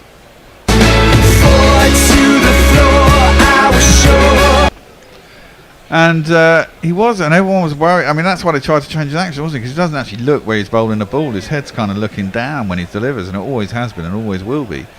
And they thought he didn't have much control, so they went away. And that was in that period when everyone was trying to remodel people's actions, so he didn't get injured as much. And he had didn't he have a stress fracture of the back for a year and a half or something stupid like that?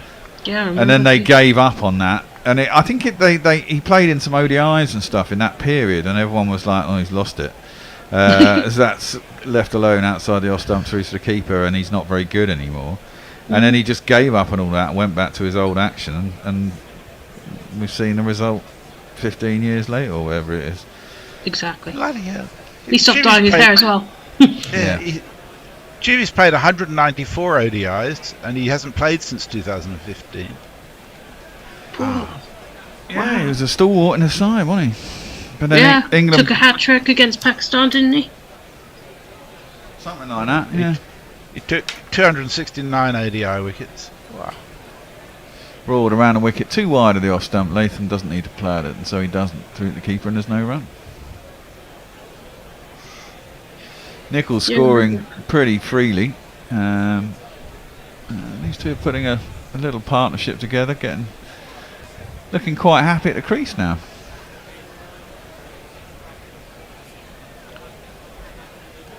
Yeah, he's a freak, Jimmy. He really is. The more I look at it, the more I think this man's just amazing. Yeah. He's just like one of those once in a generation types, isn't he? Yeah. That you'll just Once never in a see ever. century, I reckon. Broad, trying to angle it down the leg side, and Latham getting a bit tangled trying to turn it in there. They're like Harry Brook, really. He'll just never see the like again. Well, yeah. Well, Harry Brook though, he's played what 9? He's in 9 test innings, so he's played what 7 or 8 tests, and yeah. Let's talk about Harry Brook in his 21st year of Test cricket. Yeah. Okay. That's the extraordinary thing. I mean, there've been great fast bowlers like Dennis Lilly and things, but nobody's had that extended career that Anderson has had in my lifetime. So. No. Well, no. Exactly. I mean, I was mentioning Tom Brady earlier. You know, there are people who, you know, as long as they can play, you kind of let them play, don't they? I mean, he retired from American football at the age of 45, and you know the amount of hits that boy must have had in his years playing professional American football. Jesus, doesn't bear thinking about. I'm kind of cringing just thinking about it. Exactly. Again, angled bat by Latham, gets it out past gully. It'll just be the 1 run this time. Bringing Nichols back on strike. 1 ball left in the over. Broad's 5th. He's gone for 17. Using the 38 for 3. What are you chuckling? Grubby. I'll tell you in a minute. You'll have to wait 1 ball. Yeah. Honestly. As we get a panoramic view of the ground. It looks pretty cool, doesn't it? Yeah, it doesn't look particularly warm. That's angled into the pads. Nicely clipped by Nichols, though. Out through mid-wicket. Towards the boundary. It's not going to get there. Jimmy chases it down. And did they stroll back for 3? I think they did stroll back for 3. And that ends the 12th over. Nichols will be on strike. Over to you, Grubby.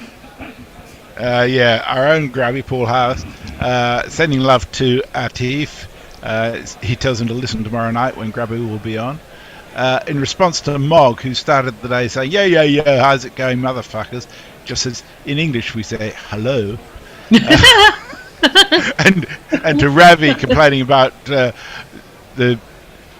fact that he can't vape because it hits the back of his throat too hard. Says, don't suck so hard. Well, yeah. The other thing is not to go sub-ohming like is what people like to do. I mean, that's you couldn't do that when I first started vaping, so I've never really. I tried it once, and it's just like it's too much effort. Yep.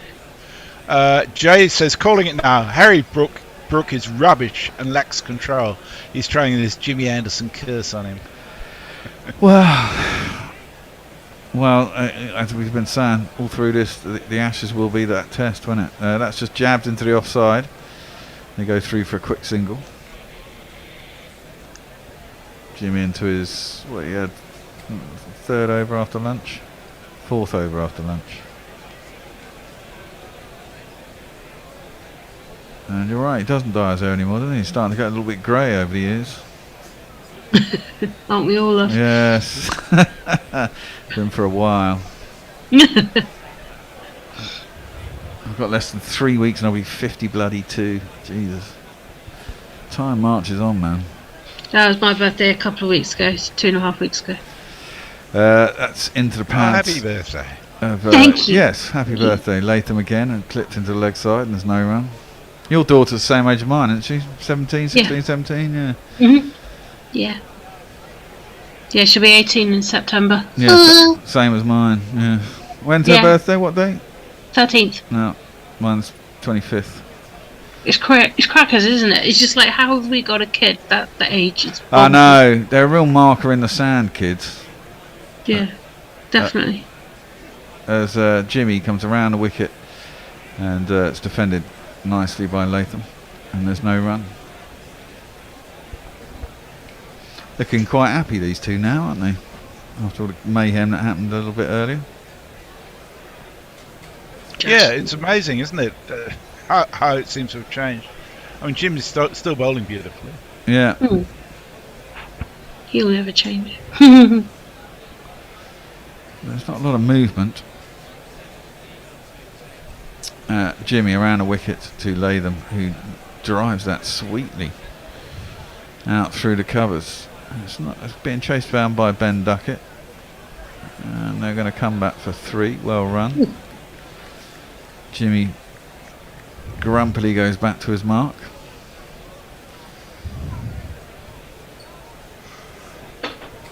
It doesn't look very warm out there. And it does seem to be getting a little bit dark. Did it have lights there? I saw some horrible sort of what looked like a dilapidated light tower yesterday, which didn't look like it was high enough and looked like it was sort of out of a 70s football ground. Oh my. Jimmy in again onto the hip of Nichols. He's bowling for that man who's around the corner.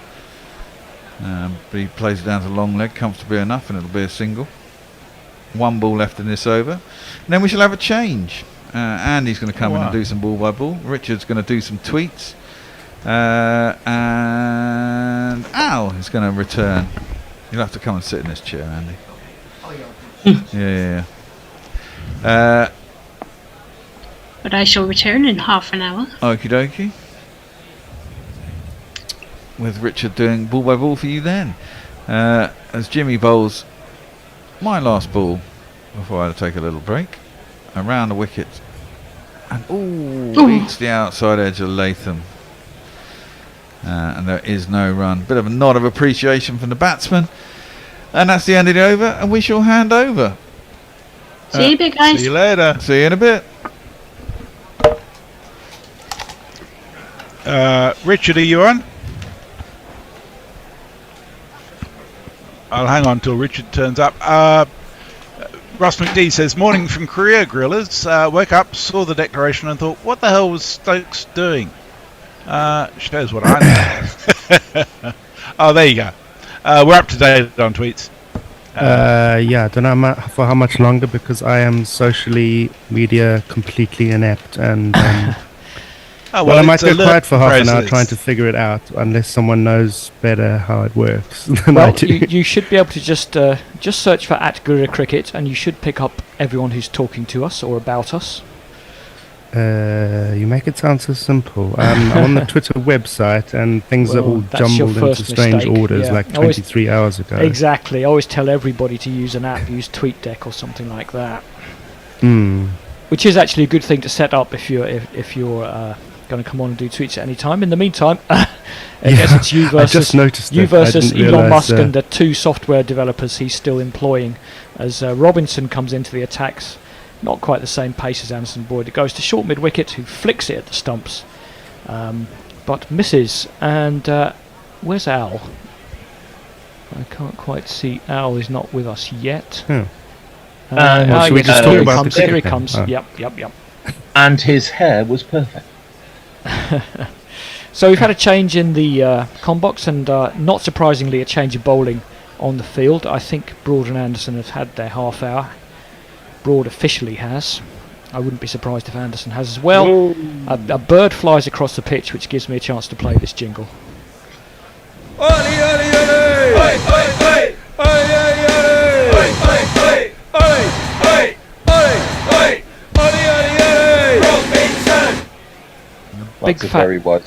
Big fat seagull ran across the pitch, which, if it's like anything like the ones around here, it'll have your sandwich before you blink your eye.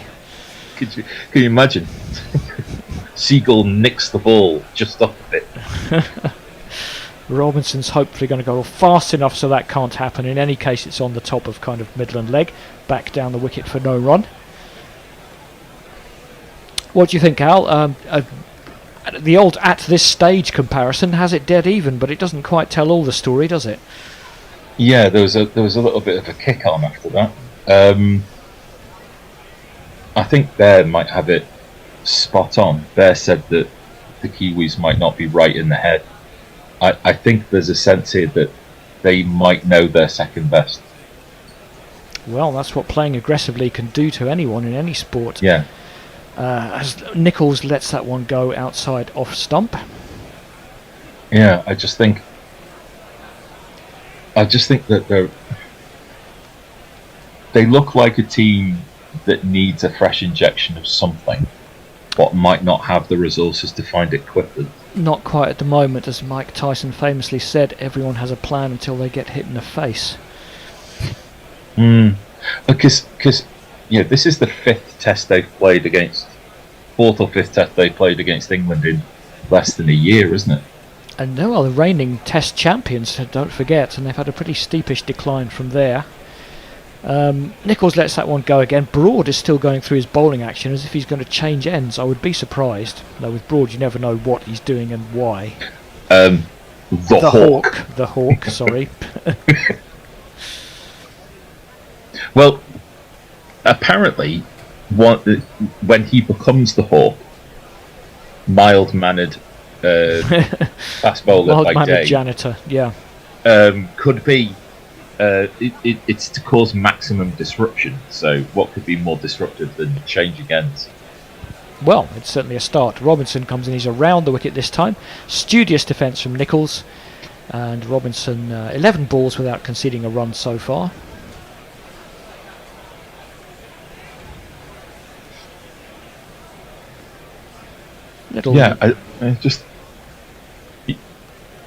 I don't know if you ever had this at school, Andy. The more you read the question, the more you realise that you don't have the answer. Reading the questions wasn't my strong point. That often tripped me up every now and then. I was looking at one of my old reports, and one of them did say should read the question, but Nicholls didn't answer the question on that ball. He flashed at it outside off stump. Missed it though. End of the over. 46 for 3. Richard, have you battered Twitter into submission? Not even close. I'm battling with passwords and haven't got anything exciting to tell you at the moment, unless you want to hear my extended rant on how important passwords have become to life and why that should not be so. Well, there is something to that. I mean, I was of the same view with passwords and two-step authentications until someone malicious actually did try to get into my accounts, and then I was very grateful for it. So, yeah, no, there is that side. Broad has indeed changed ends. Never doubt the Hawk. We won't give him a jingle, so he was born before anyway.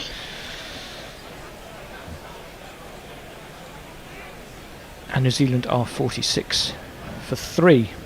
I would like to see him bowling in that blue cap and white headband. We need to find what the sound of a hawk is. Cause I know it's not. Caca. Unless it's Brian Blessed's dive, my Hawkman. I don't think it's far off. Broad is around the wicket to Latham. It's full and slow. A Yorker. And Latham jabs into the ground. Broad stops it and is gesticulating at someone for something. We'll never know what and who.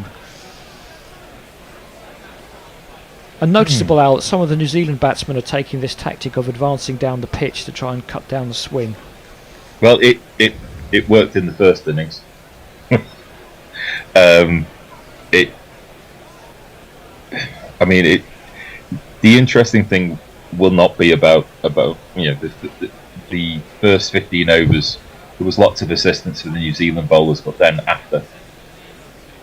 Full again from Broad. Latham clips it up. Mid-on is very short, and he picks it up. That's Anderson.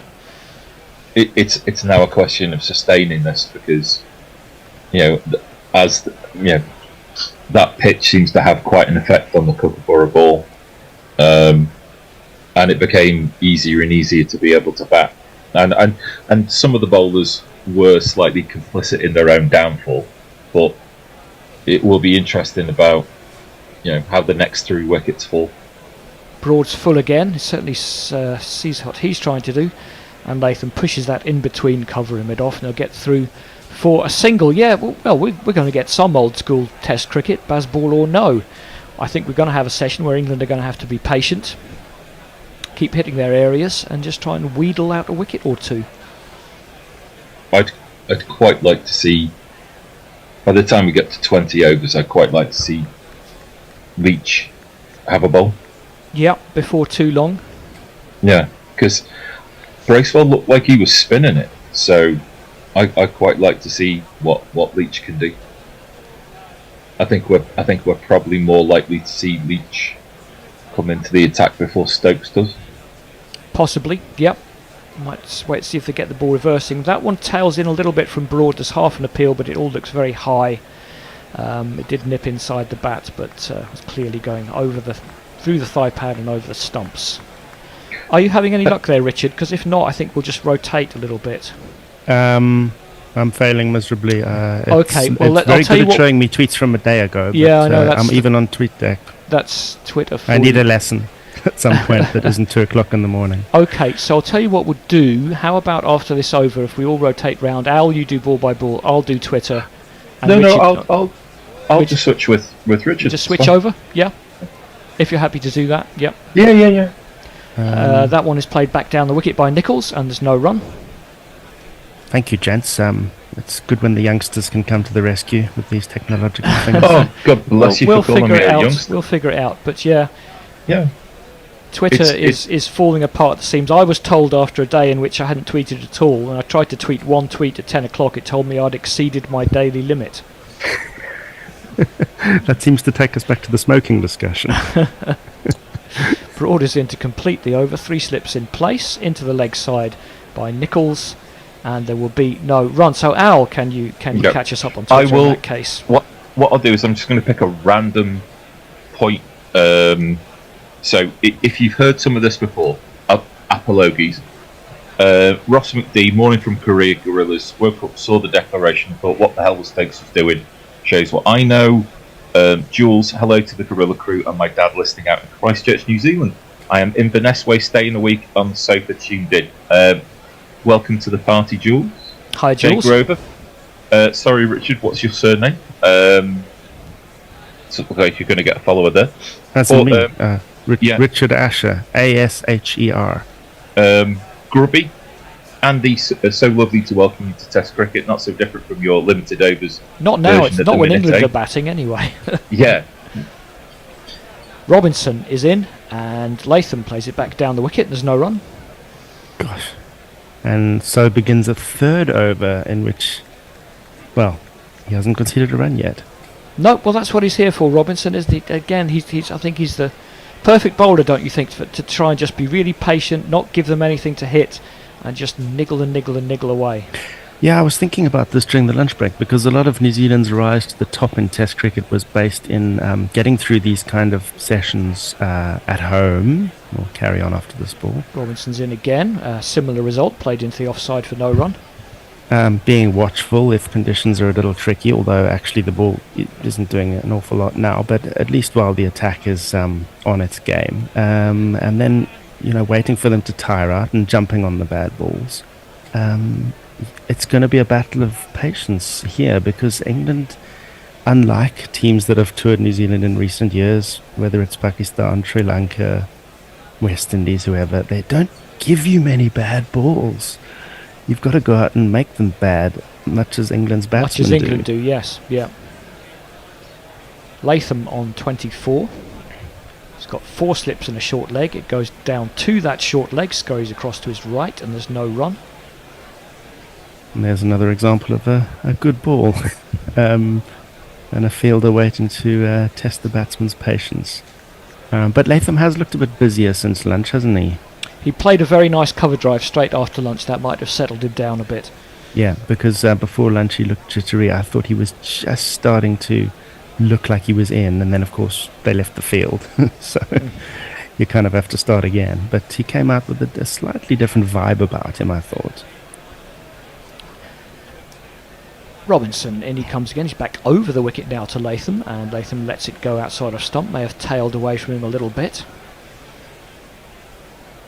Part of the Kiwi blueprint was the Neil Wagner consumption of overs.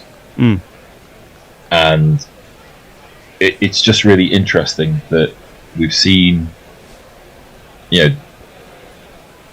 almost a self-destruction of Wagner over the course of these last 3 innings. And if he could just bowl it on Robinson's length, then some of that issue might go away. 5 slips now for Robinson and a gully. Latham lets it go outside off stump. Am I seeing things? There are 5 slips. When we get a shot at it's difficult to get them all in the same shot, I think, at the moment. I think it is. I mean, with Robinson now bowling over the wicket across the left-hander, they've dispensed with the short leg, and I think they've just stuck him straight in an extra slip. You might argue 4 slips and 2 gullies. Either way, I think there are 6 men in that cordon. It's trying to encourage, isn't it? It's like, well, if you play the shot, if it goes in front of the wicket, it's full. Should be. They've gone back. He's gone back around the wicket, and then the slip's gone back to short leg. So keeps probing away, but doesn't seem to bother Robinson coming round and over. He still keeps a good line. It's the end of the over, 47 for 3. Jay Grover, don't knock the Twitter website. It has hashtag Putin Gorilla Sex Tape trending. Al's hair is always fabulous. God bless you, Jay. Hair by Crazy Meg of Bedlam Hair. Let me see. A couple from Grubby. The best thing to do when someone's struggling on tweets is not to send too many tweets. Send not too many tweets, everyone. Keep the tweets to a minimum. Seriously, not too many tweets. Grubby must have sent those 4 in about the space of 30 seconds.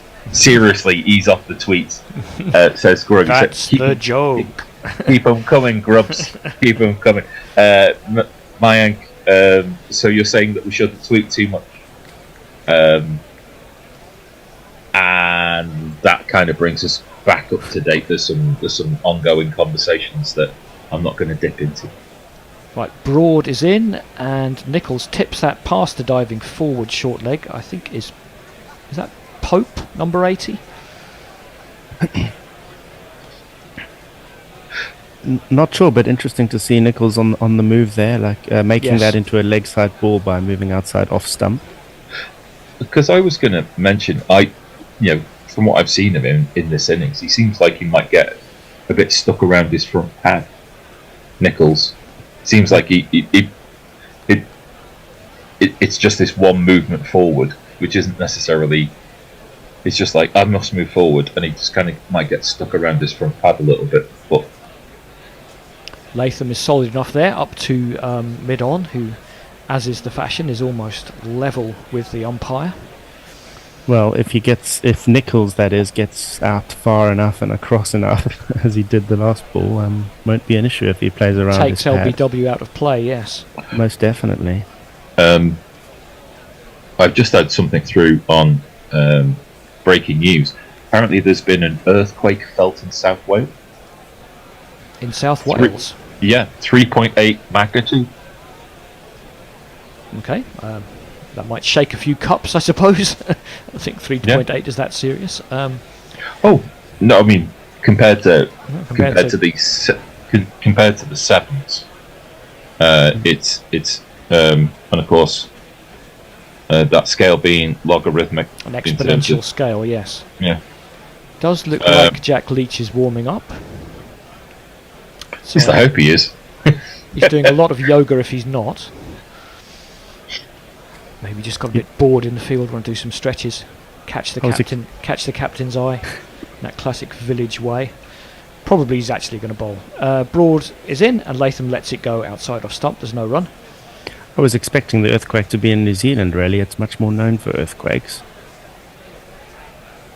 Well, these are strange days. Strange days indeed. These are volcanic activity. Well, you know what I mean.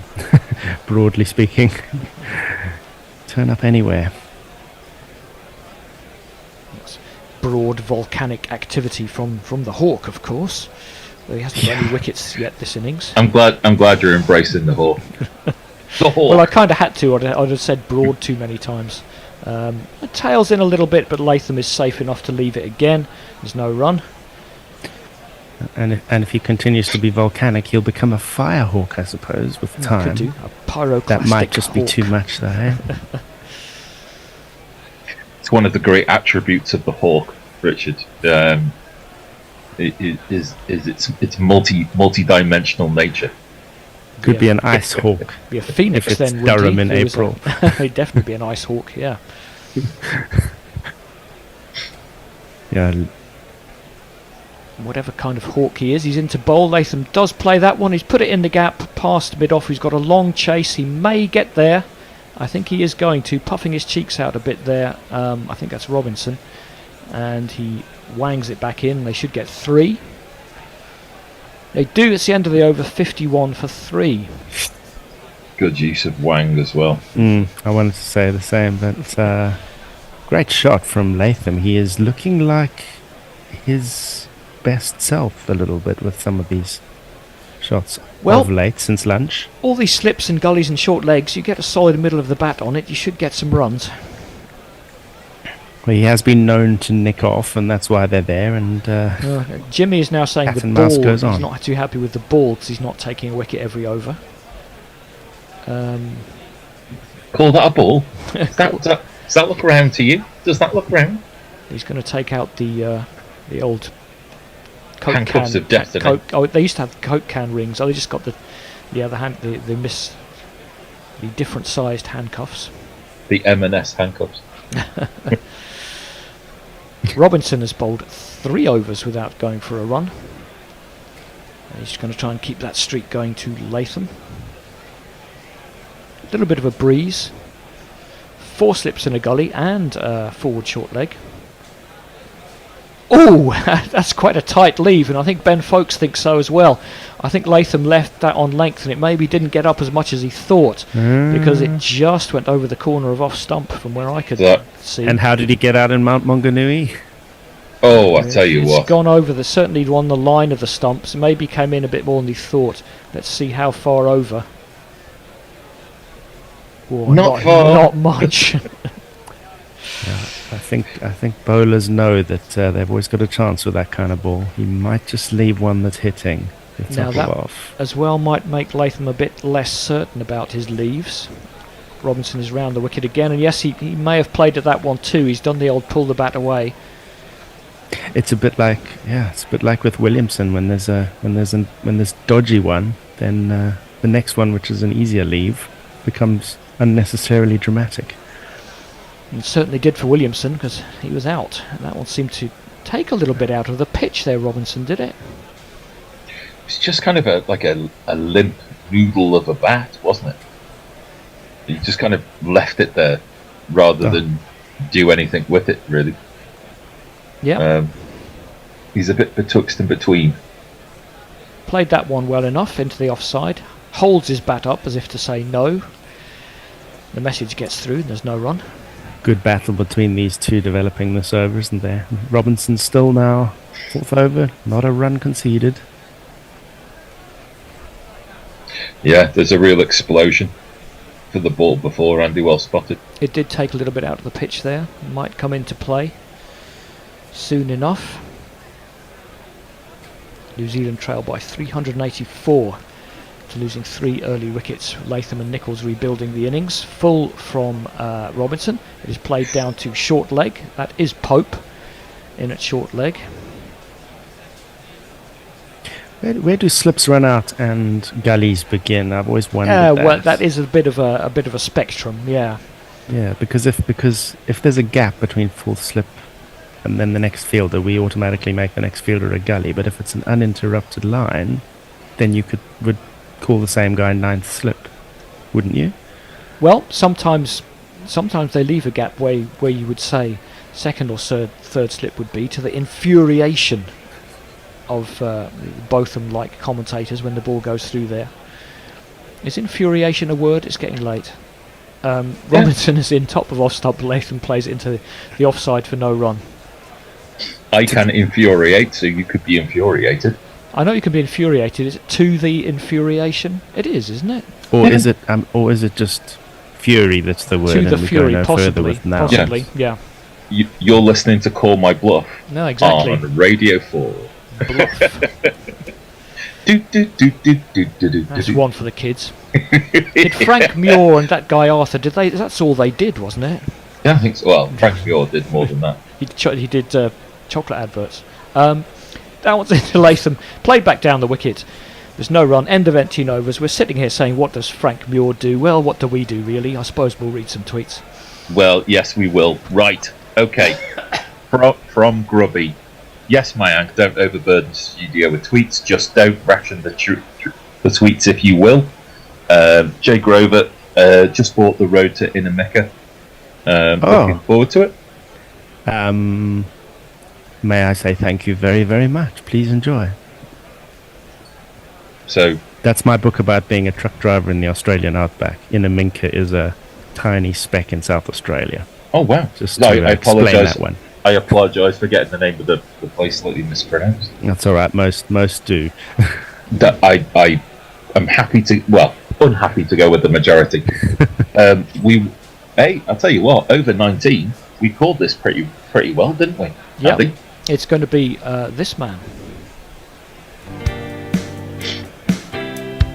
Coming up, here's a face that I know. It's Jack Leach. Now coming up is Jack Leach. On Jack Leach. Perhaps quite appropriate to have a Chris Rea jingle, because he's a bit middle of the road, really, isn't he, Leach? I'm going to infuriate any of the Somerset Massive listening, but I think his test record is average. Well, I think this is a nice little blend here, because Robinson's not giving anything away. Yep.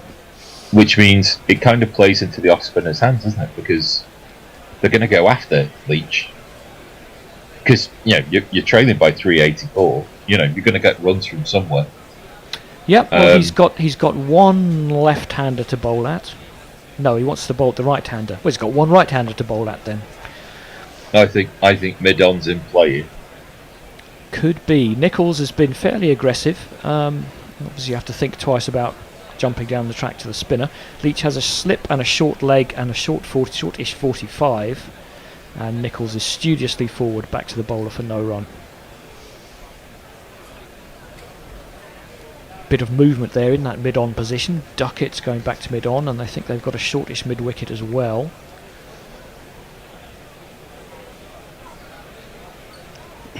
Leach is in again. Shorter, swept, and he may have got a glove on that, but it just didn't go anywhere, and it didn't go as far as Poe put backward short leg, but he may have thought he was in the game for half a second. It went up, but it didn't go out, did it? May have just hit it off his shoulder and missed the bat, actually. It's always funny to see the close fielders like scrambling on hands and knees to try and field the ball. Yeah, but not as funny as Ben Folks trying to prevent himself from getting stumped. Yeah. My legs are long enough. He needed gadget extender legs to get back in there. Yeah. An inglorious moment. Nichols has got hold of that one on the sweep. There's a man out to deep backward square. It's Duckett, who I thought was a mid-on a second ago. It's just the one run. It was powerfully swept, wasn't it? Important innings for Nichols here. If Williamson has a pencil question mark next to his name, Nichols has a much more firmly engraved one, let's say. Do they have anyone to come in? They're going to bring Finn Allen in if they want to go Bazball. I wouldn't claim to know enough about. No, me neither, really. Stocks. A bit of turn from Leach, but it was a bit short, so it was easily played off the back foot to backward square leg. There's no run. Maybe it's the same set of questions South Africa are always asking themselves. Do we actually have anyone better? Well, is you know, really it's an equal part of the equation. Yeah. Down the track this time, Latham, he hits it high, it's well over mid-on, it may well be 6. I think I saw the pavilion vibrate a little bit there, because he's, picked that might have been the wind. Maybe it was, I was just imagining that was the ball, but it certainly was one of these.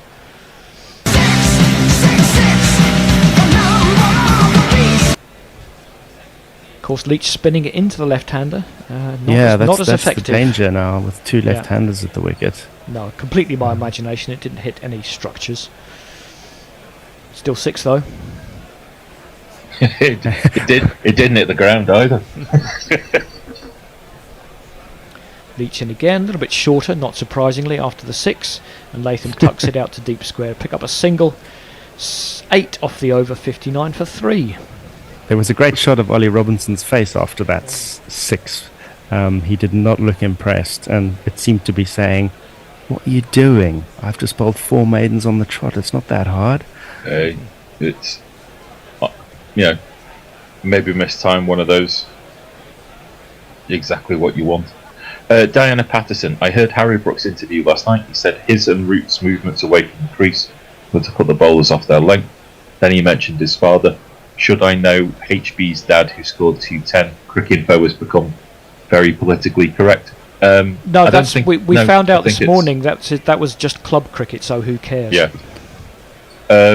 Jay Grover, infuriation is a word only employed when modern cricket teams refuse to employ a third man. I'll take it. Right, Robinson is going to continue. Still no runs conceded off 4 overs. He's going to bowl to Latham, who just opened his shoulders to Leach in that last over. Still 4 slips and a short leg. He's played that one out into the covers. There's no run. Well, he doesn't fake throw because you can get penalised for that, but he just had he shaped towards the non-striker's end for a second just to keep him honest. Oh, I think we should be having a change at the end of this over. I think we will. We're going to be going triple remote. I will stay here on the wheels of steel, but it's going to be Richard, Messi, and Hattie at the end of this over. It's all going to be all right. Robinson is in, and that one's tipped out past the short leg down to long leg. Leach picks and it up. that's ruined his perfect scorecard. Ruined his record. Yep, never mind. 60 for 3.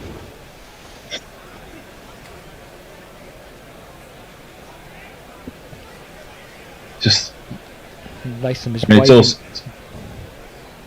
it's just all starting to go wrong for the boy Robinson. It's all falling apart, yeah. Wonder why he's 57. Well, you do wonder why they pick any of these numbers. They don't seem to choose many of the obvious ones.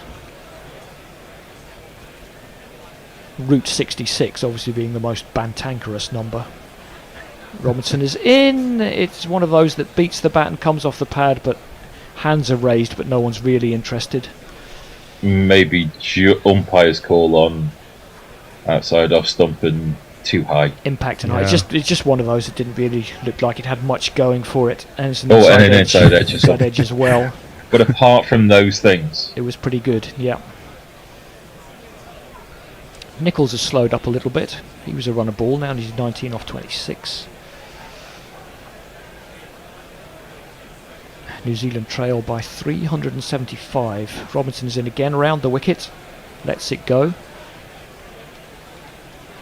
We've got 2 left-handers, haven't we? Yeah. Yeah. Makes rather less sense for Leach coming on to bowl then. While I've got you for a moment, Andy. Mm-hmm. You've done your fair share of captaincy. my unfair share, I might argue. Where do you stand on follow-ons? Well, I never had to enforce a follow-on in my club cricket days. I know the fashion now is not to rest the bowlers, and maybe the stats back that up, that you actually win more games by not enforcing it. Nichols plays that one back down the wicket, but yeah, it's not something that bothers me too much. It's a nice decision to have to make, certainly. Yeah. I think you'd obviously tend to enforce it a bit more if there was rain around or you were shorter of time. But the modern way seems to be just go out and thrash 235 overs and then set them 500 anyway, then bowl them out. Robertson is in to complete the over. He's back over the wicket and covered up by Nichols. Robinson hurls the ball, picks the leg stump out of the ground, so annoyed at conceding that run. It's the end of the over. It's 60 for 3. What was the point of that? That was the height of unnecessariness. I've just also used the non-English word. Also making up words. Right, I'll try and get you all up on Zoom. There's a lot of creativity going on in terms of language at the moment. It's wonderful what can happen in the middle of the night. It's what Miriam does to you. Jez, Steve Kellett's your next tweet. Yeah, Steve says morning all, tech note, simple radio just cut out. Hopped over to the website and it's broken, error 405. I just checked it, it's okay at the moment. Tune-in was a bit funny when I first went there, but it's working okay now. So I think there may have been a glitch in the matrix.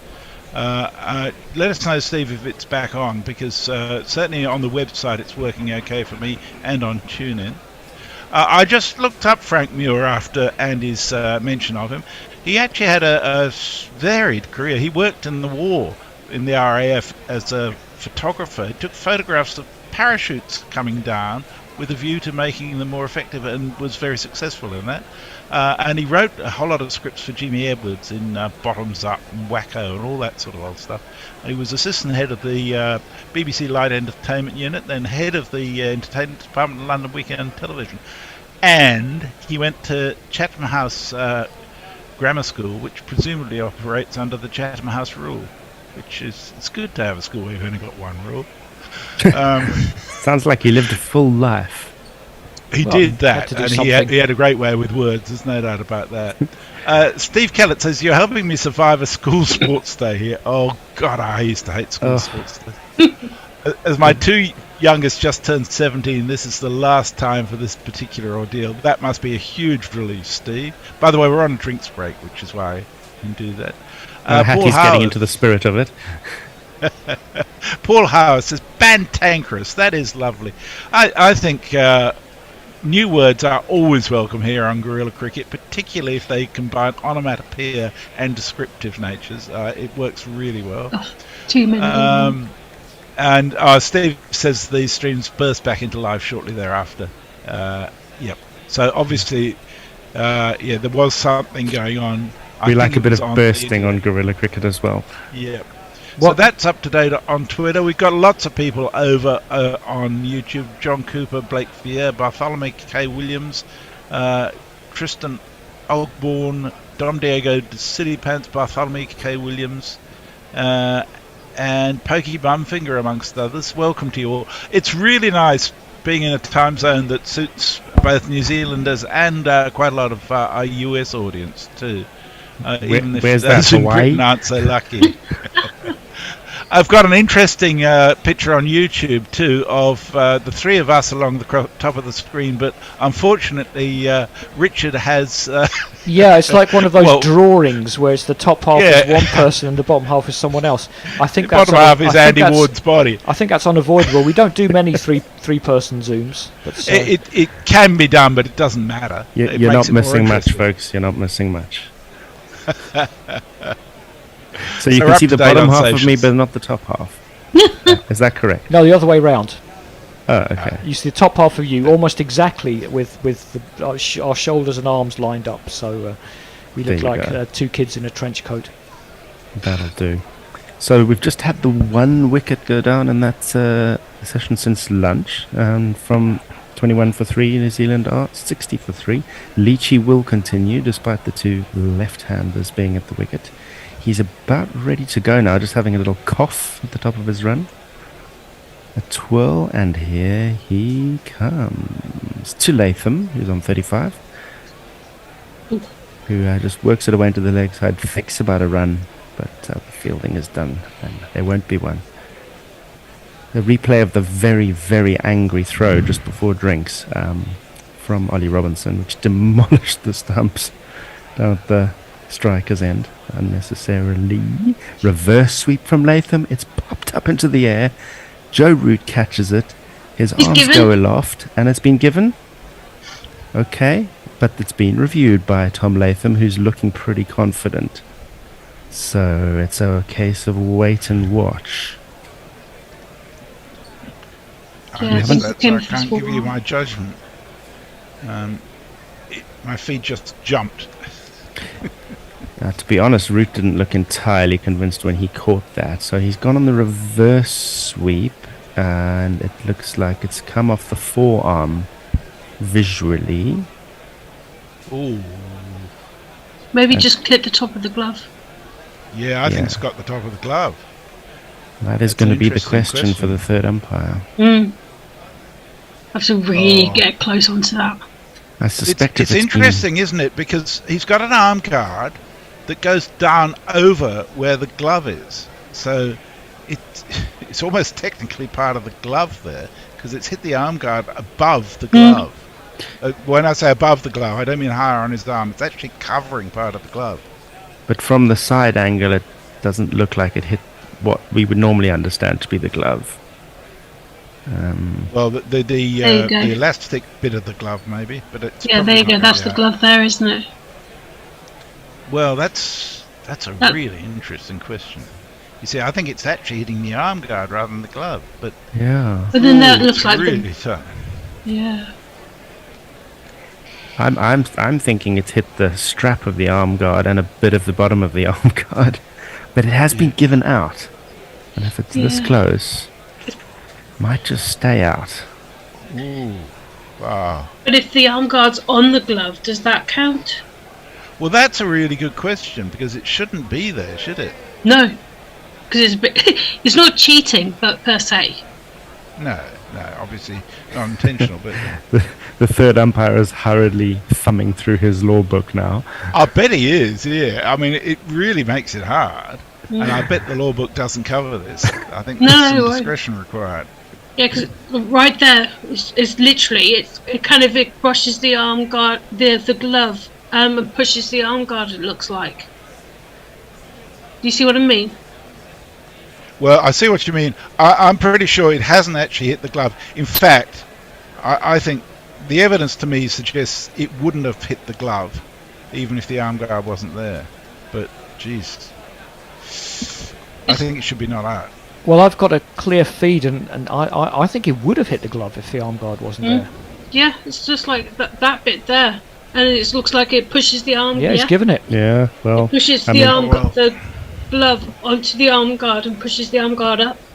Yeah. If this conversation has taught us anything, it's that it's a doubtful case, and you're going to stay with the on-field decision in that situation. Or it's just a really, really stupid shot to play. A reverse And- sweep is always stupid when you get out to it. Oh yeah, but yeah, it was way wide of the off stump. the window, go OUT the window, go OUT the window, 'cause OUT spells out. Well, it's that thing again, isn't it? He was doing fine without playing those kind of shots. Yeah. He played himself in. 35 is a bad score to get out on. Unless you're playing baseball and everyone in the team is going to get 35 and then get out. But not the case with New Zealand. Baseball, you get 35 off 25, not 35 off 76. Yeah, unless you're That Joe too. Root, exactly. And playing that stabilising innings when everyone can score freely around you. Now it gets really interesting for England. Do we have a jingle? We should do, yep. It's going to be this man. Son of an old black funny on peep show wrote that book. Oh, Daryl, not David Mitchell.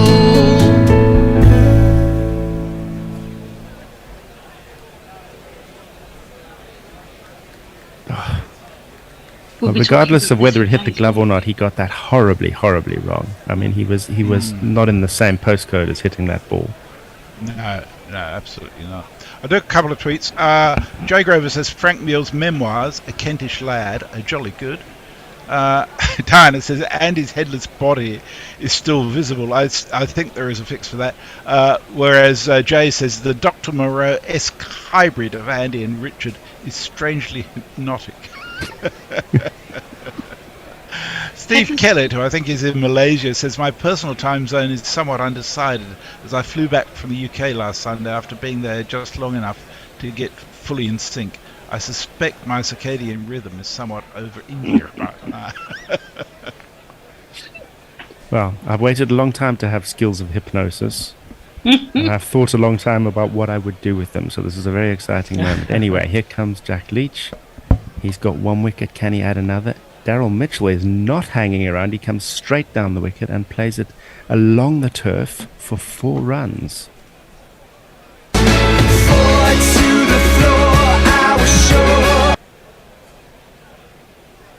It couldn't have been any straighter without hitting the wickets at the bowler's end, I think. Sure. He's had a cracking start to his career, hasn't he? Actually, from when he watching him play in England, and then he's just a very, very impressive player. He's not quintessentially elegant, but there's something very pleasing about him, which is annoying. As Leach finds some turn there outside Mitchell's off stump, but there's no run. I can't describe it. I don't like him as a player, but he's just really good. And he's averaging 58.5, so it's not doing too bad. No, exactly. In 16 innings, he's doing pretty darn well. This one goes straight on from Jack Leach, and it's just patted back down the wicket from Daryl Mitchell. 16 matches, in fact. Yeah. Which for New Zealand is a lot. Mitchell turns this straightish one away into the leg side, and that's the over done. A successful one for Jack Leach. New Zealand 64 for 4. We're up to date on tweets, apart from Neil Anthony Cox, who's just tweeted at Gorilla Cricket. So I guess you're just saying hello, Neil. Good to have you on board. And over on YouTube, Don Diego, the City Pants, says arm guard before glove, mental. And Bartholomew K. Williams says, are you getting sleepy? Yawn. I think we may have a few sleepy listeners. Just a reminder that if you want a roundup at the end of the day, you do fall asleep at some stage. We are doing a daily roundup on the Gorilla Cricket YouTube channel. You can pick it up every day at the end of the Test match. And Al will be on with me tonight. Olivier Robinson into Nichols, who just prods it away into the onside for a single. Only the second that Robinson has conceded. I mean, the floodgates have really opened now. You think the floodgates are open? Jay says Richard's desire to control the world via hypnosis is giving me the fear. I suggest you burn him as a witch. Look, let's just be reasonable. I would only use my powers of hypnosis to convince some of my customers to give me a lot more money a lot sooner after invoicing. Right. I'd be happy with that. That's very modest. No, but I don't want to be burnt as a witch. I mean, you've got to weigh these things out. Here's Ollie Robinson more to Daryl Mitchell, who stays on his crease and defends. And then makes a funny hand gesture, a little bit like Marnus Labuskachnimaat. I hope he's not going to take that habit too much further. We've got enough batsmen doing that sort of thing. Oh dear. Ravi now points out that burning you as a witch is sexist. We have to burn you as a warlock. I thought he was going to say walrus. Robinson again. That one is just blocked away. It's outside off stump and treated with respect. And Mitchell marks his guard, scratches out his guard again, takes his guard again. He seems most unsure about it. But he's happy enough to go for a little walk now as he waits for the next delivery.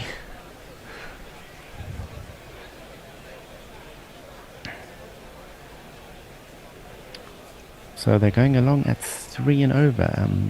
You'd say that was healthy enough in a non-Bazball world. It's Robinson again. This one comes off, was at the back pad. Miles outside the line anyway, and didn't get caught by anyone.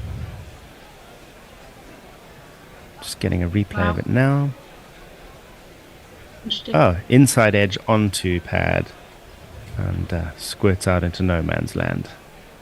Alan's just said, on TV they confirmed the sound of the glove on Snicko was 1 frame before the sound of the arm guard, literally done by 1/24th of a second.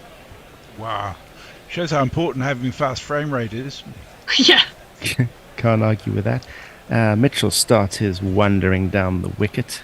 Trickery as Robinson sends that one down outside the off stump. But Mitchell lets it go, having walked down towards the bowler.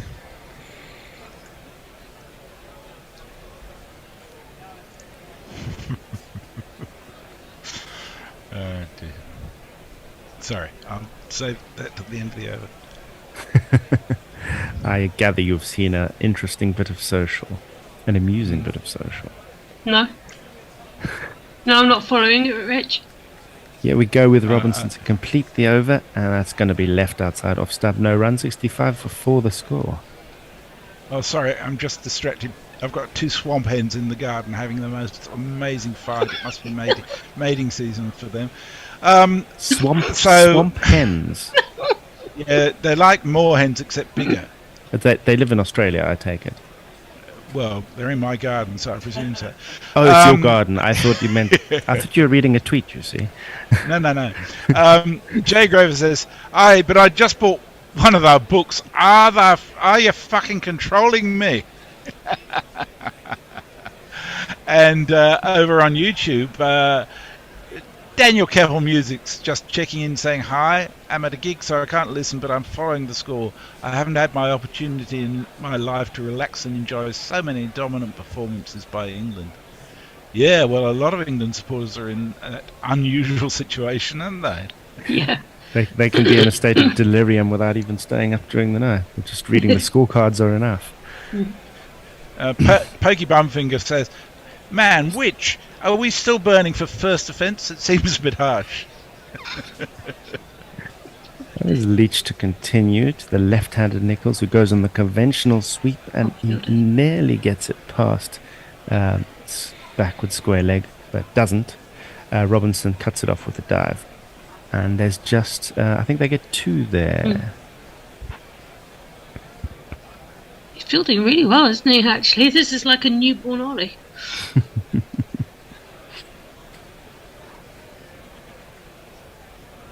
Come on, the Kiwis, make a game of it. 67 for 4. Yeah. Leach is having a look about, checking his field, on his way in now to the bowling crease.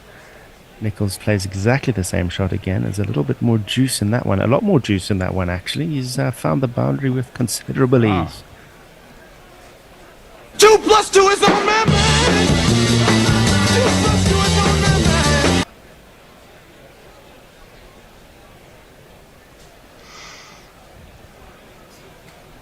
Where are you from, Rich?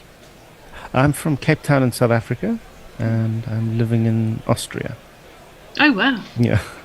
Yeah, I picked up the South African accent, but I didn't know whereabouts you were living, or if you were over there or where. But you're living in Austria, wow, got it. Yeah, I spent a lot of time in the UK as well, so my accent's flattened off a bit. Here's Leachy, and this one is just tickled away on the leg side for no run by Nichols. You're a fan of the mountains, though? A fan of the mountains, me? Well, I can't ski. I like looking at them. I like looking at This one's defended off the back foot by Nichols. I like cycling down mountains, provided my brakes have been checked by a professional beforehand. Yeah. But the funniest thing is I actually live at Austria's lowest point, where it is completely flat. As Leach is now a victim of another sweep shot, another powerful sweep shot, and he's going to have another 4 runs against his name as the flailing effort of... Who was that out in the deep? Crawley, I think. It was Crawley before, I think. Well, he's made a mess of his whites and hasn't cut off the 4. Serves him right.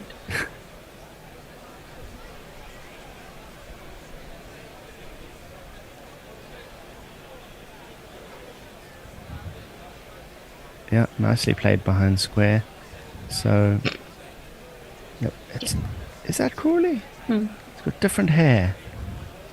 You think? It used to be a bit redder. That one's a dot ball to complete the over. I think that was Brook. Oh, okay. But no. Maybe. So Neil Anthony Cox comes back with what he meant to say in his tweet originally was that in the USA one can buy an Olive 57 plywood cat tree for $259 for fuck's sake. Well, he didn't say for fuck's sake. But, yeah. Why? Yeah, why is a really good question.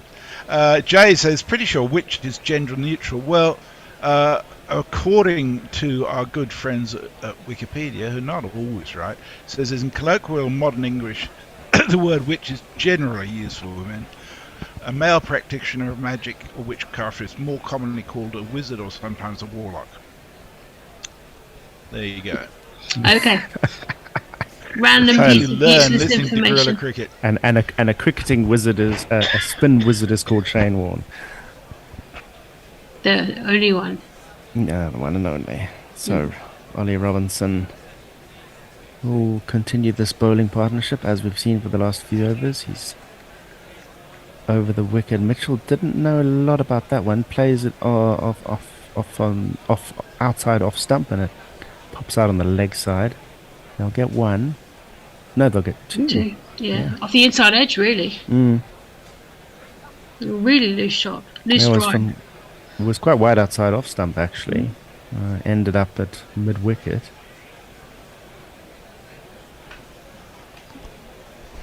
Where exactly are you in Australia, Messi? I'm in Perth. Well, I'm in the hills just on the edge of Perth. So the very low long way ring from of everywhere, basically. arid hills around Perth. Here's Robinson once more. This one also advances towards this one, which is quite far outside off stump. Just drops the bat on it, very, very late on top of the ball, and there's going to be no run. That's Mitchell looking busy as well.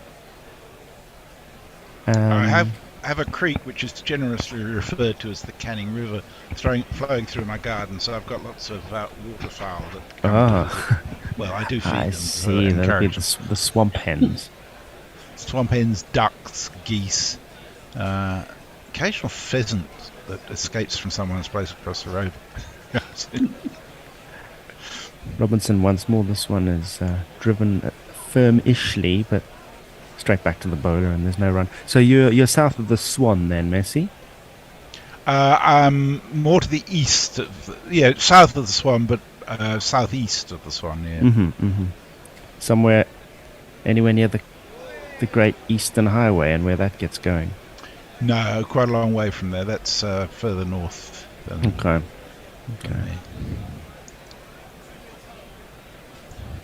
Robinson You've once driven that more. as a trucker, have you? That one's defended for a dot. Occasionally, yes. Mostly was heading up north towards the old mines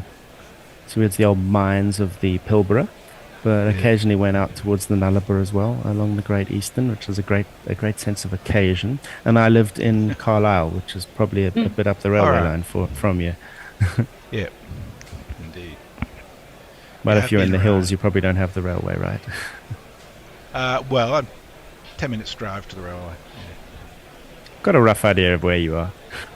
Lovely part of the world anyway. Here's Robinson once more to Daryl Mitchell. And he is, I would say, beaten quite wide outside off stump. Mitchell wanted to have a go at that and didn't work out.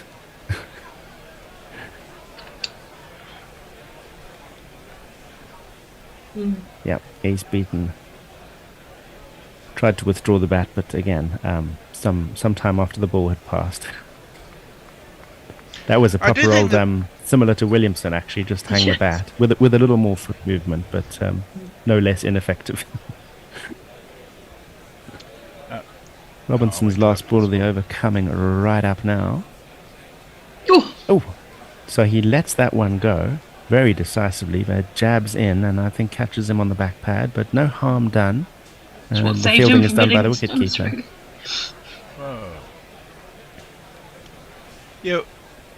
What I was going to say was I do think one of the things that's sort of got a little lost in all the hysteria about baseball, and I understand how significant that is how good England's pace bowling attack has become over the last 18 months or so. I mean, particularly given that both Wood and Archer are on the sidelines at the moment, but I think it's quite extraordinary when you consider the depth of England's fast bowling attack. I wish the same could be said in relation to spin bowling. Yeah. Jay Grover says Richard wishes to resurrect the Austro-Hungarian Empire and force the world to play golf and drive crap cars. I'm often accused of that. Get that a lot. Yeah, and I have a sense of deja vu with this one. I'm sure we had the same tweet in the last test. Wasn't the birth of Hitler Austria's lowest point? I think we might have, yes. Here's Leach to continue. The left-handed Nichols who turns it away towards square leg. There's no run. If anyone would like to come out to ride to the Badlands east of Vienna, I will happily show them the lowest point. It doesn't have a moustache. Tempted. The Badlands east of Vienna is a phrase I've there's- never heard before. Is this going to be another Oh, no. unsuccessful reverse sweep from a New Zealander? I think it No. is. No? Yeah, England are celebrating a catch at short leg. But I thought you said unsuccessful, so that's why I said no. No. I didn't realise he'd hit that. Oh, Jesus. Oh, Henry. Another You're done. reverse sweep. Jesus. Henry. Has that caught anything? Or Another has one he bites the dust. Has he reviewed it? I think that is going to be out, Fred. Another one bites the dust. That's why he's so annoyed. Henry. Yeah, so it's another unsuccessful reverse sweep, right? Because Yeah. Latham and Nichols both reverse swept unsuccessfully. Just Sorry, I thought thinking you it said through. successful. I'm sorry, Rich. No, all good. I'll have to think it through myself. But yeah, that shot is not working any better than all the sweeps did for Australia the other day. Dear, that was very interesting. Up next is Tommy Blundell. Tommy Blundell. Up next is Tommy Blundell. Tommy Blundell. And as ever, this is the partnership that will need breaking, and if they can break it, England That's are a looking brilliant at. catch there, to be fair. Yeah, I think we lost that in all the kerfuffle first time around. That was an incredible reaction. From Ollie Pope. That short leg. One-handed with the left hand. We're seeing replays at all kinds of odd speeds and odd angles. I'm not quite sure quite how quickly that came to him yet. But It I'm will gonna always say come great quickly, catch. won't it? At short leg, it doesn't come slowly. Well, I'm sure I've got the best view of that. I think he's edged it onto his shoulder or maybe even his helmet. So he's had to react to the ball sort of changing direction twice. Yeah. Good call. Good call. Great sense of occasion here as a slip and a silly point go down for the big fish, Blundell, who blocks this one. I was actually reading he averages over 100 against Jimmy Anderson. Was it Blundell? I mean, it's a useless statistic. He's only played 5 matches against Jimmy, but still, there aren't many on that list. Leach again. And Blundell is made to look a bit silly by some turn and bounce outside off stump there. But no harm done. That was quite significant turn, really. Even Folks nearly lost control of that. He only caught it in the fingertips after Blundell missed it.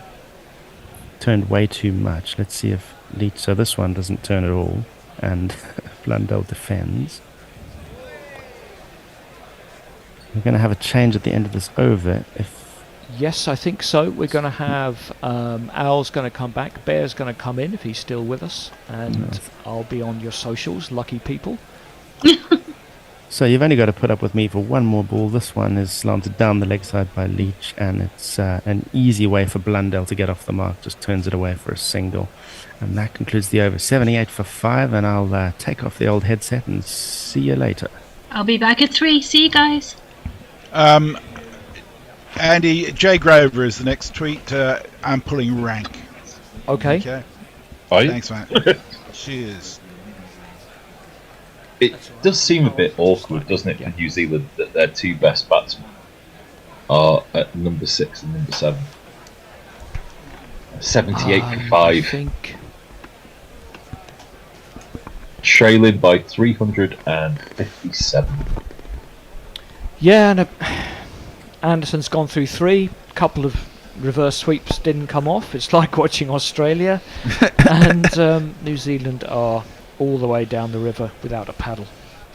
Yeah, I mean, they were just saying they were cheap wickets on the TV and all this kind of stuff. And it's like, well, they were cheap, but I mean, Robinson's gone for 4 runs in 7 overs. They've got to score runs somewhere.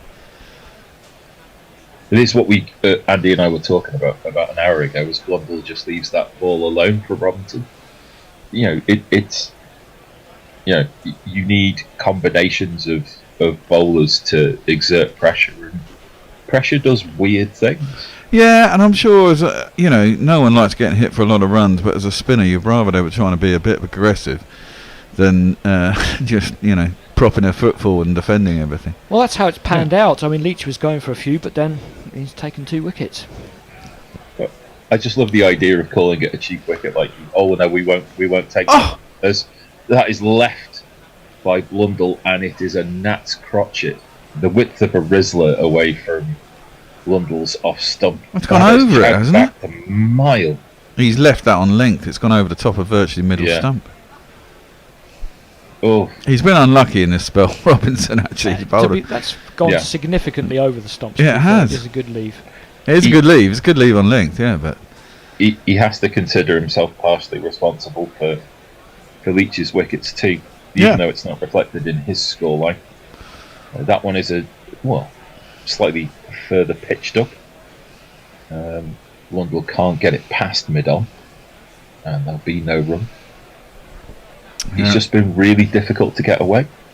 But this is the partnership, isn't it? This is the one that held us up all last summer. You kind of feel if you get through here, it's a mental blow. It's like a hammer blow to the Kiwis if we can get one of these reasonably cheap.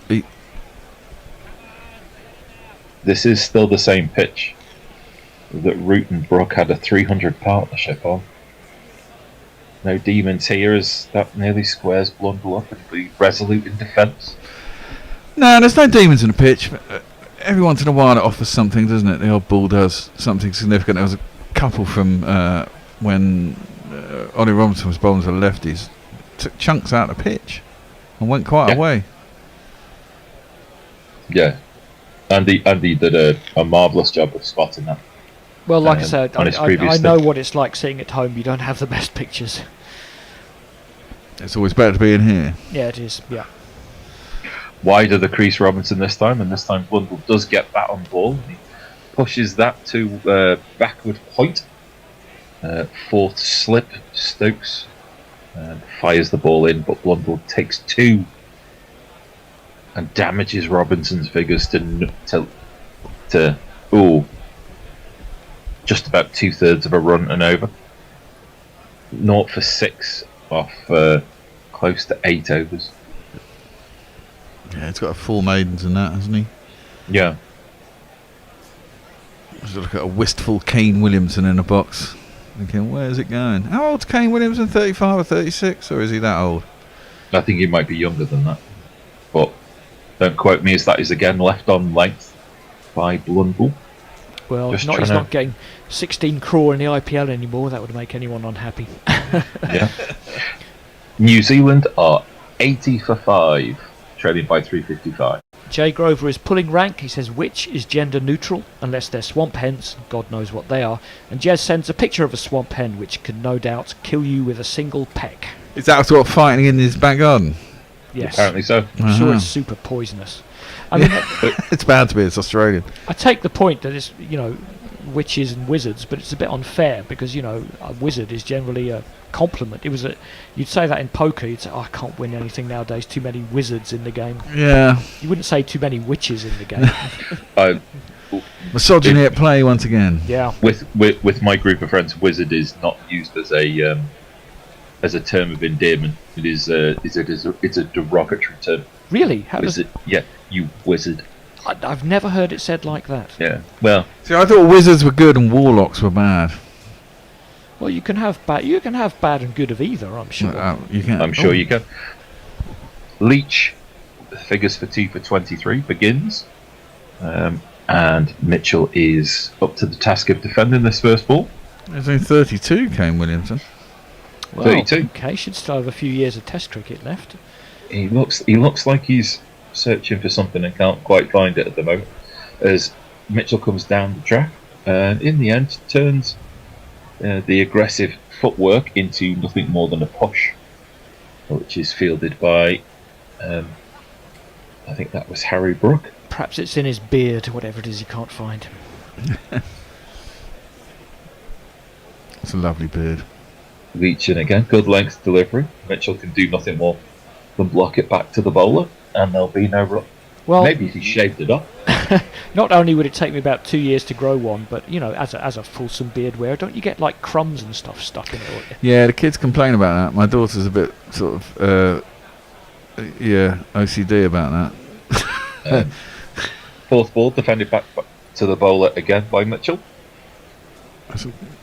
Kids hate their parents, or no, they don't hate them, but they're always embarrassed at by a them. certain age. Yeah.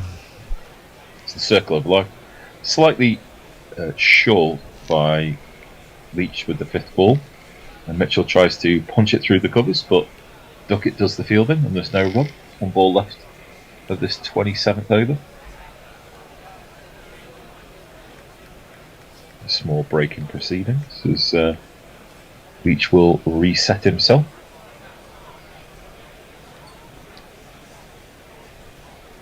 It's just outside the off stump. Mitchell lets it go through.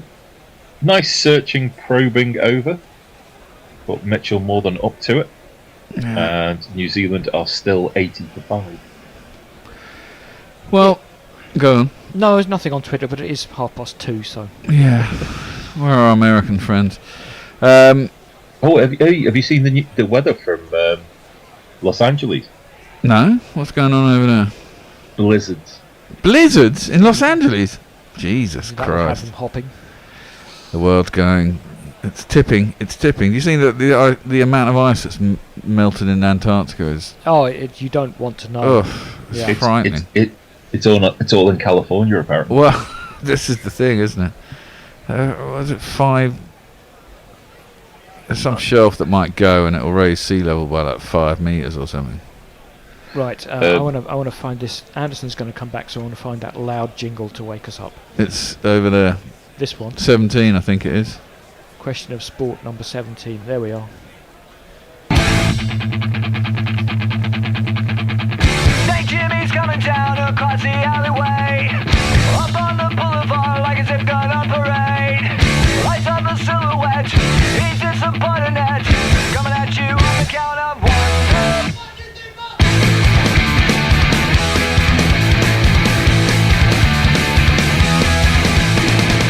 That is a great 1, 2, 3, 4 count. It's a good one, yeah.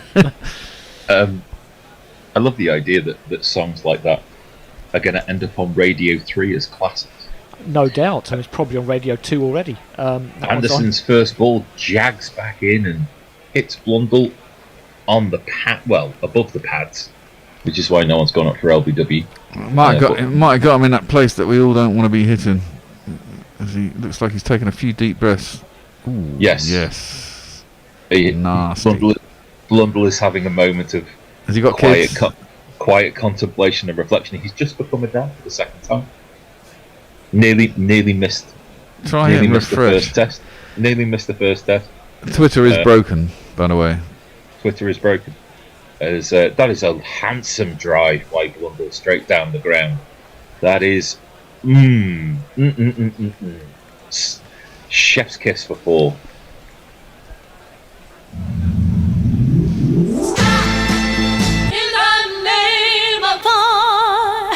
Oh, it's worth staying up into the middle of the night to see that there. It's a good shot. It's a lovely shot.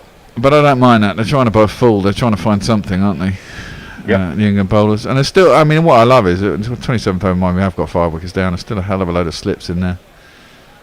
This is another thing about... A lot of time they've had 5, 6 close fielders. I know. Still only going at That's 3 Bazball. over. That's Yeah. Bazball. Well, it's not Bazball from New Zealand. No, it's not. But it's being, again, it's tacking when you're bowling. That is good ball just outside the off stump. Squares up Blundell, but he's resolute to the task. There, can I ask you a gambling question? Yes. So, 80 for 5, 84 for 5. You would turn around and maybe be persuaded by the under. But Mitchell and Blundell have got history against England. So, would you be looking at the over here? And I'm always an unders man. I think England are on a bit of a roll here, and I'd probably still take the under because there may be a bit of heart in that rather than head. Defended by Blundell, kind of inside half of the bat onto the pad, kills the ball, stone dead. Well, there's certainly a theory in football that you're generally slightly better off going under because people just prefer going over. Because when you go over, you want to see goals, and that's psychologically more fun than watching a game where you don't want to see goals. And so the line is always a little bit high. Okay. I'm not sure if that applies in cricket. I don't really think it does. I think they literally go on. In fact, they probably offer. In fact, I'll look in a minute, but they probably offer good spread on this because these two have got such good runs against England. Big stride, but a lead by Blundell straight through to the keeper. One ball left of Anderson's return over. Well, let me ask you this: is 5 and 6 the new 3 and 4 in Test cricket? Is 5 and 6 where people score the most runs now? Well, with these guys, it's 6 and 7. Yeah. I mean, there is a good, argument to that, isn't there? The way, particularly this Kookaburra ball acts and changes. Yeah, it's a lot easier.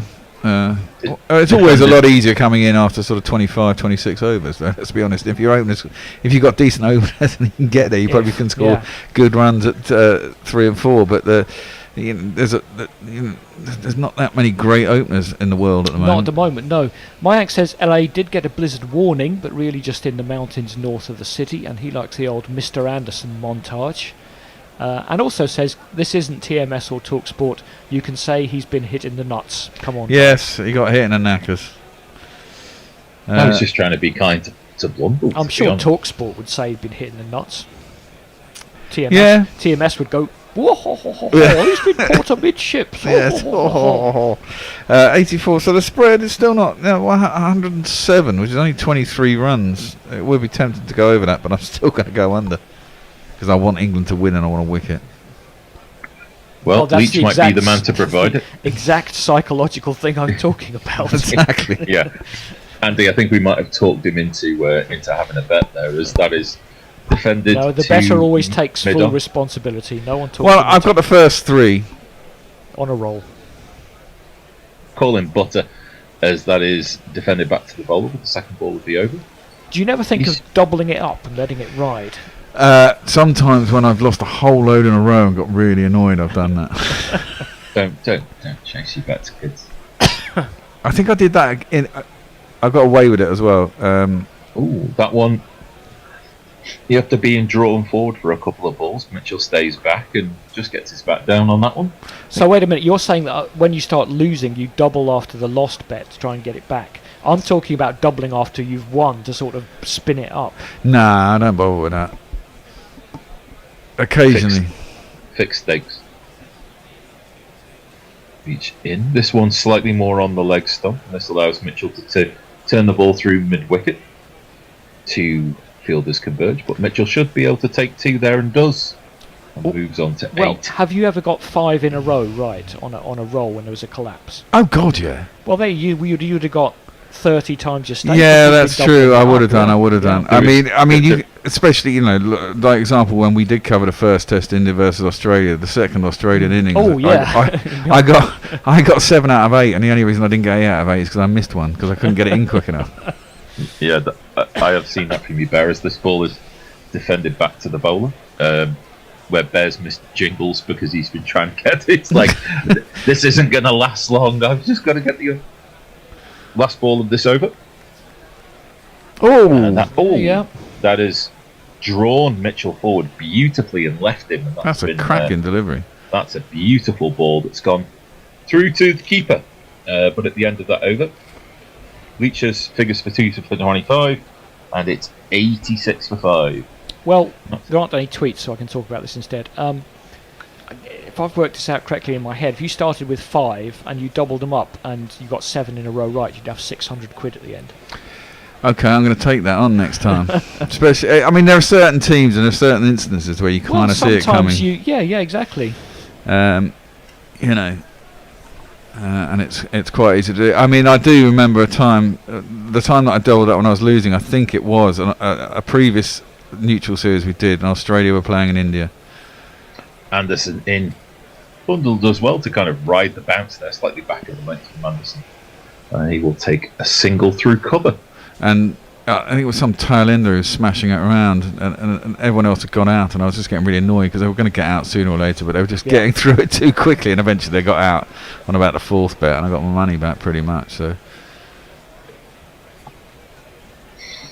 or what if I'm down to my last sort of bit in my betting account?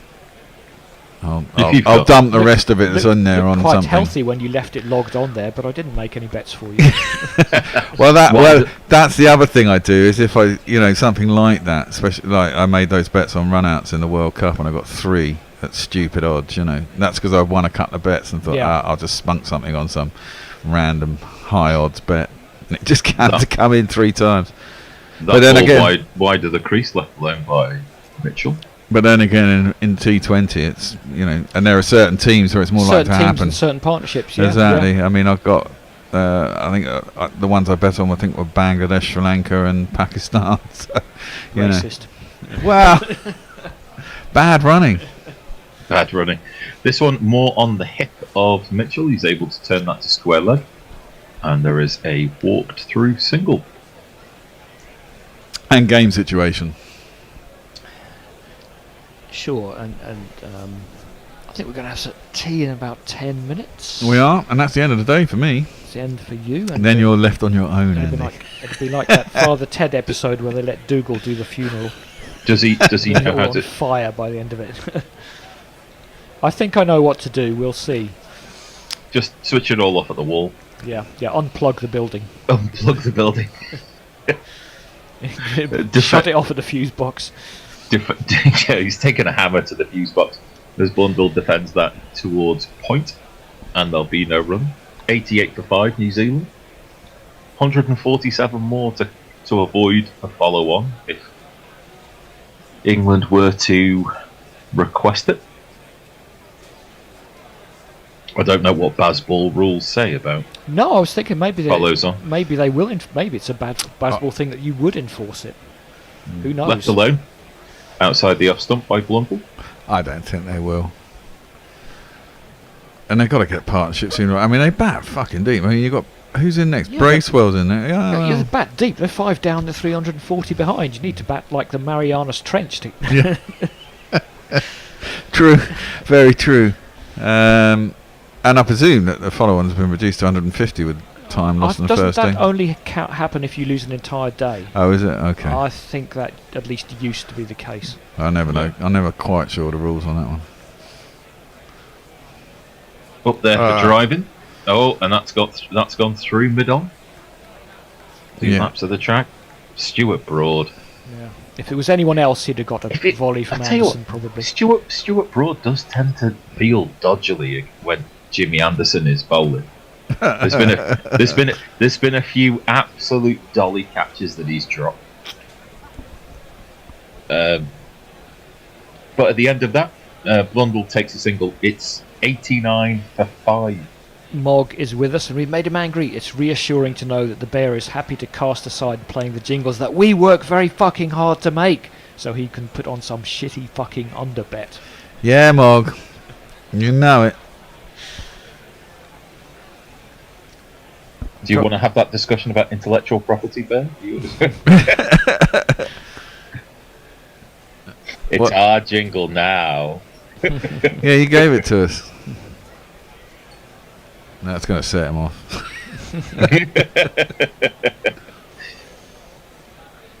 One day, Mog, we'll make some money. And we'll shove you some. This time next year, Rodney. Yeah, exactly. Well, we're millionaires. The story of guerrilla cricket. So there are 3 close fielders, all on the offside for Leach to bowl to Blundell. One day I'll dream of making enough money to pay a lawyer so I can have a fucking pop at YouTube somewhere in a court. Yeah, well, you'll then have to do a lot to outspend YouTube lawyers. Yeah, true. Yeah, don't get into a spending competition with those guys. Blundell goes back in his crease, but can't beat a short cover. It's a big thing in the area of film criticism on YouTube. They have to be super careful with their clips because a lot of these big corporations just take the videos down because they don't like their films being criticised. Yeah. Leach in again. There are a lot of shit films about it lately. Well, Defended back to the bowler, no run. Best film you've seen, Andy? Have you got any good In the films that you've last seen? year, probably Everything Everywhere All at Once, which I watched twice. Did you? I think I watched that. Gary didn't like that one either, no. I didn't mind it. I thought it was really good, made me cry. Oh. Blundell beats the short cover, but can't beat a marauding mid-off. Takes a single. He's on double figures. I thought it got very convoluted at the end. It does, but I watch a lot of time travel films, so Yeah, I don't mind them at all. I just thought it went on too long and got too convoluted, and then started becoming a bit nonsensical. Problem was the wife kept coming home from work, and I kept having to turn it off. So I watched it in about 5 sittings. Didn't help. Swing and a miss by Mitchell. Nothing really great about the delivery. Just played down the wrong line. Just a simple swing and miss. Mitchell ready to face this next delivery. Stays back in his crease again. Maybe he should be coming forward. And again he's missed that one. That's 2 straight plays and misses by Mitchell. Well, he got that in the middle of the bat. I think he got both of them in the middle of the bat. I do sympathise. I know what it's like at home, but I think he hit both of them straight at Ollie Pope. But in which I do apologise. I was about to say that Folks had dropped it, but that one has come off the bat. Backward square leg has done the fielding. No run coming off it, and New Zealand did 90 for 5, and I feel like I need a 9 test. Get 2 more before tea, maybe. Jay says, Bear, Lord knows I'm no prude, but I really do not want to hear about where you spunk. What? Well, you used to talk about spunking money off people. Oh, right, okay. Yeah. Anis Rao says, what's the deal with comms, people, and the word pressure? Yesterday's England-South Africa game had them going totally apeshit on the word. Great game, by the way. Moggs agrees. Just watch out for mysterious YouTube strikes for blatant copyright infringement. Jay says, one day Guerrilla Cricket will make money. Possibly refund me for the shower curtain. You're on the list. Well. Long way down it, but you're on it. Anderson resumes his next over. Blundell defends. Actually, if I had got done for that Dartford Tunnel toll, could I have charged it to Guerrilla Cricket? No. Expenses. Well, don't. I got fucking done in Sainsbury's car park. That was a Euro car park. Yeah, they're pretty tough, yeah. They're wankers, and they left the barrier up, so I forgot to... And the machine never works at that particular one. After this ball. Ooh. That is a drivable ball. Slightly mistimed. And so instead of going down the ground, it's fielded at cover by Stokes. I spent 30 quid on shopping. Went in there. Did 30 quid of shopping, forgot it, got in a car, drove out with my son, got to the barrier's up, so oh fuck, I forgot to get the card done. That doesn't matter, the barrier's up. Just drove out, didn't look at mail for 3 months, then at about 160 quid fine. That's the thing, as well, if they send it to the wrong address, you'll end up paying double and triple. They deliberately don't email people these things for that reason. Slightly back of a length, Blundell dabs it into the offside field for no run. Well, I don't think that's much of a conspiracy theory. Easiest thing in the world for them to email you PCNs and parking tickets. Well, they have to have your email address. You don't do it. You don't leave it when you park, do you? It's not. No, but if you just register your car, an email address with your car, then they could do that. Yeah, that's true. That's very true. I speak as someone who's had 7 different addresses in the last 5 years. And has had 1 or 2 late payments. Tucked away by Blundell towards mid-wicket. Single taken. Blundell's on 11, Mitchell on 9. 2 balls left of this 32nd over. As we see maybe this and maybe one more over that will take us to the tea break. Yeah, possibly. Yeah, I remember when I left a flat in late 90s, when I moved into my first new house. I got a parking ticket just before I left that house. I purposely left it, thinking, no, I'll get lost in the system. No. Defended back to the bowler. That's bailiffs come and knock on my door. Yeah, they send the gangsters onto you. cost me about 240 Not a very good quid. memorial clock on screen because it's showing totally the wrong time. Something to do with Edwards. Yeah, it should be whatever it is, 40. Yeah, that's the right one.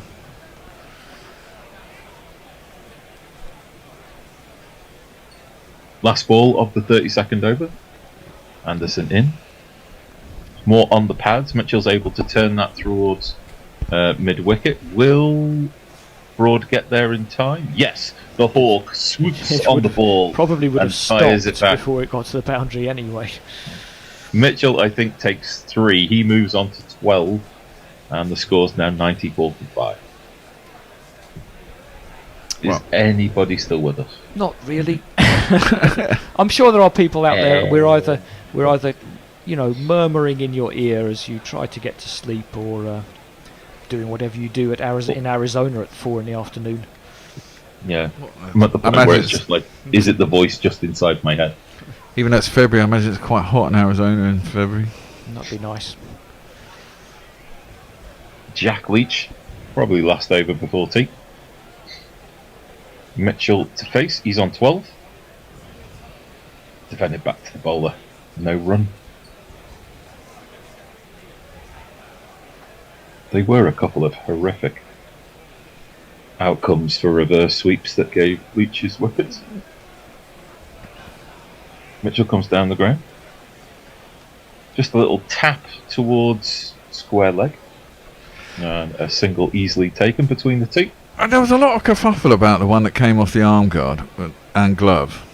Yeah. But I couldn't see what it was. It clearly hit the glove at some point. Whether it hit the arm I guard think it hit first. the arm guard that was in front of the glove, and they made it. That's probably not in the laws, but I think they made a common sense decision. Well, I think would it be rolled my off guess. that and still hit the band on the glove, and it's just Yes, like, I think it hit both as well. That's why I exactly, and think so it was out. it doesn't really matter what it hit first. It's like bat pad. It just hit the bat, or it hit. Effectively, it did hit the bat because it hit the part of the glove. It's just out, Too short by Leach. Blundell takes a single through towards mid-wicket and mid-on. I did listen to the telly, and they were kind of going through one frame at a time. There's a frame where it hits the glove, and the very next frame it hits the arm guard. I thought it hit the arm guard first, but I don't think that fucking matters. I think it hit the corner of the arm guard and then hit the band of the glove and then went up. Defended back to the bowler, no run. And for me, that's like pad on bat. It doesn't really matter. Arm guard onto glove is the same as glove. Doesn't matter. It's hit something that can give you out, and therefore it's out. Mitchell watchful in defence, maybe sensing 20 minutes of respite. Just one more ball left as we see maybe someone behind the bowler's A arm bit of who's maybe tactical time anticipating. wasting, or is there actually? It's 41 now, I think isn't it's it? gone past anyway. Yeah. So there'll be a tea break. The sight screen seems to have gone to TCM platform, whatever that is, instead of being white. I could see how that could annoy Mitchell, to be honest. I think so. I mean, you can't have a sight screen not showing an advert for a whole 3 minutes at the wrong end. They're so that's itching why to get they it have on do when they this. go off a tee, so they did the ball early. This botched advertising has been brought to you by TCM platform. Whatever that is. Yes, whoever or whatever TCM platform is. I guess it's some sort of web-based solutions. It's probably not a chocolate bar. Out! Oh, it's been caught. Mitchell distracted, obviously, Yes. and what a sharp take by Ollie Pope. He's gone got to my under. defend forward. It's caught high on the bat, and Ollie Pope has taken a blinder going to his right. That is an absolute the catch that just a fabulous one-handed catch, and Leach has a third, and that changes everything in the New Zealand dressing room for the next 20 minutes. Yeah, he seemed to bounce a little bit on it, didn't he? He couldn't get quite over the top of it. Came off the sticker of the bat. It's a sharp catch by Pope. Anticipated it as well. Yeah. Razor sharp. Is that anticipation? You can see him move just before the ball comes onto the bat, because he knows he's shaping up to a defensive shot. he knows that, he might be thinking 1 time in 100 this is going to pop up for me, but he moved in anticipation of it anyway, and that's really smart work. Yeah, fantastic. Anyway, we get one of these. How's that? You missed about, I caught you out. How's that? Well, when New Zealand were 3 down, I said it was really important about how they took their next 3 wickets, and it's all been through Jack Leach, but a massive contribution has to go towards Ollie Pope. 2 absolute world-class catches. And it's clear as well that I've wicket. been complaining about this for a long time, that you just put the new guy in at short leg, that England do actually seem to be making Ollie Pope a specialist in there, and that's paying off because he's actually good at it. Yes. You don't just stick the new guy in there and laugh at him. Right, we'll catch up with tweets before we go off to tea. Jay Grover says, Alan saying "the hawk" gives me so much joy. Mog got arrested once for $6,000 of outstanding fines. Ouch. Wow, that is... A few people just letting us know here, which is good. Thank you. Josie Oak of Woy Pom is in Brazil last night. Bit pissed. Good. Steve Kerrett is still with us in sunny Shah Alam. Mayank pressure is not a big deal. There's so much time to play and the run rate is irrelevant. And he's 30 Celsius in Phoenix, Arizona. But it's a bit colder in Flagstaff and so on in the mountains. Hawkster is in sunny Adelaide. Ravi's still waiting to sleep. It's 8 a.m. where he is. He needs a couple of hours, so forgive me for the lack of witty tweets, you fuckers. Steve Caddett says, bloody hell guys, some of us are wearing headphones. Bear's expostulation nearly caved my head in, and Mayank succinctly says, fuck off Daryl Mitchell, we will do the same and give you a bit of a tea break. And I'm going to try and, you watch me as I try and figure this out. Oh no, I lost my notes. Hang on, I know this. You want to put... Don't grab anything, that's the other way, it's at the top. What's the technological equivalent of what? That's it, click on that. Windscreen wipers swipe. Shove that across. Shove that across. Then go down to the bottom. Pull up the music. Pull up the music. Ooh, so many icons. The one with a note on. Just click on it. Yeah. And then just click on the play. You get more of this. Craig Matthews, Alan Knott. Who's that weirdo? Neville Titto, Neil Mackenzie. Who's that weirdo? Wayne Leverock, Shane Freed. Who's that weirdo? Chris Harris, Kevin O'Brien. Who's that weirdo? Good morning, good afternoon, good dawn, good dusk, wherever you are in the world. Welcome to Gorilla Cricket, and after a break of about a month for Christmas, we're back with episode 5 of Who's That Weirdo, a test of skill, knowledge, and overactive imaginations that separates the live cricketers from the dead cricketers and those who aren't cricketers at all but sound as though they ought to be. I'm Gorilla Hendo, Nigel Henderson, and today's edition matches occasional gorilla Kit Harris, the finest Richie Benaud impersonator it's been my fortune to meet, but more importantly now, assistant editor of Wisden Cricketer's Almanac, against the award-winning author, Guardian writer, and possibly Michael Atherton's biggest fan, Emma John, who've been trying to get on for a while, and finally she has relented. Emma, welcome to Gorilla Cricket and Who's That Weirdo. How on earth did Kit manage to persuade you to come onto this orgy of chaos? Well, he definitely didn't say that I'd be announced as Michael Atherton's biggest fan. Are you not Michael Atherton's biggest fan? I thought that was... No, I am. I'm a huge fan. I'm a huge fan. I just, it's definitely one of those things that, you know, now feels like it's become such a parody of itself that I... Are you trying to disown Michael Atherton? I get nervous about hearing it. Is there a scale to measure it by? Well, exactly. That'd be the interesting To be thing. honest, I know that I'm not his biggest fan because I've met Miles Jupp, so Miles Jupp, well, we've met Miles Jupp, not recently. Miles Jupp is an even bigger Mike Atherton fan. Really? Okay, well, we'll have to get Miles on this. He's got kind of, you know, he's one of those people who remembers a lot of facts and stats, and he's got all the Athers knowledge in his head, to be honest, way more than I have, and I blooming wrote a book about, you know, that involved the man, and I'm terrible at that stuff, but Miles really knows his Right, stuff. well, Miles will be our next target. He doesn't know it yet, but he will. If he's listening to this now, he will now know that we're after him. Now, your book, which you just sort of alluded to, was following on a memoir of teenage obsession and terrible cricket, and we can all relate to terrible cricket. When you said terrible cricket, was that terrible cricket from England in the early 90s? Is that what you were really referring to? Oh yes, well, I didn't play cricket at all, so it wasn't Right. my terrible cricket. It wasn't your terrible cricket. No, my terrible cricket has only recently started because I literally never played until last season. I joined Stoke Newington Cricket Club, who are just up the road from me, But no, when I was a teenager, it was just before all the This Girl Can and, all those kind of campaigns to get women into cricket. And even though I was absolutely obsessed with the game, nobody would let me play it. That's really sad. I mean, you probably know Annie Chave, who comes on our program quite a lot, and she had a similar situation, didn't she, when she was young? That she was trying to play for a boys' team and they wouldn't let her play. As far as I remember, that was the. Well, mine was mostly my school. I mean, I didn't even know any teams or clubs, but I and certainly the one that was local to me was the Luton one was and possibly still is all male, but yeah, the school that I played, the school that I went to was all girls, but there was a boys' school next door. And once I was really in love with cricket, I asked them, could we, we used to do the classic thing of in the summer it was like tennis or rounders. That was what we got to play. In winter it was lacrosse and netball. That was your options. In the summer it was tennis and rounders. Or kind of athletics, which was always really embarrassing because that had also the worst outfits. And so I really wanted them to kind of maybe show us how to play cricket in the amazing facilities that the boys' school next door had. Right. And we were told no, and then eventually when I did finally persuade them in sixth form, we got one session.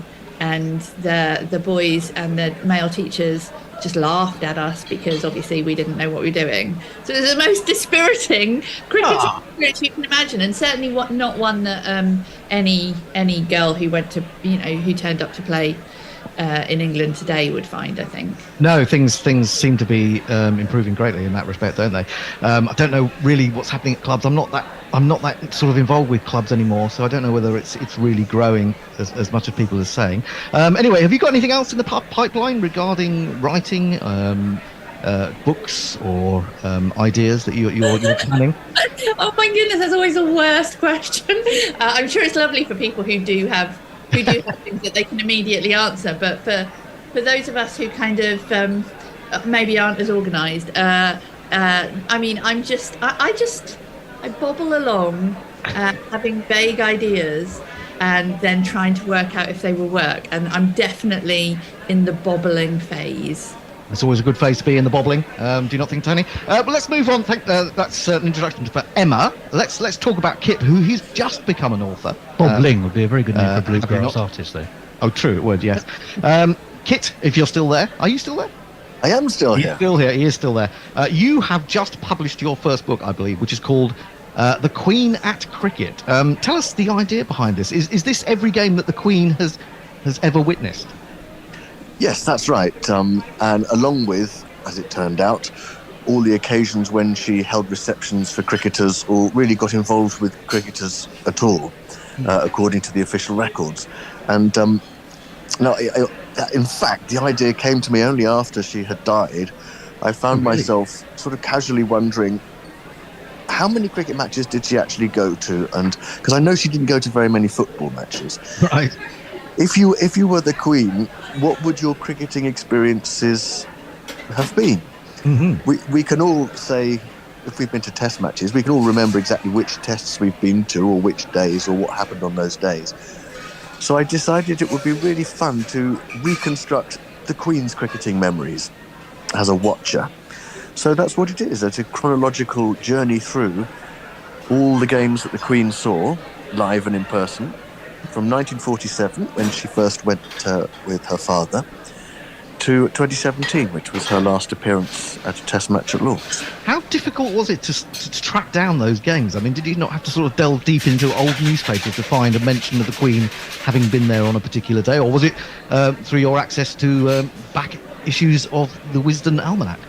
Well, as blessed and beautiful as the Almanac is, it wasn't terrifically helpful in finding the information, because Wisden is, of course, far more focused on the cricket than whether the Queen turns up. Right. And the MCC provided a list, which it said was partial. In fact, Emma herself managed to get that for me. Oh, brilliant. So then when I started investigating in the British Library, going through past newspapers, quickly established that the MCC's list was definitely partial. So, yes, got to work with the newspaper archives, digging up things like Surrey at Guildford, the Queen turning up too late for the game to still be on, so the cricketers all traipsed out again and had a county beer match, bun fight as they called it in the 50s. So yes, it's a reconstruction of her cricketing journey. You worked on that pretty quickly then. If you didn't do it until after she'd started on it, until after she died, and it came out in December, that's pretty swift work. It is pretty swift work, and yes, I don't think many writers are used to working exceptionally hard for prolonged periods of time. But yes, it was quite a sweat to get it out, and lucky really that it having to write it didn't coincide with these last 2 months of working very, very hard to finish the Wisden Almanac, because January and February would have been a nightmare time to try and get anything done. Oh God! Well, of course that comes out. What about April? End of April or early May? Mid-April. Yeah, mid-April. Okay. And what? Can you give us any little quick, things we should be looking out for this year, or is it all hush hush and won't be revealed until the last minute? Well, aside from the hush hush expectation, which of course we do like to have, I think what are now called Easter eggs, things that you open the covers and look in our Part 1 comment section and say, oh, that's fun. There are things which, of course, you can predict easily will be in there. Our coverage of Shane Warne's death and of his life, I should say, more correctly. That's very, very detailed, and we've got some very good writing on that and covering it from a range of angles. This wonderful cricketer and all his great achievements. Yeah, that must have been the biggest shock of the last year, mustn't it, Shane Warne? I don't think any of us could really believe that had happened. Anyway, so that's the Queen at Cricket. That's Kit Harris's new book. Have a look out for that. And just a reminder that Emma's book is following on a memoir of teenage obsession and terrible cricket. Let's get on with the show. The other man I haven't introduced to you so far is very patient Tony Bishop, sitting here alongside me, and he's just going to give you a rundown, a reminder for those of you listening for the first time, of the rules of Who's That Weirdo. Tony. Well, yes, thank you, Hendo. It's all very simple. There are going to be 12 questions. Each comprises a person's name. Each of those will be either a live cricketer, a dead cricketer, or not a cricketer at all. You just need to use your knowledge, skill, or judgment to say which you think they are. If you think the name is not a cricketer, then you need to say, who's that weirdo? And if you don't, depending on his mood, Hendo may apply a penalty of some kind, ranging in severity, dependent upon that mood, really. There are some other things. There's a toss to start. You can choose to open or put your opponent in.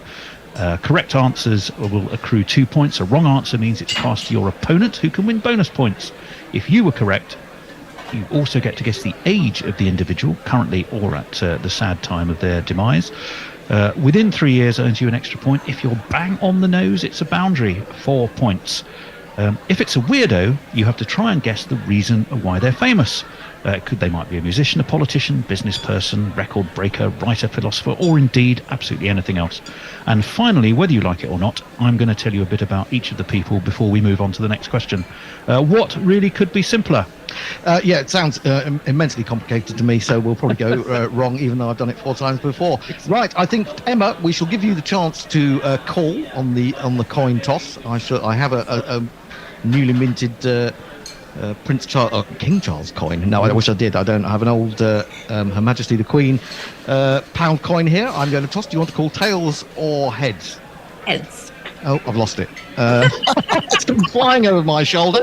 A great so let's just say that'll be found in about 3 months' time when someone goes down the back of this down the back of this chair. So let's just say that you won the toss. Do you wish to bat, or do you wish to put Kit into bat?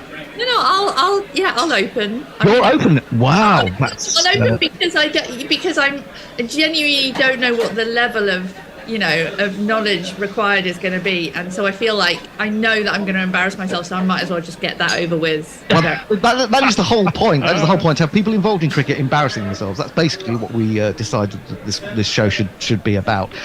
So you will have the first name for Who's That Weirdo, episode 5, and the name is Susan Redhead, West Indies. Live cricketer, dead cricketer, or who's that weirdo? Susan Redhead, West Indies. I want that to be a live cricketer, so I'm going to say live cricketer. Oh, what a start! What a start for Emma on Who's That Weirdo, episode 5. Because Susan Redhead is indeed a live cricketer, so that earns you 2 points. And if you can guess how old she currently is, you may get extra points. How old do you think live cricketer Susan Redhead is? Well, let's go youngish. Go 24. Oh no, I'm way. No extra points, I'm afraid, for you on that one. Susan Redhead is 60, would you believe? Susan Redhead is 60, and Tony has more details about Susan Redhead. Well, the first thing is she's not a redhead. Either that or she has some very powerful hair dye. She was born in June 1962. She's a Grenadian former cricketer who played as a right-handed bat. She appeared in 3 one-day internationals for the West Indies in 2003 and played domestic cricket for Grenada. She only made 8 runs in those 3 games, all of which were against the Sri Lankan women. Retired in 2011, scoring 17 as opener for Grenada versus Dominica at Bridgetown. Then Grenada won by a thumping 216 runs, so she went out on a high. She did once present the Player of the Match awards to Stephanie Taylor after a West Indies win against Pakistan in a T20 in 2015. That, I have to say, was the only photographic record I could unearth of her. Well, there you go, Susan Redhead, great name, and quite a good, by the sounds of it. So 2 points to Emma, she leads by 2 points to 0. We move to Kit with the second name of Who's That Weirdo? Clarence Hill, Bermuda. Live cricketer, dead cricketer, or who's that weirdo? Oh, it seems like a very Bermudan name. Bermudian. You see, when you see C Hill, and then you think, okay, C Hill, that sounds like a cricketer because you think of Clem Hill. Yes. So is that? But Clarence fits, doesn't it, for West Indian names? Clarence Best. I knew he was from Barbados. I think you're trying to trick me. I'm going to go for who's that weird? Oh, you are on incredible form, you two, today, because Clarence Hill indeed is a weirdo. Well, he's not really a weirdo, but he is. Well, you can guess what he is. See if you can guess what he is for an extra point, Kit. He is. What is he? It's something to do with Windows.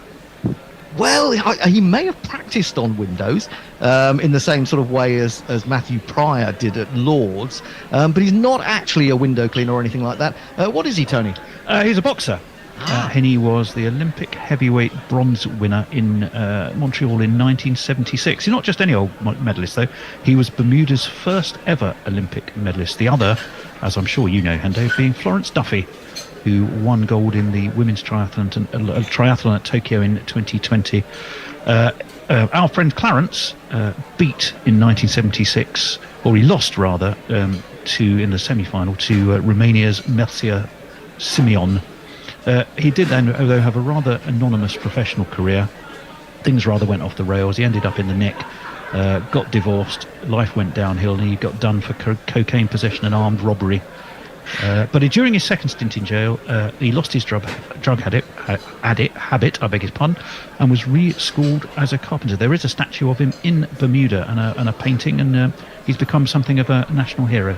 There you go. He is, absolutely. I mean, he's a big name in Bermuda, I can tell you that. So it's 2 apiece. No extra bonus points accrued yet, but we go to name number 3, back to Emma. Frank Walters, Australia. Frank Walters, Australia. Dead cricketer, live cricketer, or who's that weirdo?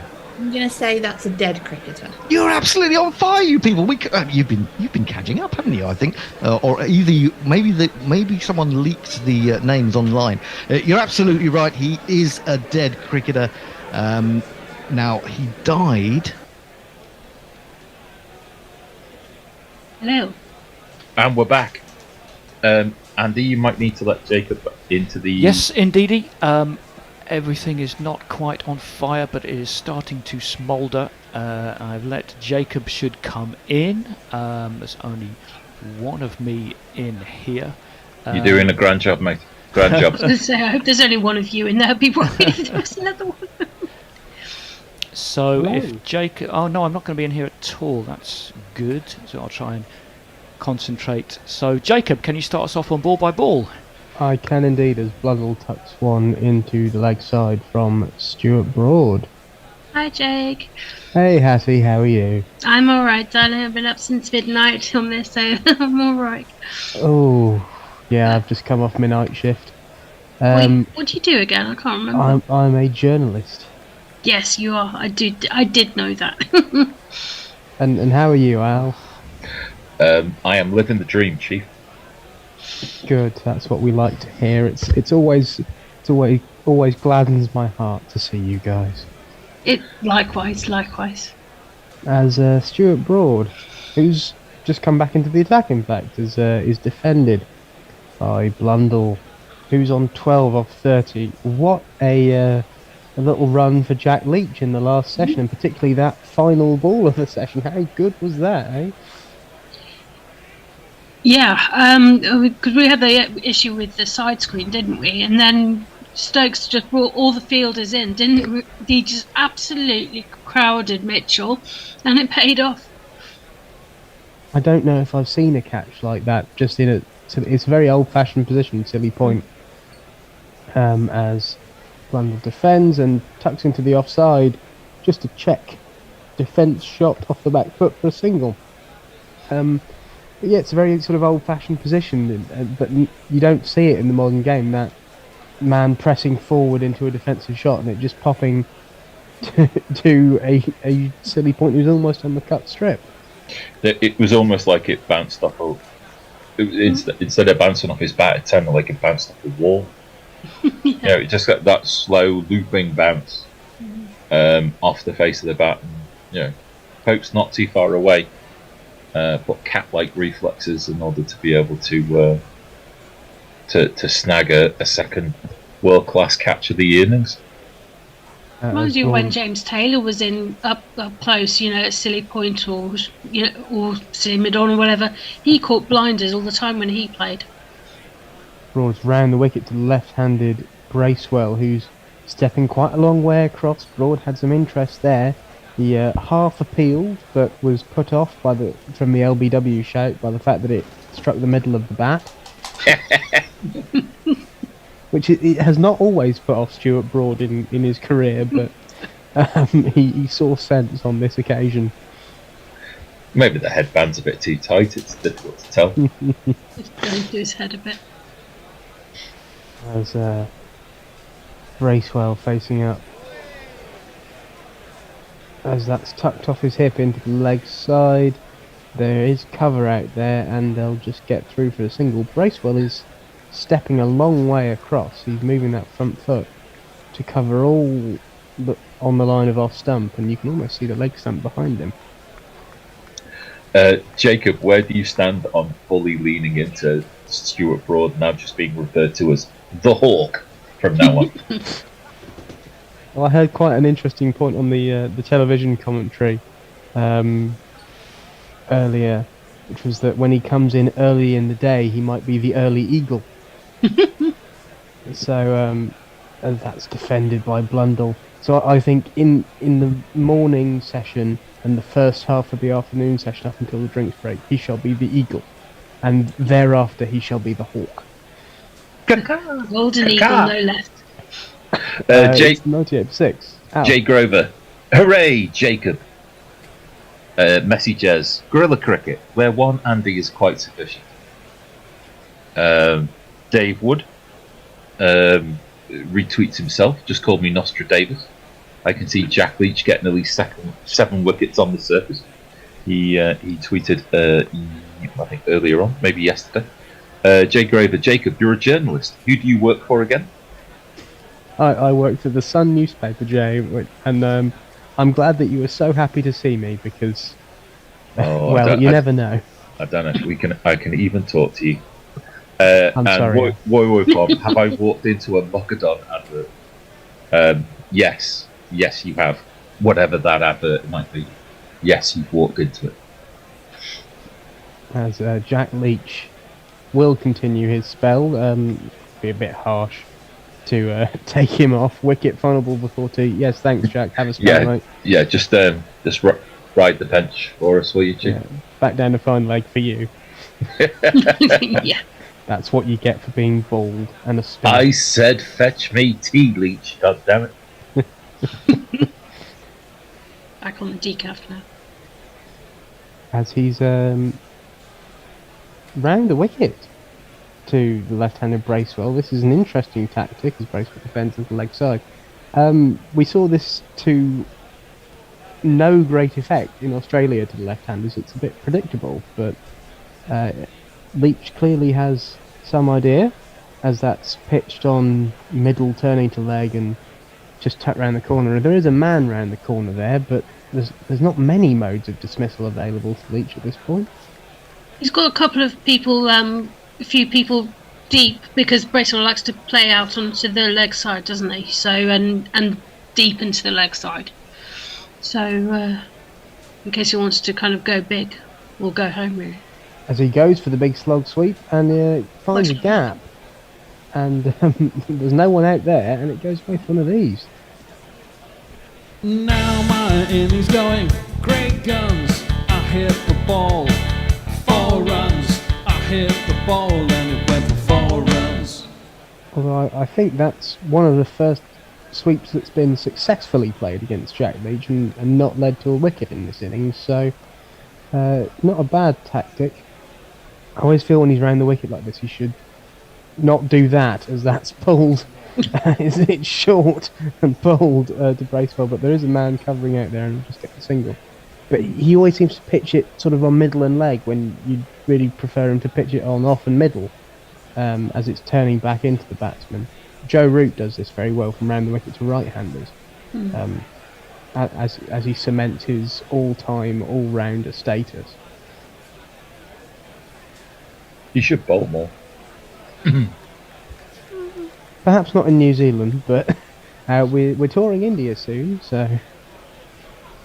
As that's defended by Blundell, pokes back in at that silly point position in case it pops up again, but that was killed stone dead by the blade of Blundell's bat. As Leach is in, and again straight down into the ground, end of the over, 103 for 6. Ow. Jay Grover, Al saying, the Hawk wakes me up and gives me vim. We've got it. If he's going to be stupid enough to go with this idea about giving himself a nickname, then quite frankly we've all got to lean into it. And GC Radio Naked Fun Porn Bot, did someone request a tight construction around the head? Buy one and get one free, gently used. Click here. You be the judge, folks. You be the judge. I don't know if the Naked Porn Bot gently uses anything, but... Well, if it's going to be used with the same vim that Jay Grover has, then you don't want to know, I guess. Have we ever seen Jay Grover and the Naked Fun Porn Bot in the same room, is my question. Well, I don't want to see that. probably neither does Jay Grover, to be honest. It may get ugly quite quickly. The Stuart Broad's round the wicket, and again, Bracewell stepping quite a long way across. That big front pad, Stuart Broad's eyes are lighting up. Every time the ball hits the bat, he's half appealing already because he's just looking to nip one past the inside edge and strike that front pad as it comes right the way across the stumps. So he covers the ball with his hand, which is usually indicative of reverse swing, but they immediately stopped doing that. Because there is no reverse swing, it's too lush and green and outfielders that's left by Bracewell through to Stokes. So, let's play Ask Captains Hattie and Jacob. Would you enforce the follow-on if you were England's captain? No. You would bat again? Mm-hmm. Okay. Jacob? I'm going to go with conventional wisdom here, which you will find out what that is after this ball. That's out. That's out. It was such a nonchalant response from Broad that I thought it was a bump ball, but no. Bracewell had just patted it back. It's Stuart Broad. Caught and bowled. You flipping muppet! He's just gone straight through with the shot. I thought it was a bump ball because they just didn't react. It was only when the slip started running towards Broad in celebration that I thought, oh, actually, something might have happened here. It was surprise as the Hawk swoops to catch up his own bowling. It was just absolutely nonchalant, wasn't it? It was just like, I think Broad was as surprised as anybody. They actually caught one. Yeah, that was just Bracewell the prey of the Hawk. Bracewell was a mere shrew in the eyes of the Hawk. This is, if you're going to make me do this at 3 o'clock in the morning, this is what you're going to get, I'm afraid. Absolutely. Absolutely. Anyway, RE the follow-on. Modern conventional wisdom is under effectively no circumstances to enforce the follow-on, so I think I'll go with that. Just bat again, bat New Zealand out of the game, and then you've got, I mean, what, it's... On New Zealand... Day 2. Are New Zealand out of the game? Are New Zealand out of the game already? Well, possibly, but if you get them out, you know, there's 3 wickets left. You get them out for 150, trailing by 200 and something.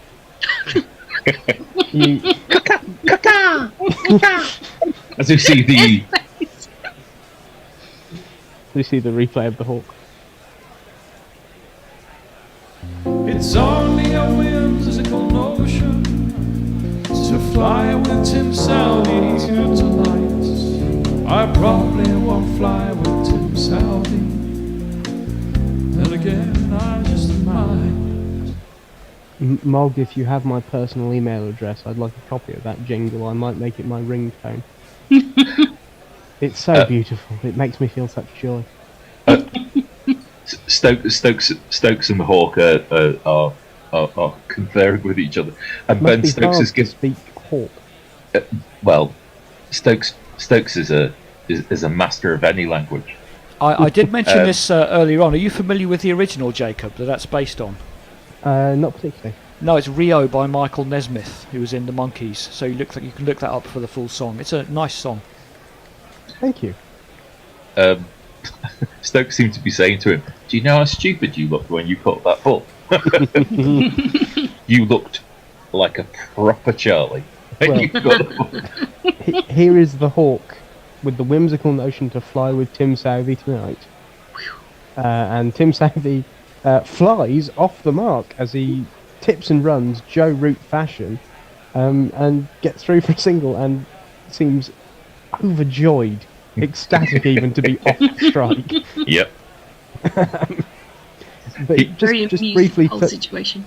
Briefly touching back on the follow-on, if you get New Zealand out for 150, trailing by 200, you have a thrash and declare 250 for 5 with them needing 450 to win, and then you've got 3 days to bowl them out. I was going to say, bowl them out for 150, they'll be trailing by a bit more than 200, lovely. Oh yeah, they will. I forgot how much. Oh, that's a tight leave, but a good leave, as we always say every time this happens. There's only 2 types, and that's a good one. It's one of my favourite cricketing cliches. And we avoid cliches like the plague. I'm pretty sure you do that one every time, Al. So. Yes, I do, and I do that because it's old hat. Because here at Gorilla we just go ape. Cliches are 10 a penny in this game. That's what we need at 3 in the morning. Come on. Keeping the spirits high. As Broad goes wide on the crease, and that's driven attractively by Blundell, but slightly on the up.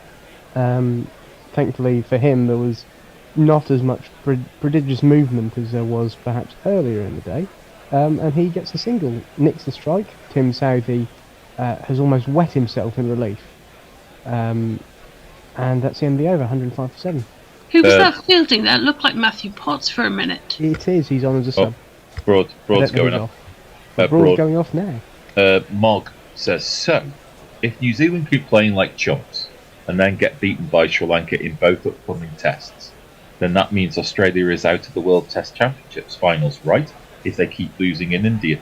I have no idea. I don't think anyone knows, Mog.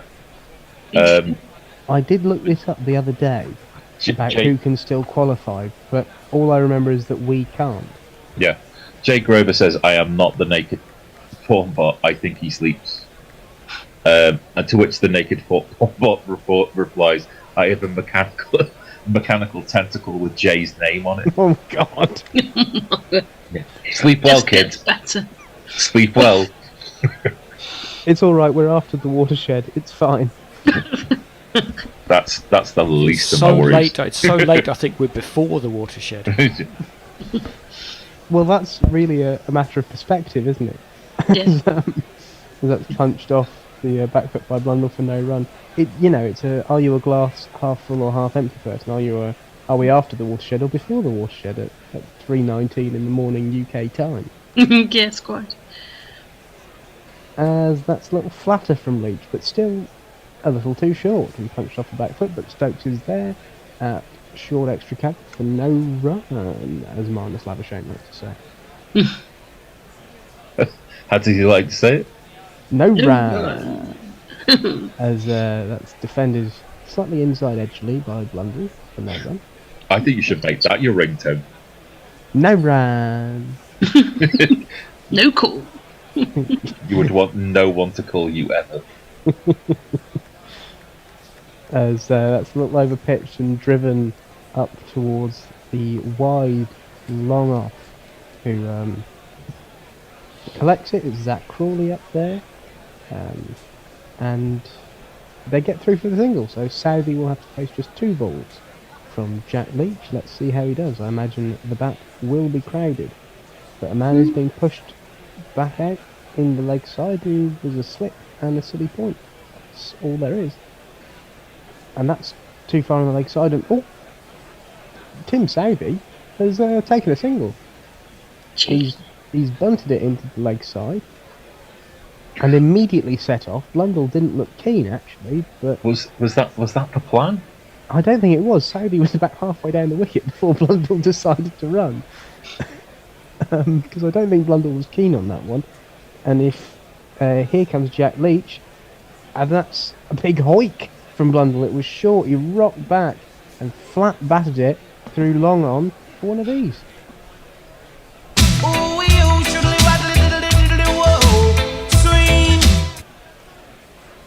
Alright, let's get some tweets. Jake Grover. Jacob saying the Hawk is also mint. Grubby, a man of taste, in response to Mog. Mog says that jingle is in the big Dropbox archive thing, Jacob. And more importantly, that's far too nice to be one of my jingles. Mayak, Southey's made 5 half centuries in his career, but he and Blundell both need to score over 100 if they are to save New Zealand. Woy Pom Broad has a look of someone who was saying that the wicket was good, but his pub still burnt down. Diana Patterson tells you that that's a Sherwood jingle. To which Mog replies, shows you how long some players have been in the game. And Jay Grover says that after that response from the porn bot, he will never now sleep again. As Southey faces up to Broad and takes a big old hack. I think this one's going far and high and over the rope for one of these. Let's talk about 6. Let's talk about 6. Let's talk about 6. Let's talk about 6. Tim Southey, of course, strangely, perhaps even worryingly, one of those players along with Trent Bolt who is high in that table for the highest proportion of 6s as a percentage of their test runs. So he can hit a long ball, can Tim? Also, Mog, as an aside, I don't know if I have a link to that big jingle Dropbox thing, so if anyone has a link to it, or can find a link to it, or can make up a link to it, and can send that over to me, that would be very much appreciated. Because I've been looking for some of these jingles for a long time. How will the Hawk respond? The Hawk, in he comes, and Tim Southey has another agricultural hack into the leg side. But this one is stopped. It goes along the floor and is stopped by mid-wicket. Southey has decided to basball. It seems. But does have to face this full Stuart Broad over unless he takes singles. So England wouldn't have minded that boundary off the last ball of Leach's over. It keeps Saudi on strike. So is this the anti-Baz? The anti-Baz. Anti-Bazterial. As that's stabbed into the offside, and Tim Saudi will take the single. Ben Stokes. No, Jimmy Anderson comes round and with the characteristic stiffness of a 40-year-old number one test bowler in the world after 12 overs, stops it with his foot, bends at the waist, and just gingerly picks it up. What are you saying? Well, Hattie, you look down at the ball as if to go, what do you want me to do with that? Yeah, exactly. Exactly. Looked like he was just going to kick it onto the next field. Well, you should see us in the over 50s. Is it not pretty, Andy? It's not. Well, you know how it is. Time passes, joints stiffen. Yes. As that's left by Blundell through to Folks. You know, you come to a certain point in life where you hit the age of 40 and top the ICC's bowling ranks, and you just don't know what to do with yourself anymore.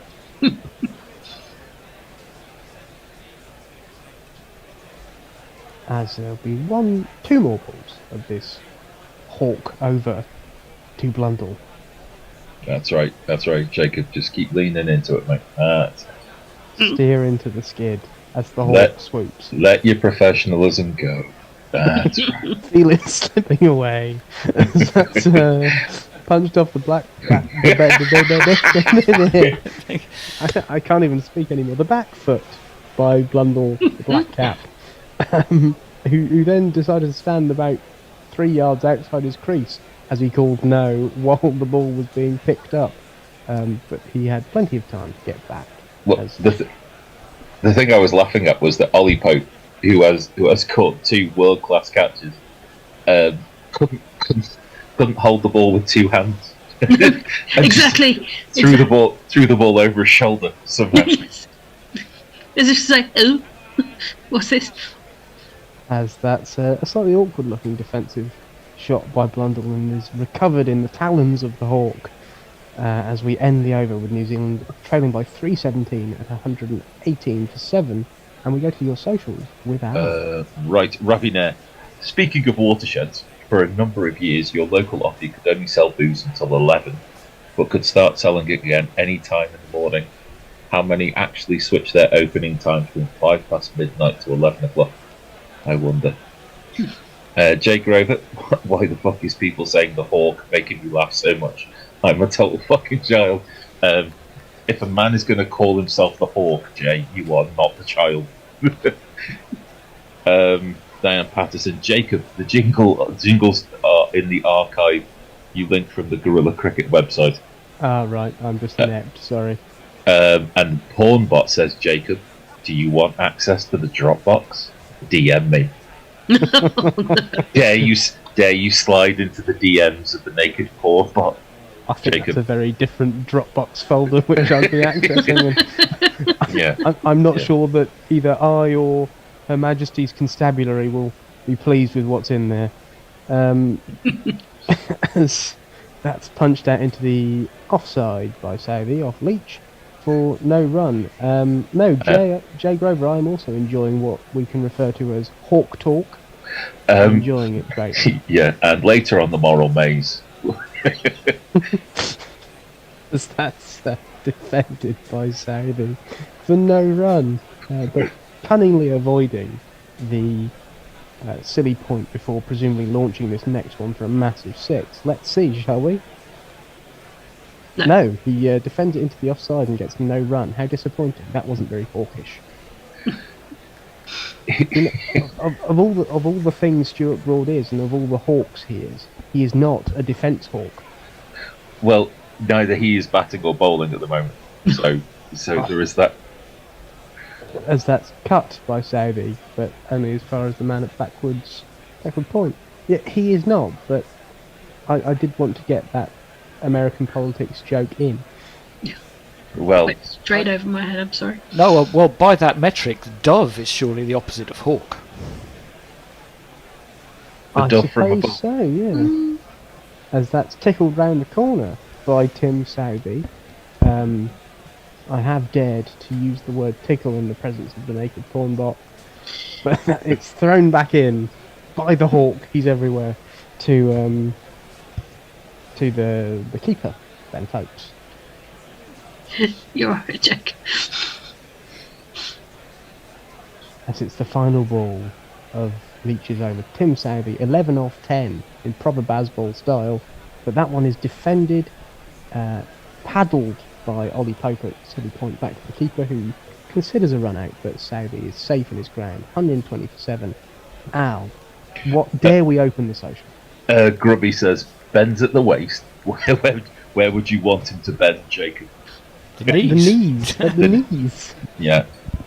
Grubby, if you could refer to your manual handling class and come back to us, that would be lovely. Jay Grover, none of Jacob's ageism now. I'll be 45 next month and proud. Well, not proud, but at least somewhat resigned. Well, Jay, given the alternatives to being 1 day older every day, I think you should be okay. And Dave Wood, any predictions as to what Jimmy's incoming and inevitable midlife crisis will involve? Start bowling leg spin. Road rage was going to be mine. He's got to be angry at somebody. It's going to be other drivers, isn't it? He'll insist on being called the Kestrel.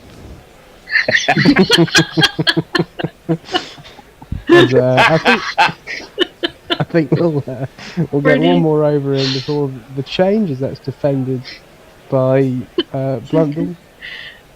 Well, the thing is, maybe a form of road rage, Al. He'd oh, this is terrible. He might get angry at chauffeurs because you know how he hates being driven. Mm-hmm.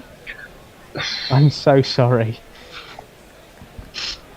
He won't go out to clubs because he hates being pulled. Oh, I think we'll have to stick with the Kestrel. He keeps his floor clean because he hates being swept. Yeah.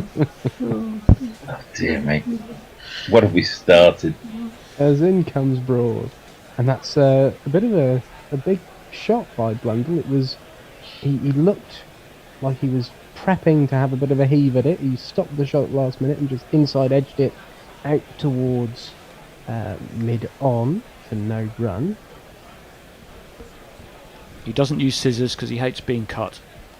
I'm so sorry I started this. For just a Patreon donation of $10 a month, we can get Andy the health he so desperately needs. As that's tucked into the leg side by Blundell. No, I was thinking of it's just one run. I was thinking of starting a new Patreon strategy of blackmail. If you donate $10 on Patreon, we will stop this horror. That's could also work. I think we'd get more money that way. That could definitely work. We have a look at the most Test sixes. Yep. Ben Stokes at the top with 109, and guess who's in second? It's Baz. As in comes Broad.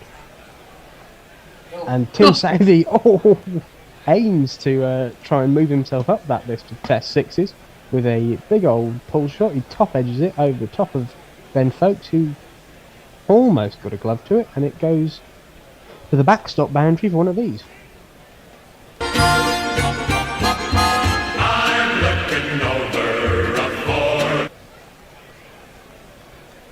Yeah, that was a bit wild from Southey. Did he get any bat on it? Yeah, he must. Yes, he did. Yeah. Yeah, he's not that quick. Come on. Yeah, he used to be quicker, but not anymore, I suppose. Yeah, that was. He's approaching 40, so you know. Many moons have passed since since Broad was that quick enough to just bounce the ball over the wicket. Mm-hmm. As Tim Southey again, a big heave. That's high, that's long, and it's one of these. 2, 4, 6, connected with that one, did Tim Southey. This was a Neil Wagner style short ball from Stuart Broad, and Southey gets it off the middle of the bat, and away it goes onto the grass bank. Has that been held in the crowd? I couldn't make it out clearly, but I think we'll give him the benefit of the doubt and say, well, oh, we're getting an action replay. Yeah, there you go. Yes. Yes, it was.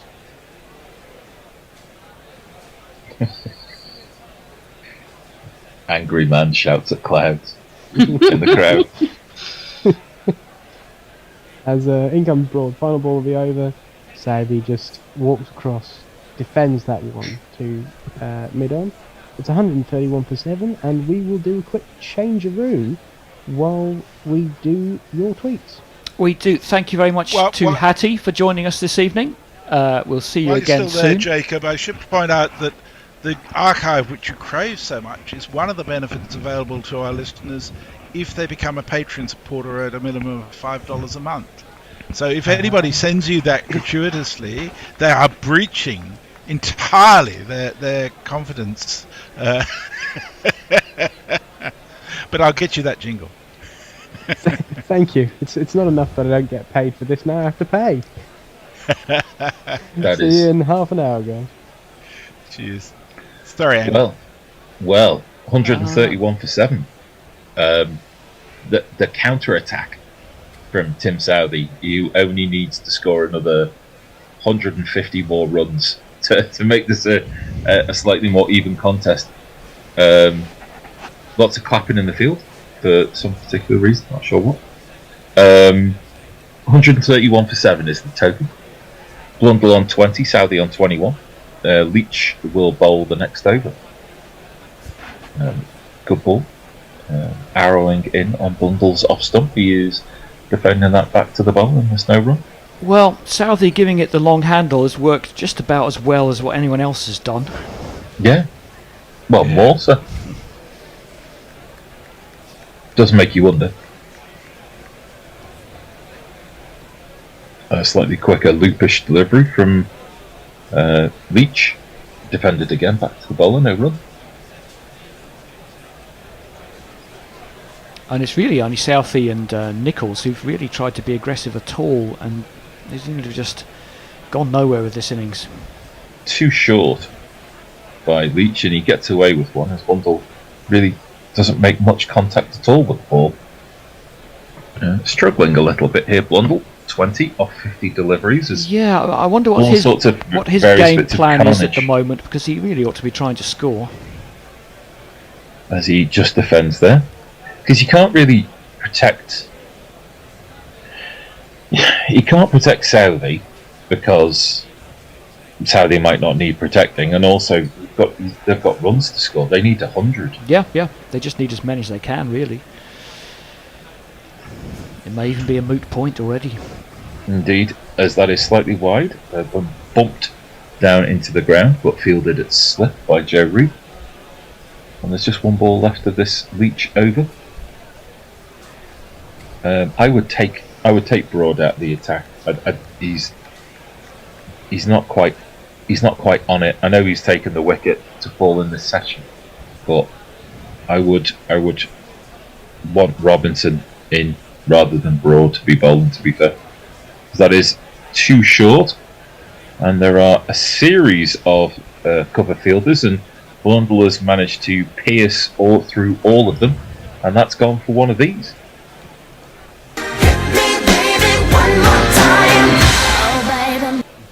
Lovely placement, and that's gone for 4. Jez. I'm sorry, I was miles of fucking wire. Paulbot says Jimmy Anderson modelling Kestrel smugglers kick here. Jay says get out, Jacob, and you, Andy. Well, 50% of that worked for you. Dave Wood says Andy the Night Owl, to give him his full title. I think this Hawk stuff is just shit. I think he's a shite hawk, if anything. Jeff says, come on, guys, not fit to lace the Don's boots. And that's referring to the comparison of Root and Bradman. I think that's very unfair, Jeff. I think I love watching Joe Root bat. And Don Bradman was he was a Bradman. Let's face it. Well, And hence he's the a name, wonderful yes. batter, but not such a nice person. Well- I'd rather go out with Joe Root than Don Bradman any day of the week. You don't think Don Bradman would have worn a fake beard at 2 a.m. in that pub? That is. Oh, there may be. I thought there was going to be a potential of a run out there as Blundell was way further down the pitch, taking a single than Southey was, but they've managed to scramble their way through for a single. I think that might have hit Southey on the hand. He's taken his hand off taken his glove off, I think, to have a look, make sure that everything's okay. Because does everything move still okay? But while Southey was still shaking his hand and shaking it off Taylor Swift style, Blundell had already come 3/4 of the way for a run. So I think we touched on this earlier on, but New Zealand in the second test, they looked like a team in the fifth test of a series when they've just been battered. Yeah. Their head's not there, is it? It's not quite there, as that is just turned towards mid-wicket. Fielder not too far away, but Blundell's still able to take a single, and the score's now 137. And the deficit is now below 300, and I think we are now approaching a point where, no matter what the deficit might be, that England would bat in the third innings of this match. I thought if the deficit was going to be north of 300, then there might be something in the follow-on. But Broad's been taken to the cleaners a little bit over the course of the last 20 minutes. Southey is deposited into the stands a couple of times. So that is a Yorker length delivery, which is fielded by Broad, and then, to say that he might have tried to throw down the stumps It's a slip. is being very generous. Would have been as called a he's- wide. Yeah, he's thrown that to slip as some indication of just how much he's missed the stumps by. It always looks petulant, though.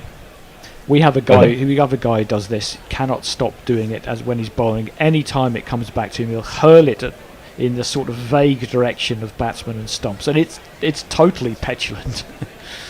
Must make him really popular. It's a long story. As that is short, wide, and an ugly shot by Southey results in a play and a miss.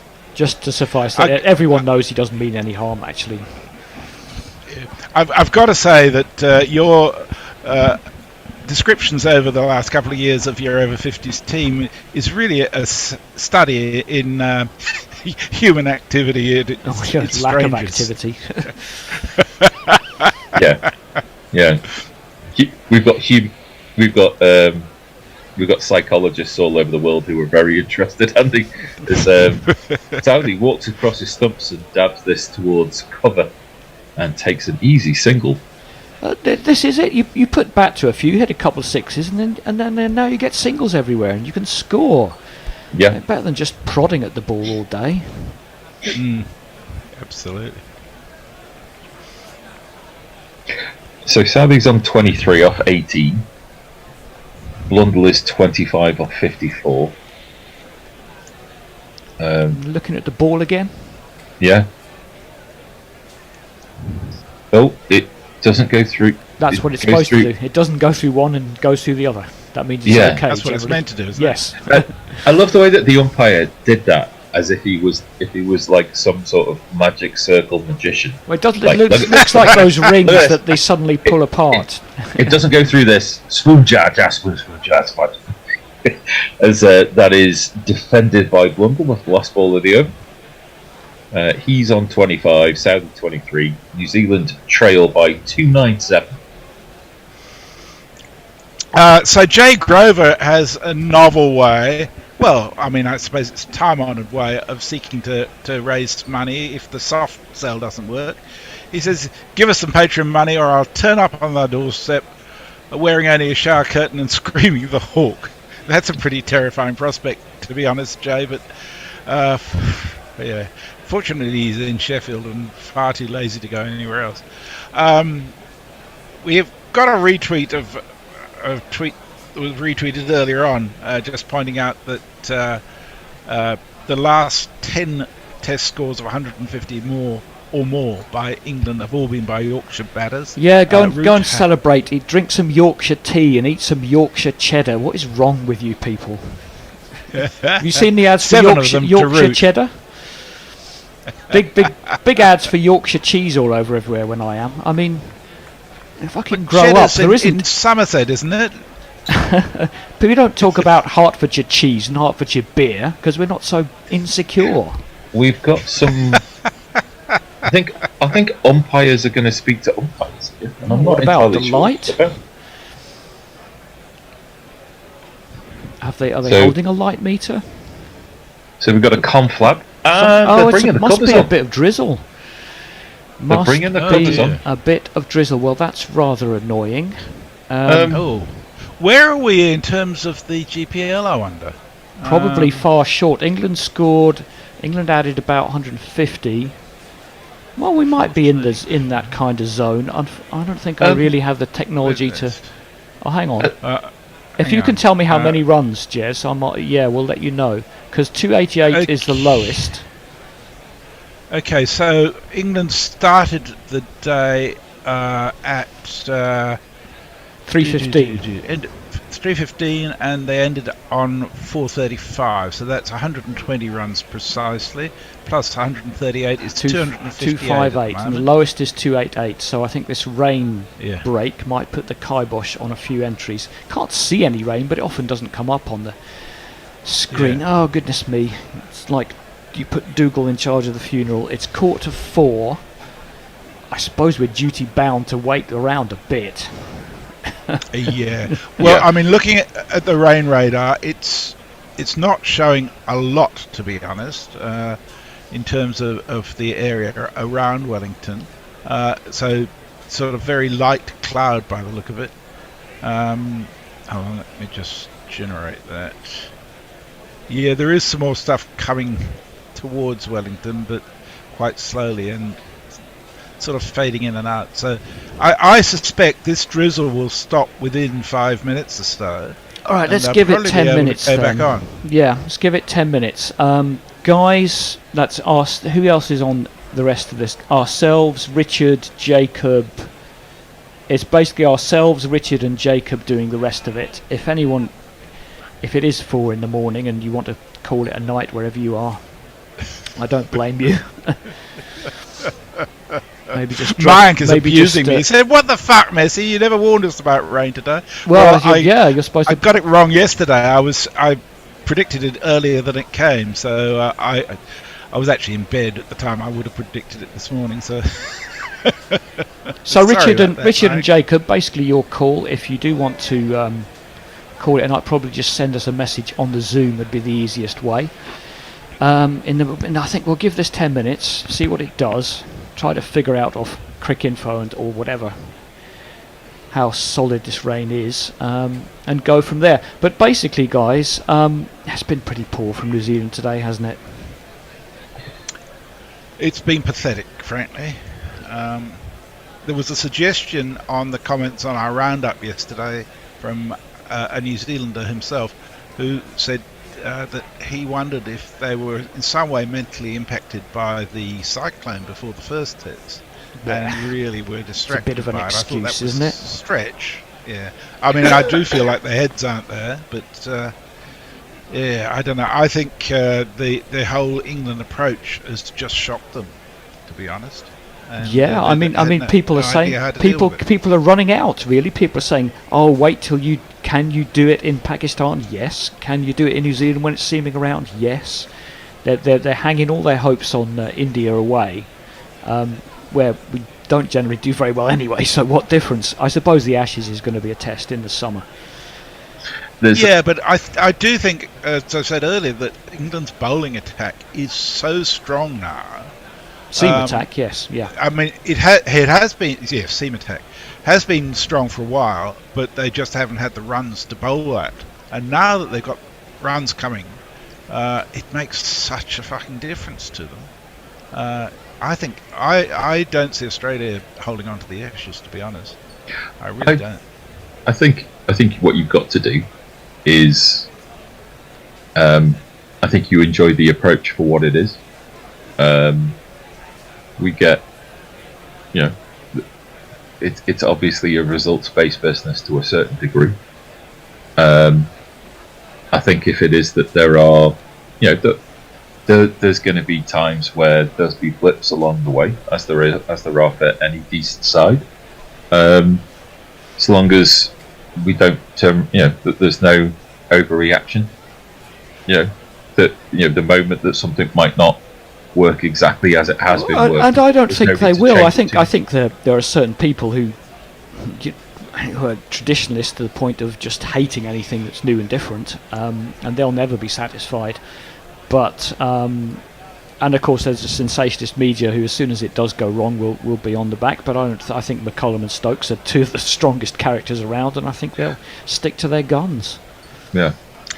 Well, the other thing is, though, as I was saying to Al yesterday in our roundup, the one person who didn't need Bazball to make runs was Joe Root.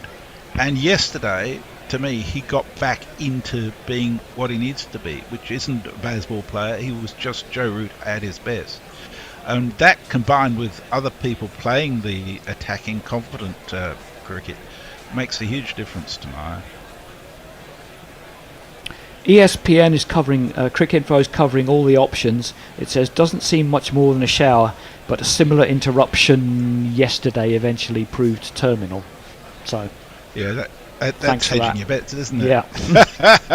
and it was at a similar sort of time of the day. It was roughly about this time that the rain came yesterday. So. Just got to play it as it lies, really. Well, really, yes. Jay Grover says, as someone who dislikes regular human interaction and his dysfunctional cricket team gives me the proper fear. The truth is that most cricket teams are pretty fucking dysfunctional. Oh, yeah. Massively. If you've ever played in one that actually doesn't have significant dysfunction occurring, then it's extraordinarily unusual. I think that what was it? Netflix did the test.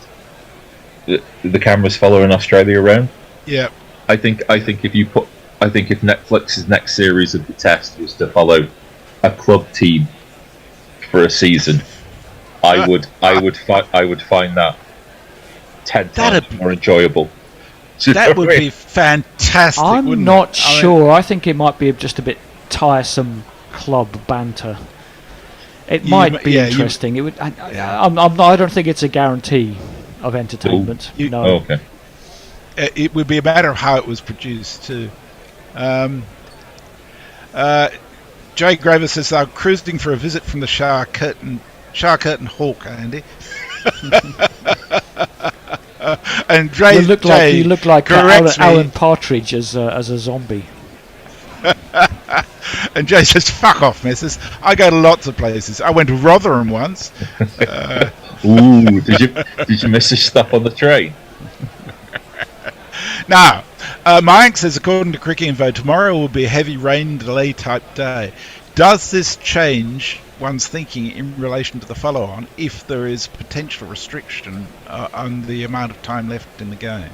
Well, the beauty about the way that the game's been played so far is that, the sort of position that we find ourselves in, we using sort of conventional time, would turn around and say that we're kind of half a day to 3/4 of a day ahead.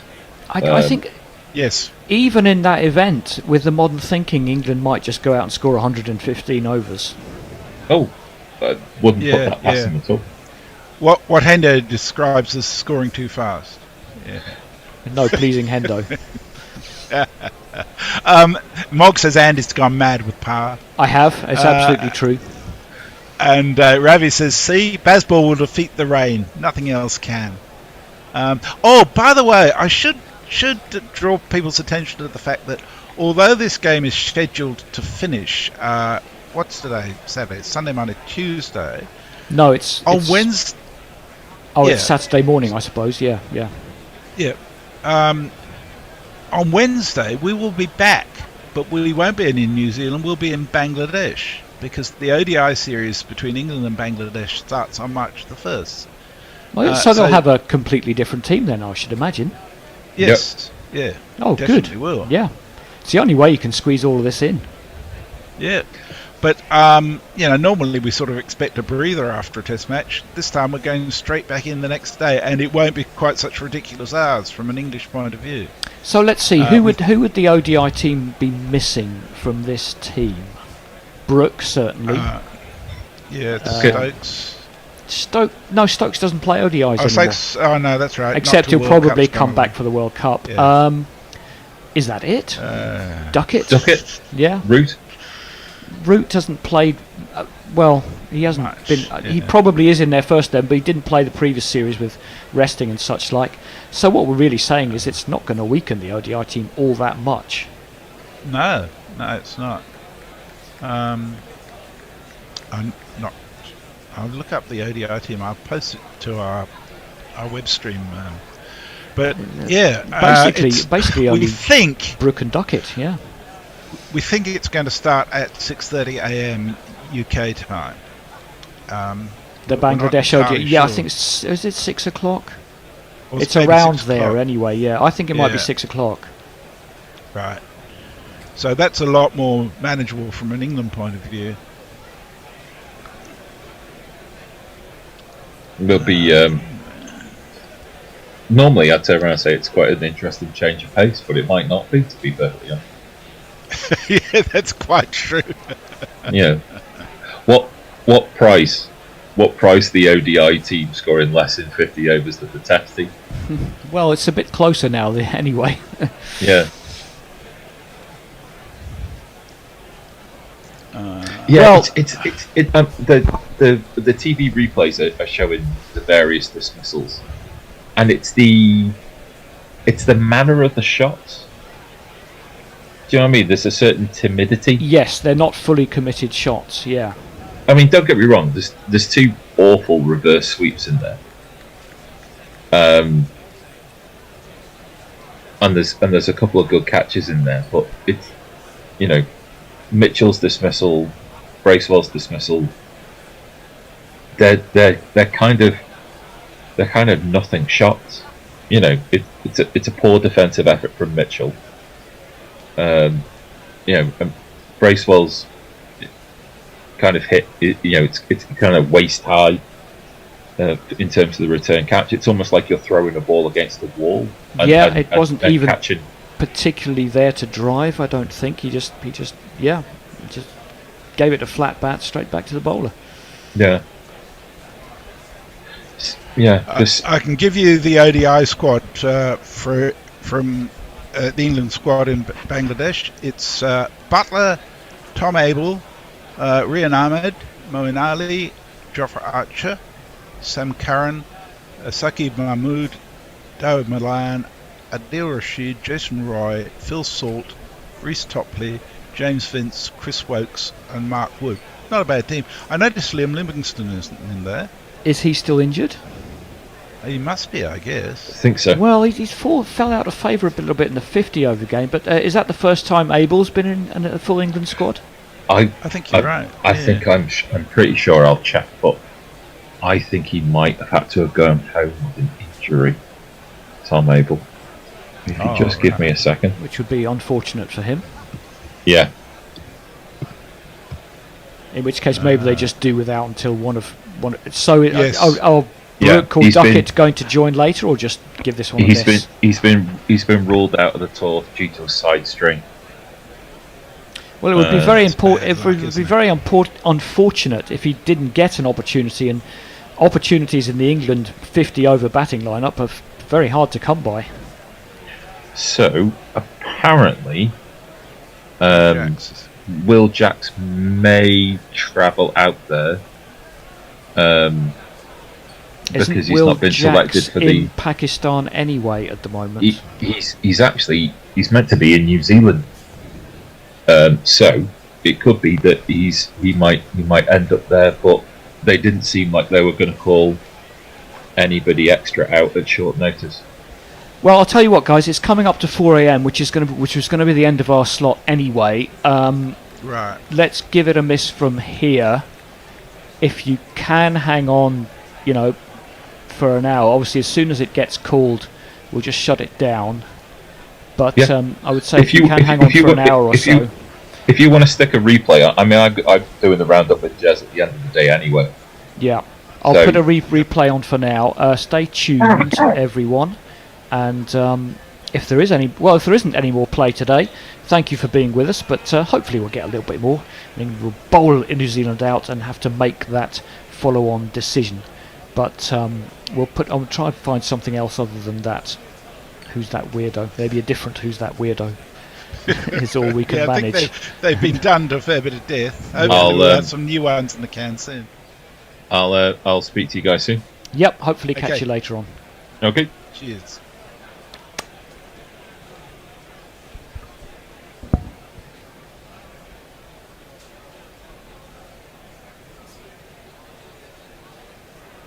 I can now describe Andy looking desperately at the machine trying to work out what he's going to put on, rather than leave completely. Greg Matthews, Alan Knott. Who's that weirdo?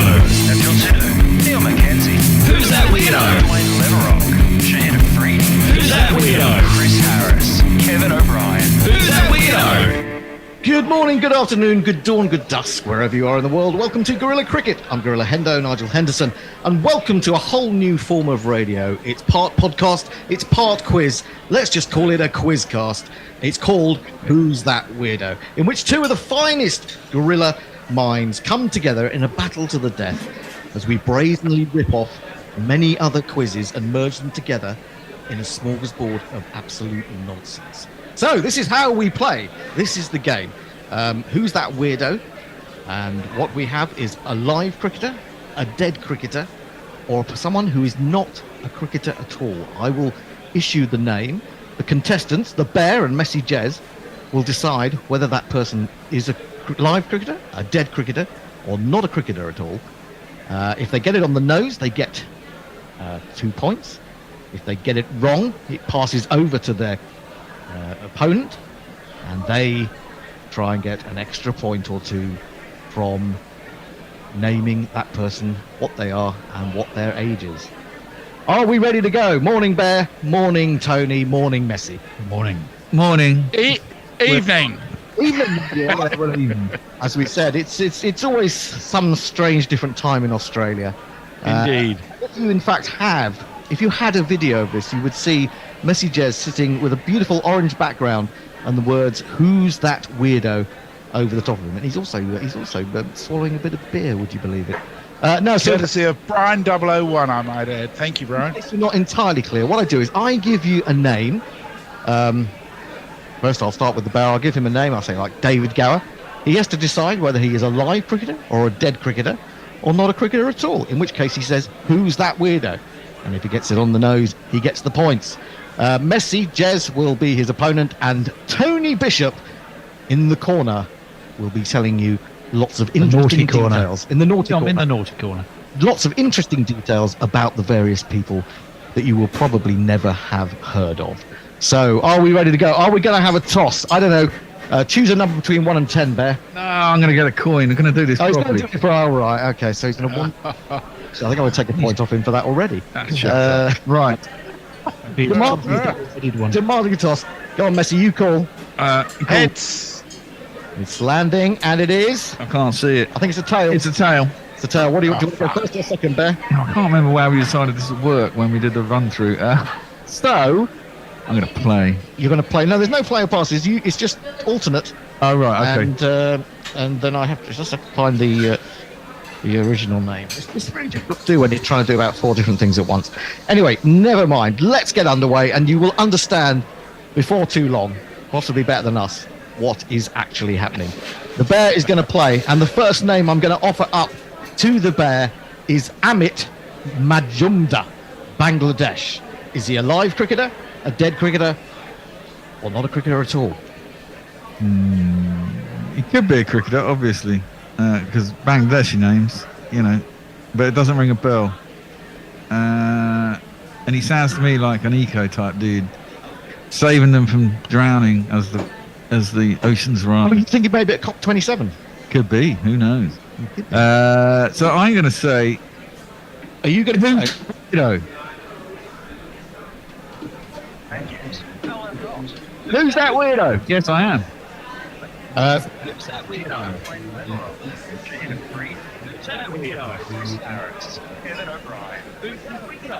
It's a bit long, that, isn't it? Anyway, would you just cut out the who's that weirdo bit? You're absolutely wrong. I can pass it over to messages. Is he a live cricketer, a dead cricketer, or who's that weirdo? Well, you know he's not a weirdo. So is he a live cricketer or a dead cricketer? I think he's a live cricketer.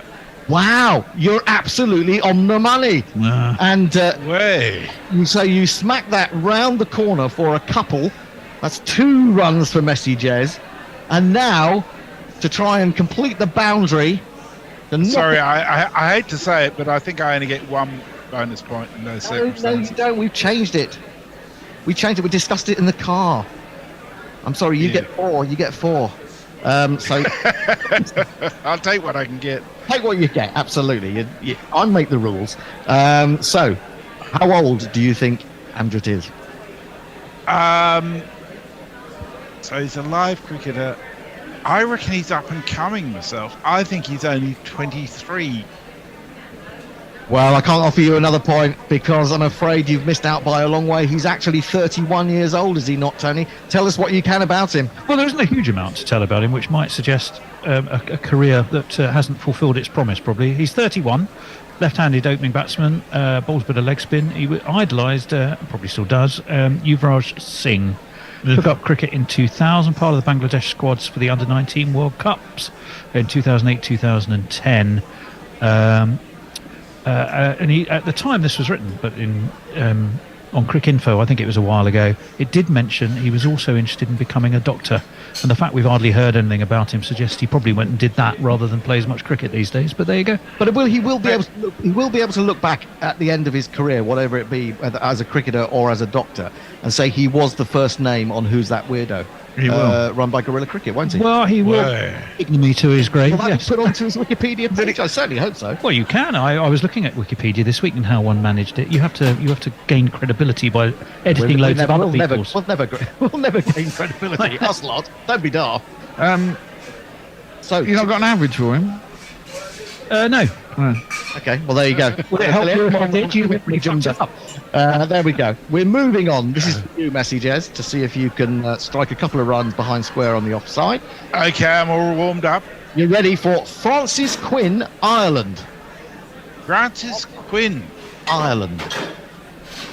Live cricketer, dead cricketer, or not a cricketer at all, in that case, a weirdo. Francis Quinn of Ireland. Well, I think he's probably an Irish politician, so I shall say, who's that weirdo? No, you're absolutely wrong. It's not a Who's That Weirdo. So it goes over to the bear. You're not doing very well on your own with your own spells, are you? Francis Quinn is Francis Quinn a dead cricketer or a live cricketer? Francis Quinn could be a woman, couldn't she? How is the Francis spelled? That's what they're asking. Wow. Is it with an E? Is it with an I? Well, can I ask that question? No, you can't ask that Damn. question. I'm afraid not. No. And in fact, for asking or trying to ask that question, I'm going to take 1 point. What the? Off it. I'm sorry. Rejected from the fucking game. I'm sorry. You must learn to know your place. I am. Francis Quinn, Ireland, dead cricketer or live cricketer? I'm going to say dead cricketer. Dead cricketer, yes, you're absolutely right. He, she, it is a dead cricketer. And can you tell me what age Francis Quinn was when they died? When they died. Okay. For a 4, this is for a boundary. Could have died in a potato famine. Could have. Cricket's been going on a long time. It's been going on a long time. Has it been going as long ago as the potato famine? I don't know. Probably 1800s, wasn't it? Yeah. It's turn of the 19th century, wasn't it? So, turn of the 20th century, just shy of. I can tell. I'll give you a clue. She died in 1996. I'm going to give you a little clue. I'm just a little bit of help because I know you're struggling, and I'm not struggling. I'm going to have to have a guess. I guess she'd be quite old. She might not. She could have died early. Anyway, I'm going to say 76. Oh, you just miss out on a boundary because she was 80 on her death in 1996. Tell us more, Tony, about Frances Dunn of Ireland. Frances Quinn. Quinn. She was the mighty Quinn. I think it was a bloke, though, to be honest. All right. Known as Frankie. Mm-hmm. Played for Ireland between 1936 and 1948. Right-hand bat, right-arm medium bowler. Had two brothers, Jerry Quinn and Kevin Quinn, not Niall Quinn. Both played cricket and international rugby union for Ireland. As a boy in Gort, Francis used to play, as did his brothers, Gaelic football and hurling before their family moved to Dublin. Well, I can tell you... You sure she wasn't related to Harley Quinn? Very possibly. good. That's such a bad... I'm sorry, Messi. I'm going to have to take a point away there for a bad joke. So Jesus Christ.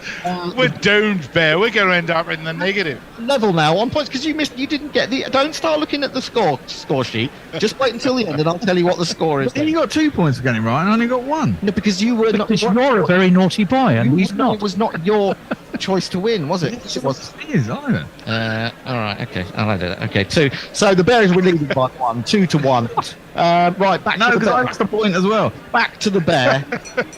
Number 3. Hang on. I think we need a contestants conference here. Do we have confidence in the quizmaster? No, at all. He's useless. What do you think, Tony? Remember that you're driving me. I'm not sure how that works, to be honest. No, it works, actually. Yeah, exactly. He's threatening you. I think you leave it, make him fucking walk home. Jesus. Subordination amongst the contestants is not not you want to be on every week, then you're going to have to, you're going to have to scratch up on your behaviour. Indeed. I'll give you a nice big bottle of Cobra, so you should be nice and relaxed. That was, Oh dear. I got the rest of my spliff next to All right, okay. Well, if you do leave in the middle of a question for a split, you will of course lose points. Just remember that. Okay. Right, moving on to number 3 in our 12 names that we have today. The first 3. How about John Bloor, Bloor, England? Live cricketer, dead cricketer, or who's that weirdo? My turn, isn't it? John Bloor, dead cricketer. No, you're wrong. He's not a dead cricketer. That goes over to Messi Jez for a couple of runs. Nip it behind square this time, or maybe just in front of square. Past Moeen Ali trying to catch it and see what happens, Messi. Who's that weirdo? You're absolutely right. It is a weirdo. And do you know, are they alive or are they dead? This is just for interest. But we will ask you for the age in a minute. But did they die, or are they still alive? I suspect that he's dead. No, you're wrong. I'm afraid you're wrong. We haven't allowed for this situation, have we? No, tell me, why are you asking? Well, I'm assuming all the weirdos are actually alive. Why? They're just a weirdo. Well, because they're just a weirdo. Assume anything in this game, Bear. Don't assume. It's an important thing that you should remember. Because, Makes an ass out of you and me. But what are you supposed to guess whether alive or dead? All right, so we'll do without that then. Anyway, do you want to tell us a bit about John Bloor then? Well, I absolutely can tell you a bit about John Bloor. Don't I get to choose his... Yeah, but guess his age? Yes, because Messi did know, so Messi can guess his age. Go on, guess his age. Yes. Go on. So I'm reckoning he was 72 when he died. No, I'm afraid not. He's alive. I just told you he hasn't died. Sorry. Yeah. Oh, he's 72 now. I don't know. One thing I can tell you, Messers, is that he's going to die soon. At one point, he was 72. Yes, he was. On his way being 79, which is what he is now. And he got there pretty quickly, and I'll tell you the reason he got there pretty quickly. Well, he got there in 3 years, I guess. Is because, well, between 72 and 79. Yeah, okay. He got there in 7 years. Well, the reason he got there very quickly is that he is the owner of Triumph Motorcycles. So he got there in a hurry. He's also a house builder. He's got an OBE. He lives in Derbyshire. His father was a coal miner. Quite a hip guy. although in this case the hip was more of a problem in that he's got a dodgy hip, and that means that he doesn't really ride his motorcycles anymore, and these days has to troll around in a Range Rover. Well, there you go. Tragic end of life for John Poor. Land Rover Overfinch, no doubt, with a man who owns Triumph fucking motorcycles, and he's probably loaded. Yeah. Do they still make Triumph motorcycles? Yeah. Do they? Yeah, they went out of business for quite a while, I think, and then they did, got rebought. Yeah. 20 years ago, 30 years ago. Okay. Make them again. We're moving on. We're moving on to Messy Jez, and we're staying in Ireland for some reason. Josephine Mitchell, Ireland. Live cricketer, Mitchell. dead cricketer, or who's that weirdo? I think Josephine Mitchell. Josephine. Excellent name. Excellent name. Great name. Lots of Mitchells play cricket, so I'm going to say she's a live cricketer. You're absolutely wrong again, and I can pass it over to the bear. Josephine Mitchell of Ireland. Is she? What did you say, Messi? You said she was a live cricketer. I did. Who's that weirdo? Yes, she is a Who's That Weirdo. She is Who's That Weirdo, and she's do you want to? No, I get to go. Now I'm assuming she's alive. Don't assume. Well. Don't assume. 55. Oh, you're absolutely nowhere near. No extra points for you, I'm afraid. Died aged 92 in 1995. Tell us all about her, Tony. Your name for a moment. Whoever you are, whatever your name is, boy in the corner. Man who drives me to cricket. Man who drives me to cricket. Well, I can tell you, she died very sadly at the age of 92. That's a good age. In 1995, she was Ireland's first female saxophonist. Born in 1903 in Dublin, played her first gig at the age of 11, toured Europe, settled in Berlin in the 20s, played jazz with such jazz legends, and I know Hendo will appreciate this, as Coleman Hawkins and Django Reinhardt. Married a Belgian bloke whose name I can't recall, but she did it just to get out of Nazi Germany at the time, so she escaped from Germany about that. Just on Josephine Mitchell, really. Well, I know she's got no connection to cricket, but we should do a programme anyway. Yeah. All right. Okay, moving on. No extra points there, I'm afraid. Paul Matavire of Zimbabwe. Yes. This is for the bear. This is for me. Paul Matavire, live cricketer. No. Not a live cricketer. Paul Matavire, Zimbabwe. Messages. That, to be honest, that's something I would have picked too. Well, dead cricketer then. No. Who's a window? No, it's a Zimbabwe. Window from Zimbabwe. Tell us all about Paul Matavire from Zimbabwe. Well, Paul Matavire. You get to guess his name and age. No, because I didn't get it right. Right. No. Well, he died at the age of a premature age, I'm sad to say, of 44 in 2005. He's a blind musician. Rose to prominence in the 80s when he joined the Jaros Jiri band based in Bulawayo. By the time of his death, though, he's believed by some to have become the owner of a large herd of cattle and spent his last days as a farmer. If you want to listen to some of his stuff, though, which such is my commitment, you've had a listen to this research. I did listen to, and I can tell you, it's actually really rather good. It's a kind of a cross, a sort of jazz meets township jive. Township drive. Well, township jive. Well, that was his cattle. Unfortunately, it wasn't a sheep farm. It is jazz meets township jive sort of sound. Check out albums Diana or Dr. Love. And you'll get a feeling for what I mean. Well, there you go. You can't say this is not an educational programme. There you go. Right. Can we give the bishop a point? I mean, I think the depth of his research is to be applauded. No, because the bishop is quite literally pointless. He is pointless, and I've done the research initially. Then I just has to go and look at it, basically. Right, last one before we have a break. And I'll tell you what, we have an absolute treat for you coming up in the break. Those of you who've been receiving our Smaximum weekly newsletter will know that we have a wonderful columnist known as Chris Woke. And he's absolutely wonderful. He's all about forced inclusion and social justice. And after we've had this last name, the first half, he will be bringing you a few of his thoughts, just so that we can spread the word of woke. That will be rather wonderful. Okay, the final name before we go to Chris Woke, and this is for Messy Jez, Lance Hamilton, New Zealand. He's got to be a cricketer, hasn't he, with a name like that? Wouldn't you with the Lance name like Hamilton. Lance Hamilton. Is he? I'm going to say he's a dead cricketer.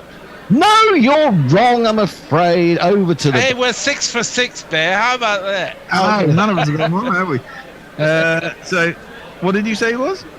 He said he was. What did you say? He was a dead cricketer. I said dead cricketer. Dead cricketer. Do you want? Is he a weirdo or is he a live cricketer? I've had 3 weirdos in a row. Yeah. Well, he's he. So I'm going to go. He's a live cricketer. Yeah, absolutely right. He is a live cricketer. And now for some extra points. What is his current age? Lance Hamilton. I think he's recently retired. Do you think recently? 42. 42. No, I'm afraid no extra points for you. He's actually 49. Tell us everything there is to know about Lance Hamilton, the alive cricketer. Well, that's from New just so Zealand. much. I don't think I can tell you everything. I'll give you a few highlights there. He's from Papakura in Auckland. He's a left-arm fast-medium opening bowler for Central Districts. Let me see. He has only played 2 ODIs for New Zealand. Took 1 wicket, so he has an international average of 143, which is not exactly particularly special. I don't think he was played enough, to be honest. I think He did, however, play against Australia in a tour game, I think, for Central Districts in 2005, and has rather lived in the shadow of fellow left-arm bowlers like Jeff Allott, Shane O'Connor, and the very excellent James Franklin. Ah, right, yes, of course, indeed. James Franklin, who's just left Durham, has he not? Or was that a while back now? It's that bowler when India came to England who did that whole series where he didn't get a wicket until the last Test match. Prakab Singh or something like that. Something like that. Yeah, he was a right arm bowler. He wasn't left armer. He had an average of over 200 at one. Yeah, but he was a brilliant trier, wasn't he? Yeah, he was a marvellous trier. Are you fishing for bonus points there? Yeah, no, not at all. You won because that was quite good. So, of the halfway through the tournament, the Bear has 5 points -1 for misbehaviour. Sue has 4. Messages has 2 points -1 for a terribly bad joke. So the Bear is leading by 5 points to 1. That's horrible. Now we go over to our social justice warrior, Chris Woke. Hi, Chris. All right there, me ducks. Chris Woke here, opening up the bowling and shutting down the bigots. The Men's T20 International Cricket World Cup 2022, brought to you by the International Cricket Council, TM, is busting, isn't it? The massive sixes, the highly skilled bowling, the dropped catches. Isn't it wonderful to see world-class performers demonstrating their fallibility? The never less than hilarious fancy dress, the expert television commentators there to remind everyone that what they're watching is the most exciting thing ever. All played out in front of vast empty swathes of concrete that make my forced inclusion groups feel most welcome and unintimidated. However, I'm struck by the chasm in class between the more established teams and their emerging counterparts. It's spitting in the face of justice that these underprivileged sides are supposed to compete with the countries that enjoy such historical and financial advantages. Sporting imperialism it is. Well, this cannot be allowed to stand. Not on Woke's watch. I have therefore developed a proposed differently abled system to address the inherent inequities in international cricket. It's an index that takes account of ancestral, religious, social and environmental factors. ARSE is an incredibly sophisticated and revolutionary tool. It will level the playing field of our beloved game, which is why I was a tad bit vexed when I discovered the ICC had been working on a system of their own. Cheeky gets. Why would they not consult me on this matter? They know I'm the Prince of Parity, the Earl of Equality, the Jedi of Justice. God, Allah, Vishnu knows I've written and told them enough times.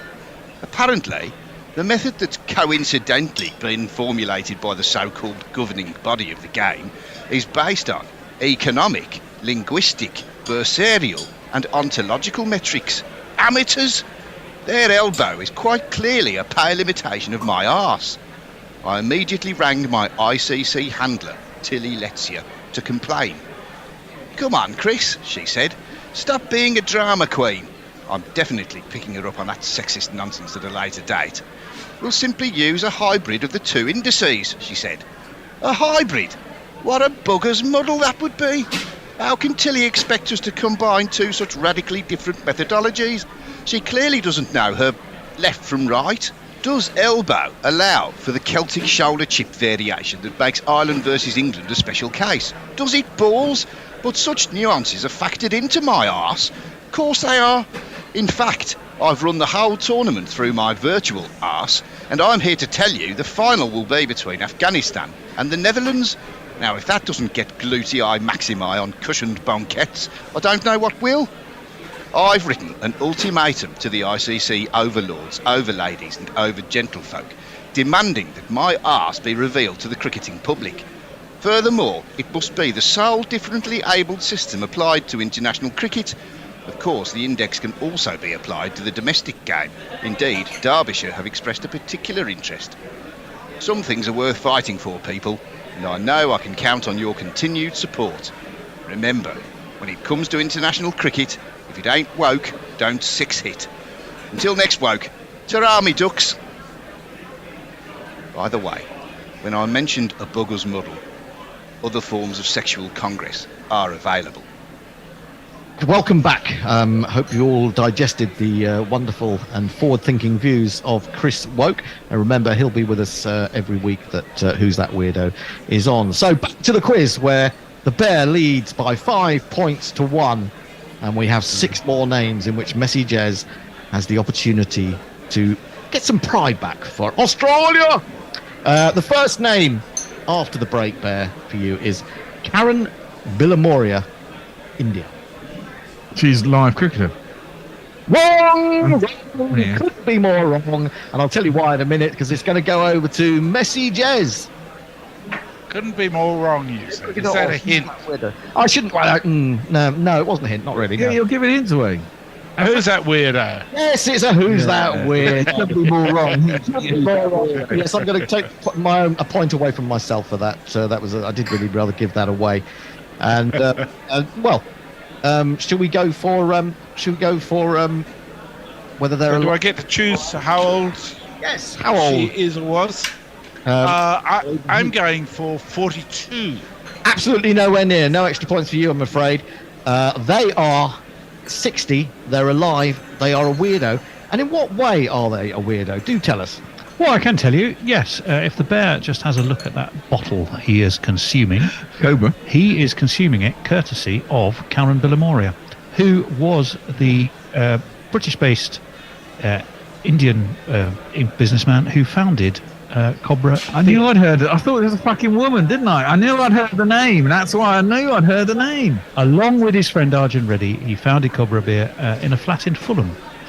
And the idea for the beer came up while he was a student at Cambridge, when he regularly ate meals in Indian restaurants, and he thought regular lager is just too gassy and bloating, and he wanted to come up with something that went better with the Indian food that he enjoyed. So Cobra Beer was formed. His dad was called Faridun Noshir Bilimora. He was popularly known as General Billy and had a long and distinguished career in the Indian Army. There you go. Fascinating stuff. Well, that is interesting. That is interesting, isn't it? I think so. I think I've seen him on the telly. That's why. I think he was on the other night, actually. Wasn't he? He used to do business programs on the BBC probably about 7 or 8 years ago. I'm sure it was kind of something of an entrepreneur. But like most people, I've always thought Cobra Beer had to be genuinely Indian, but it's not. It's actually British. I knew the story when you said that. I knew the story. Yeah. Well, then hopefully, on that basis, he'll start sponsoring this particular quizcast. Well, that'd be good. That would be particularly good, wouldn't it? Because we're all sitting here drinking. Well, how are you enjoing our Cobra Beer? It's absolutely beautiful. Brilliant. A bit of a with it. It would be even better. If you're listening. Right, moving on to Messi Jez. Messi Jez. Look, just before you go on, Hender, seeing as we're looking for any sponsorship opportunities we can get, I'm drinking a bottle of Wild Yak, which is Pacific Ale, 100% malt, a crisp and tropical beast, and it is delicious. So if the makers of Pacific Yak would like to sponsor us, we'd be very welcoming. Right, beer companies are always welcome. Yak, always welcome. Don't talk back. And I thought you were going to say it was Wild Yak Piss, but there you go. It's not. It's Wild Yak Lager. Anyway, moving on to the next name on our list in Who's That Weirdo Part 1. John Cordner, Australia. Live cricketer, dead or Who's That Weirdo? John Cordner. That's there's this little tweak at the back of my brain somewhere, and it may be something to do with the question. John Cordner. I suspect he's a dead cricketer. You're absolutely right. No. He's the first one from messages today. Hey! Finally, somebody got one. You go flying past the bear by smashing his age out of the park when he died in 2016. I reckon he was 82. Oh, lucky, unlucky. I'm afraid you don't get any extra run. Brilliant piece of fielding there in the just behind square leg by Moeen Ali, and I'm afraid you fail. He was 87. But what can you tell us about the dead cricketer John Cordner, Tony? Well, he had a fairly short career. He played for both Victoria and Warwickshire in 1951 and 52. He was a left-arm fast medium bowler. He also played Aussie rules football for Melbourne, and he played against India when he was in the UK, where he was studying nuclear science. Wow. He did, and he played football. Fucking hell. No, well, he played Aussie rules. He didn't play proper. That's footy, isn't it? He played that sort of weird game where they, I think, run with the ball, kick it over the post, and also try and chuck it in the net as well, don't they? I'm never sure about Aussie. And where unfeasibly the game where things happen rather than you sort of sit around and end up 0-0. Yeah, that game. All right. Can't simmer down. You've had too much wild yak. Right, back to the bear. Now this is an interesting one. Chandrasekhar Gadkari, India.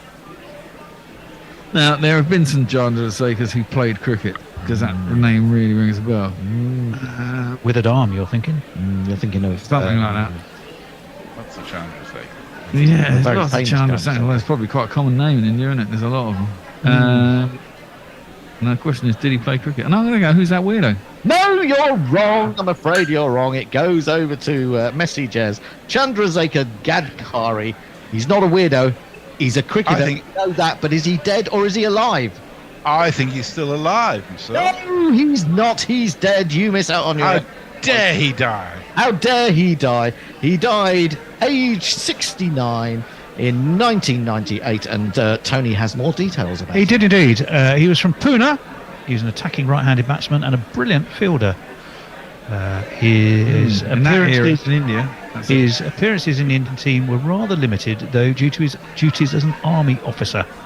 He toured West Indies in 1953 and Pakistan in 1955 and met with some success, but not a lot. In the fourth test at Georgetown, he was going in at number 9, hit a defiant 50 not out, and that pushed India past a horrible situation. They were 64 for 5, and they got to a total of 262. He did, however, also bag a pair in the next test. Played 6 tests in all. Did he? He was a bowler, wasn't he? What was his bowling stats? Why are you asking me this question? Because if we're going to do cricketers, we should have their fucking stats. That's all I'm saying, man. Well, I did tell you he was a bowler, you're absolutely right, but I don't have his stats in front of me. What I did tell you is he didn't really take many wickets, and he didn't really play very much. He just played 6 tests. 6 tests? That's not bad. He has a test average. He's a test player. Yeah, that's weird. It's not necessarily the most important thing about him, what his stats are. Oh, but I don't know. I'm just saying, if we have a cricketer, it'd be nice to know their stats. He's so difficult to deal with, isn't he, the bear? What was his surname? Gadkari. Gadkari. Are you looking him up? Gadkari. I am. Are you going to give us this stats on the back? I can tell you, he scored 129 runs in Test matches at an average of 21.5, and he bowled 102 balls for no wickets. Oh dear! I don't know what it cost, but he doesn't really have any stats at all, does he? He doesn't have an average if he didn't take any wickets. No, it's hardly worth knowing about his stats, really. 6 tests, no wickets, and he was supposed to be a bowler. Did it tell you how many runs he went for? No. No, not on Wikipedia. I can get him. He was an attacking batsman, medium-pace bowler, and a great fielder. If you look it up later, we're doing the programme at the moment. Okay, Let's just finish with the programme. Same time. I'm not the question master, but I do hope you're taking points off for belligerent. He's a treacherous bastard. Media. I'm thinking about whether we'll have him in future editions, because he's such a... I haven't forgiven him for bloody Sunday leaving me there dialing desperately for help. What, instead of taking his hands off the wheel and sorting out problems with the technology. Okay, moving on, Bear. Don't look under Cricket Archive. Stop looking in Cricket Archive. This is not the question. This is for who are we on to now? This is for you, Messi. Right. Joe Harawira, New Zealand. Dead cricketer, live cricketer, or who's that weirdo? Harawira. That's an interesting. I was thinking it might be Zimbabwean. Harawira. Harawira. Sounds like, yeah, Joe Harawira. It's a good name. I like it. It's really good. I think that because I like it, he therefore should be a cricketer, and I think probably did. No, he's not a cricketer. He's a weirdo. I'm supposed to get the choice of doing that. I was going to say he was a weirdo anyway, because I reckon that name is indigenous, and therefore he probably played rugby, or he did something else anyway. No, he didn't play rugby, but Tony will tell you what he did do. Do you want to guess his age? I get to guess his age because I don't know, because he was a weirdo. He did. Realise he's dead. In which case I'm going to go, when he died, 58. Well, I can tell you he lived to the age of 70. He was, when he died in 2017, he was a all-round good guy, actually. He was a Maori environmentalist. And he was known as a Maori kaumatua, which means an elder.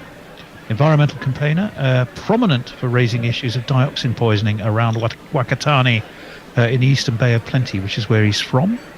He's also a musician and a storyteller. Would tell many stories to bring to life some of those issues, telling and performing Maori stories in Reo Pakea and Reo Maori. I think the bear may have some dioxin poisoning, but we'll move on from that anyway. Back to the bear, the final two with the scores reading 5-4 to the bear. 5-4 to the bear. It's tight. It's very tight indeed. Is the quizmaster open to bribes? Possibly. We'll have to see what those bribes involve, but absolutely. Just email and I'll let you know. Okay, here's one. Anne Cools, West Indies. Whose go is it? It's your go. It's my go. Anne Cools, West Indies. Cricketer. And is she alive or dead? Alive. No, she's not a cricketer. Well, she's not an alive cricketer, but she may be. Oh, who's that weirdo? Or a dead cricketer? What do you reckon, Messi? I'm going to say that she was a weirdo, and she was the first woman to be a member of the Bermudan Parliament. Oh, you're so close. I'm going to give you 8 points for that. What? That's brilliant. You are so close, because she's not. She is a weirdo.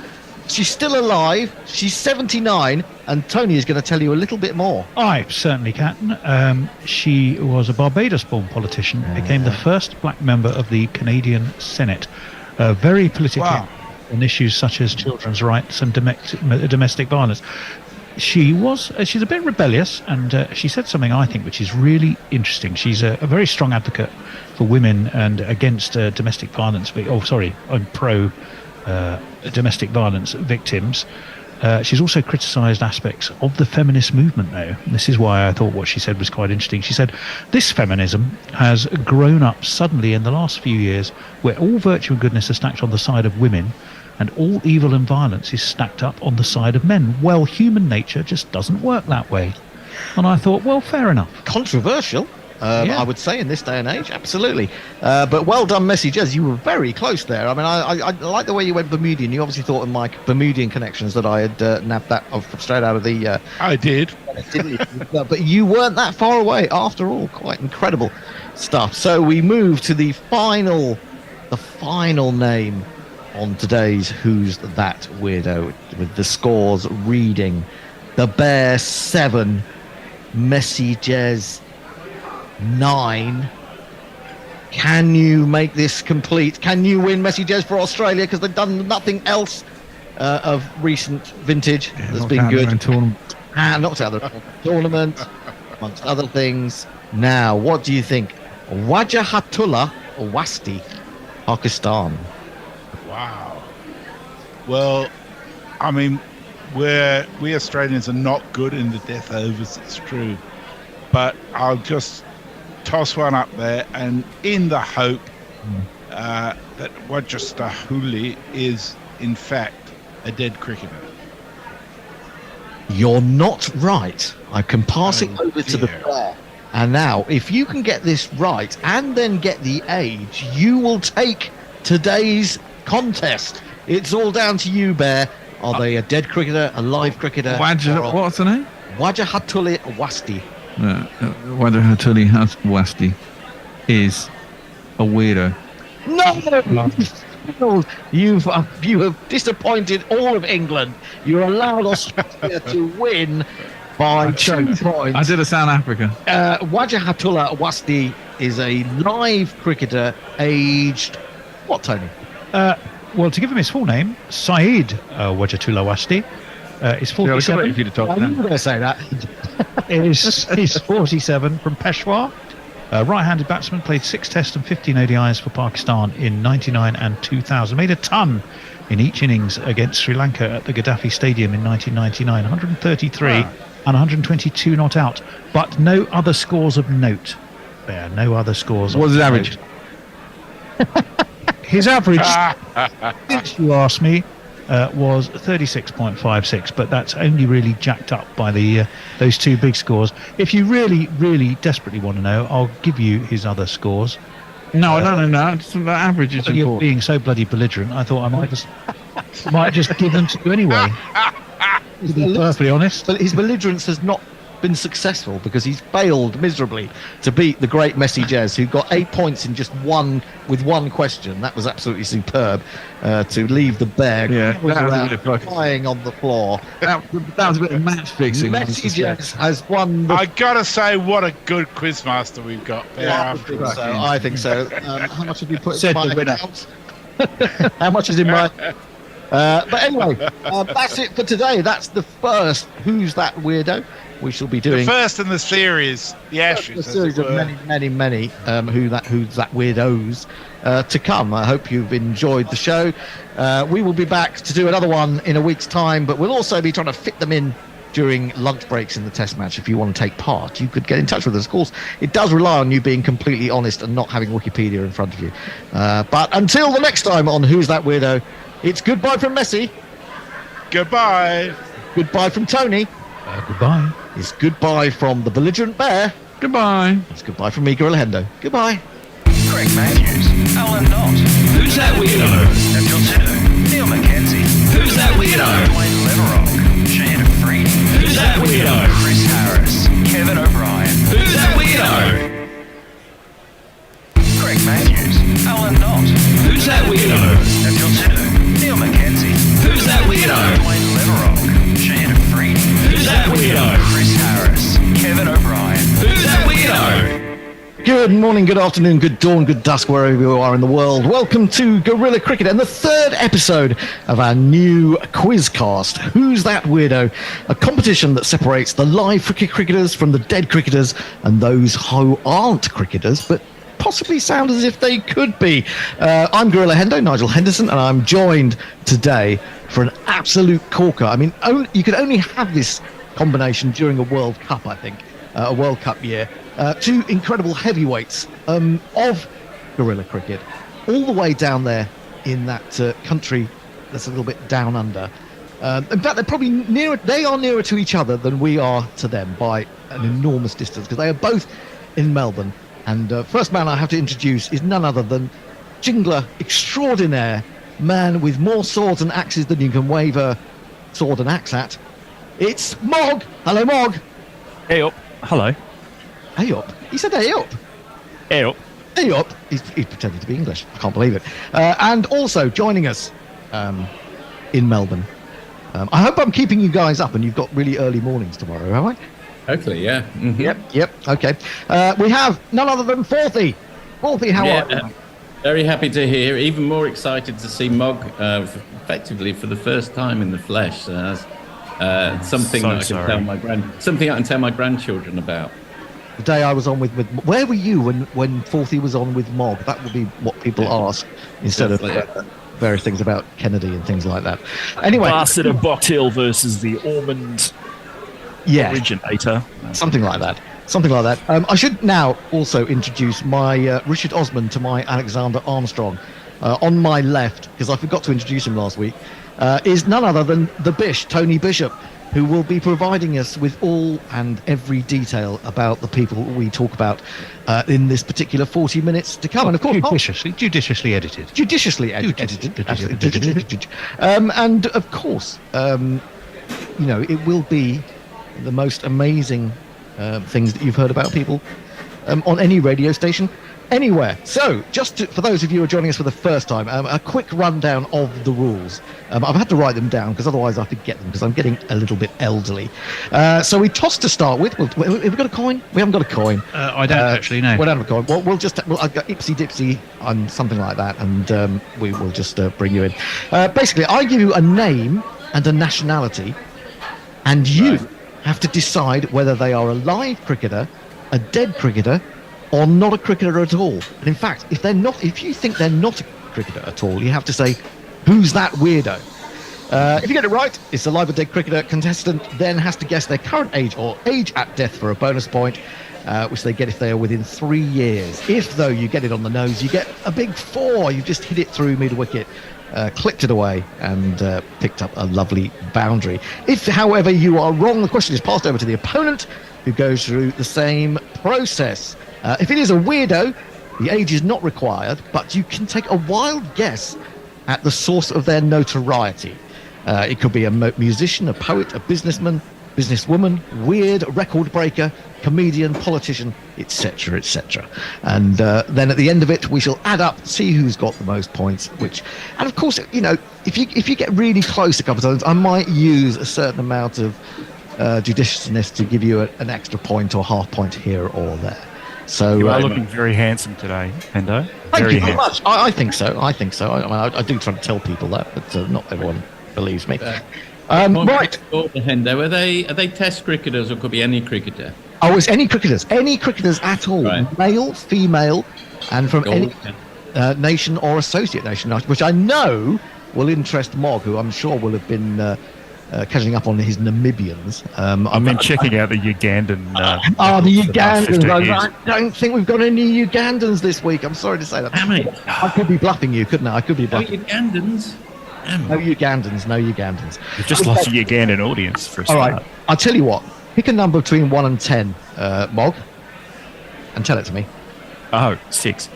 Unfortunately, that means the toss has come down the wrong side. 40.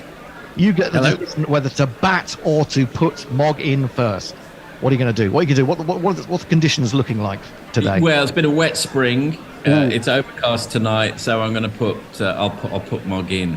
You're going to put Mog in to bat. So this is your first name to deal with, Mog. I hope you're not too nervous. Just take your time. Forthy's already mentioned Cataline in a conversation today, so his erudition has already intimidated me. Well, I know he's like that. He writes these incredible Smackman articles, which I feel like I've read a philosophy essay by the time I got to the bottom of it. It's not going to help you with this game, though, is it? It's not going to help you with this game. Well, it might do, because there may be philosophers. Who knows? That's true. Yeah, so it could be. Okay, the first name that I'm going to read and give to you, Mog, is Gregory McLaren, New Zealand. Live cricketer, dead cricketer, or who's that weirdo? Gregory. He's obviously he's a dead cricketer. No, he's not a dead cricketer. So I can pass it straight over to Forthy. So he's not a dead cricketer. So he's either a live cricketer or a who's that weirdo. What do you reckon? Forthy? Well, McLaren sounds like one of those names from the sort of late 19th century. I'm thinking of Archie McLaren. I think that he's a. Did you say a live cricketer, Mark? He said dead cricketer. He said dead cricketer. Yeah. In which case, I'll say, oh shit, there aren't New Zealanders though. Yeah, but McLaren, it sounds such a Kiwi-sounding name, isn't it? Well, sorry to break you away from who's that weirdo, but the weirdo is me, sitting in the studio in South London at 5 in the morning. We have called stumps for today, in the unlikely event that anyone's still listening. New Zealand finish up 138 for 7. They are approximately a grillion runs behind. England will come back tomorrow morning, hope to knock them over, make a decision about the follow-on and see if they can take this series 2-0. In the meantime, thank you to everybody for helping me out today with the commentary, and thank you all for listening. And finally, I'll see if I can close this down without burning the studio. So either way, it's going to be good night for now. Guerrilla crickets. Whoa. Guerrilla crickets. Whoa. Guerrilla. Take guard, man the barricades, patrol the cover boundary. At last the time has come, this is a cricketing emergency. Hear this call to arms for every cricket revolutionary. Take up your bats and stumps for the test match insurgency. At first they tried to silence us, but we would not be silenced. They threatened us with lies, so we threatened them with violence. Che Guevara, Sangakkara, Joseph Stalin, Douglas Jardine, Robespierre, Darrell Hare, Vladimir Lenin, O'Brien Kevin, guerrilla cricket. It's not about the winning, it's about how many rules you break. Even in cricket commentary, this is the best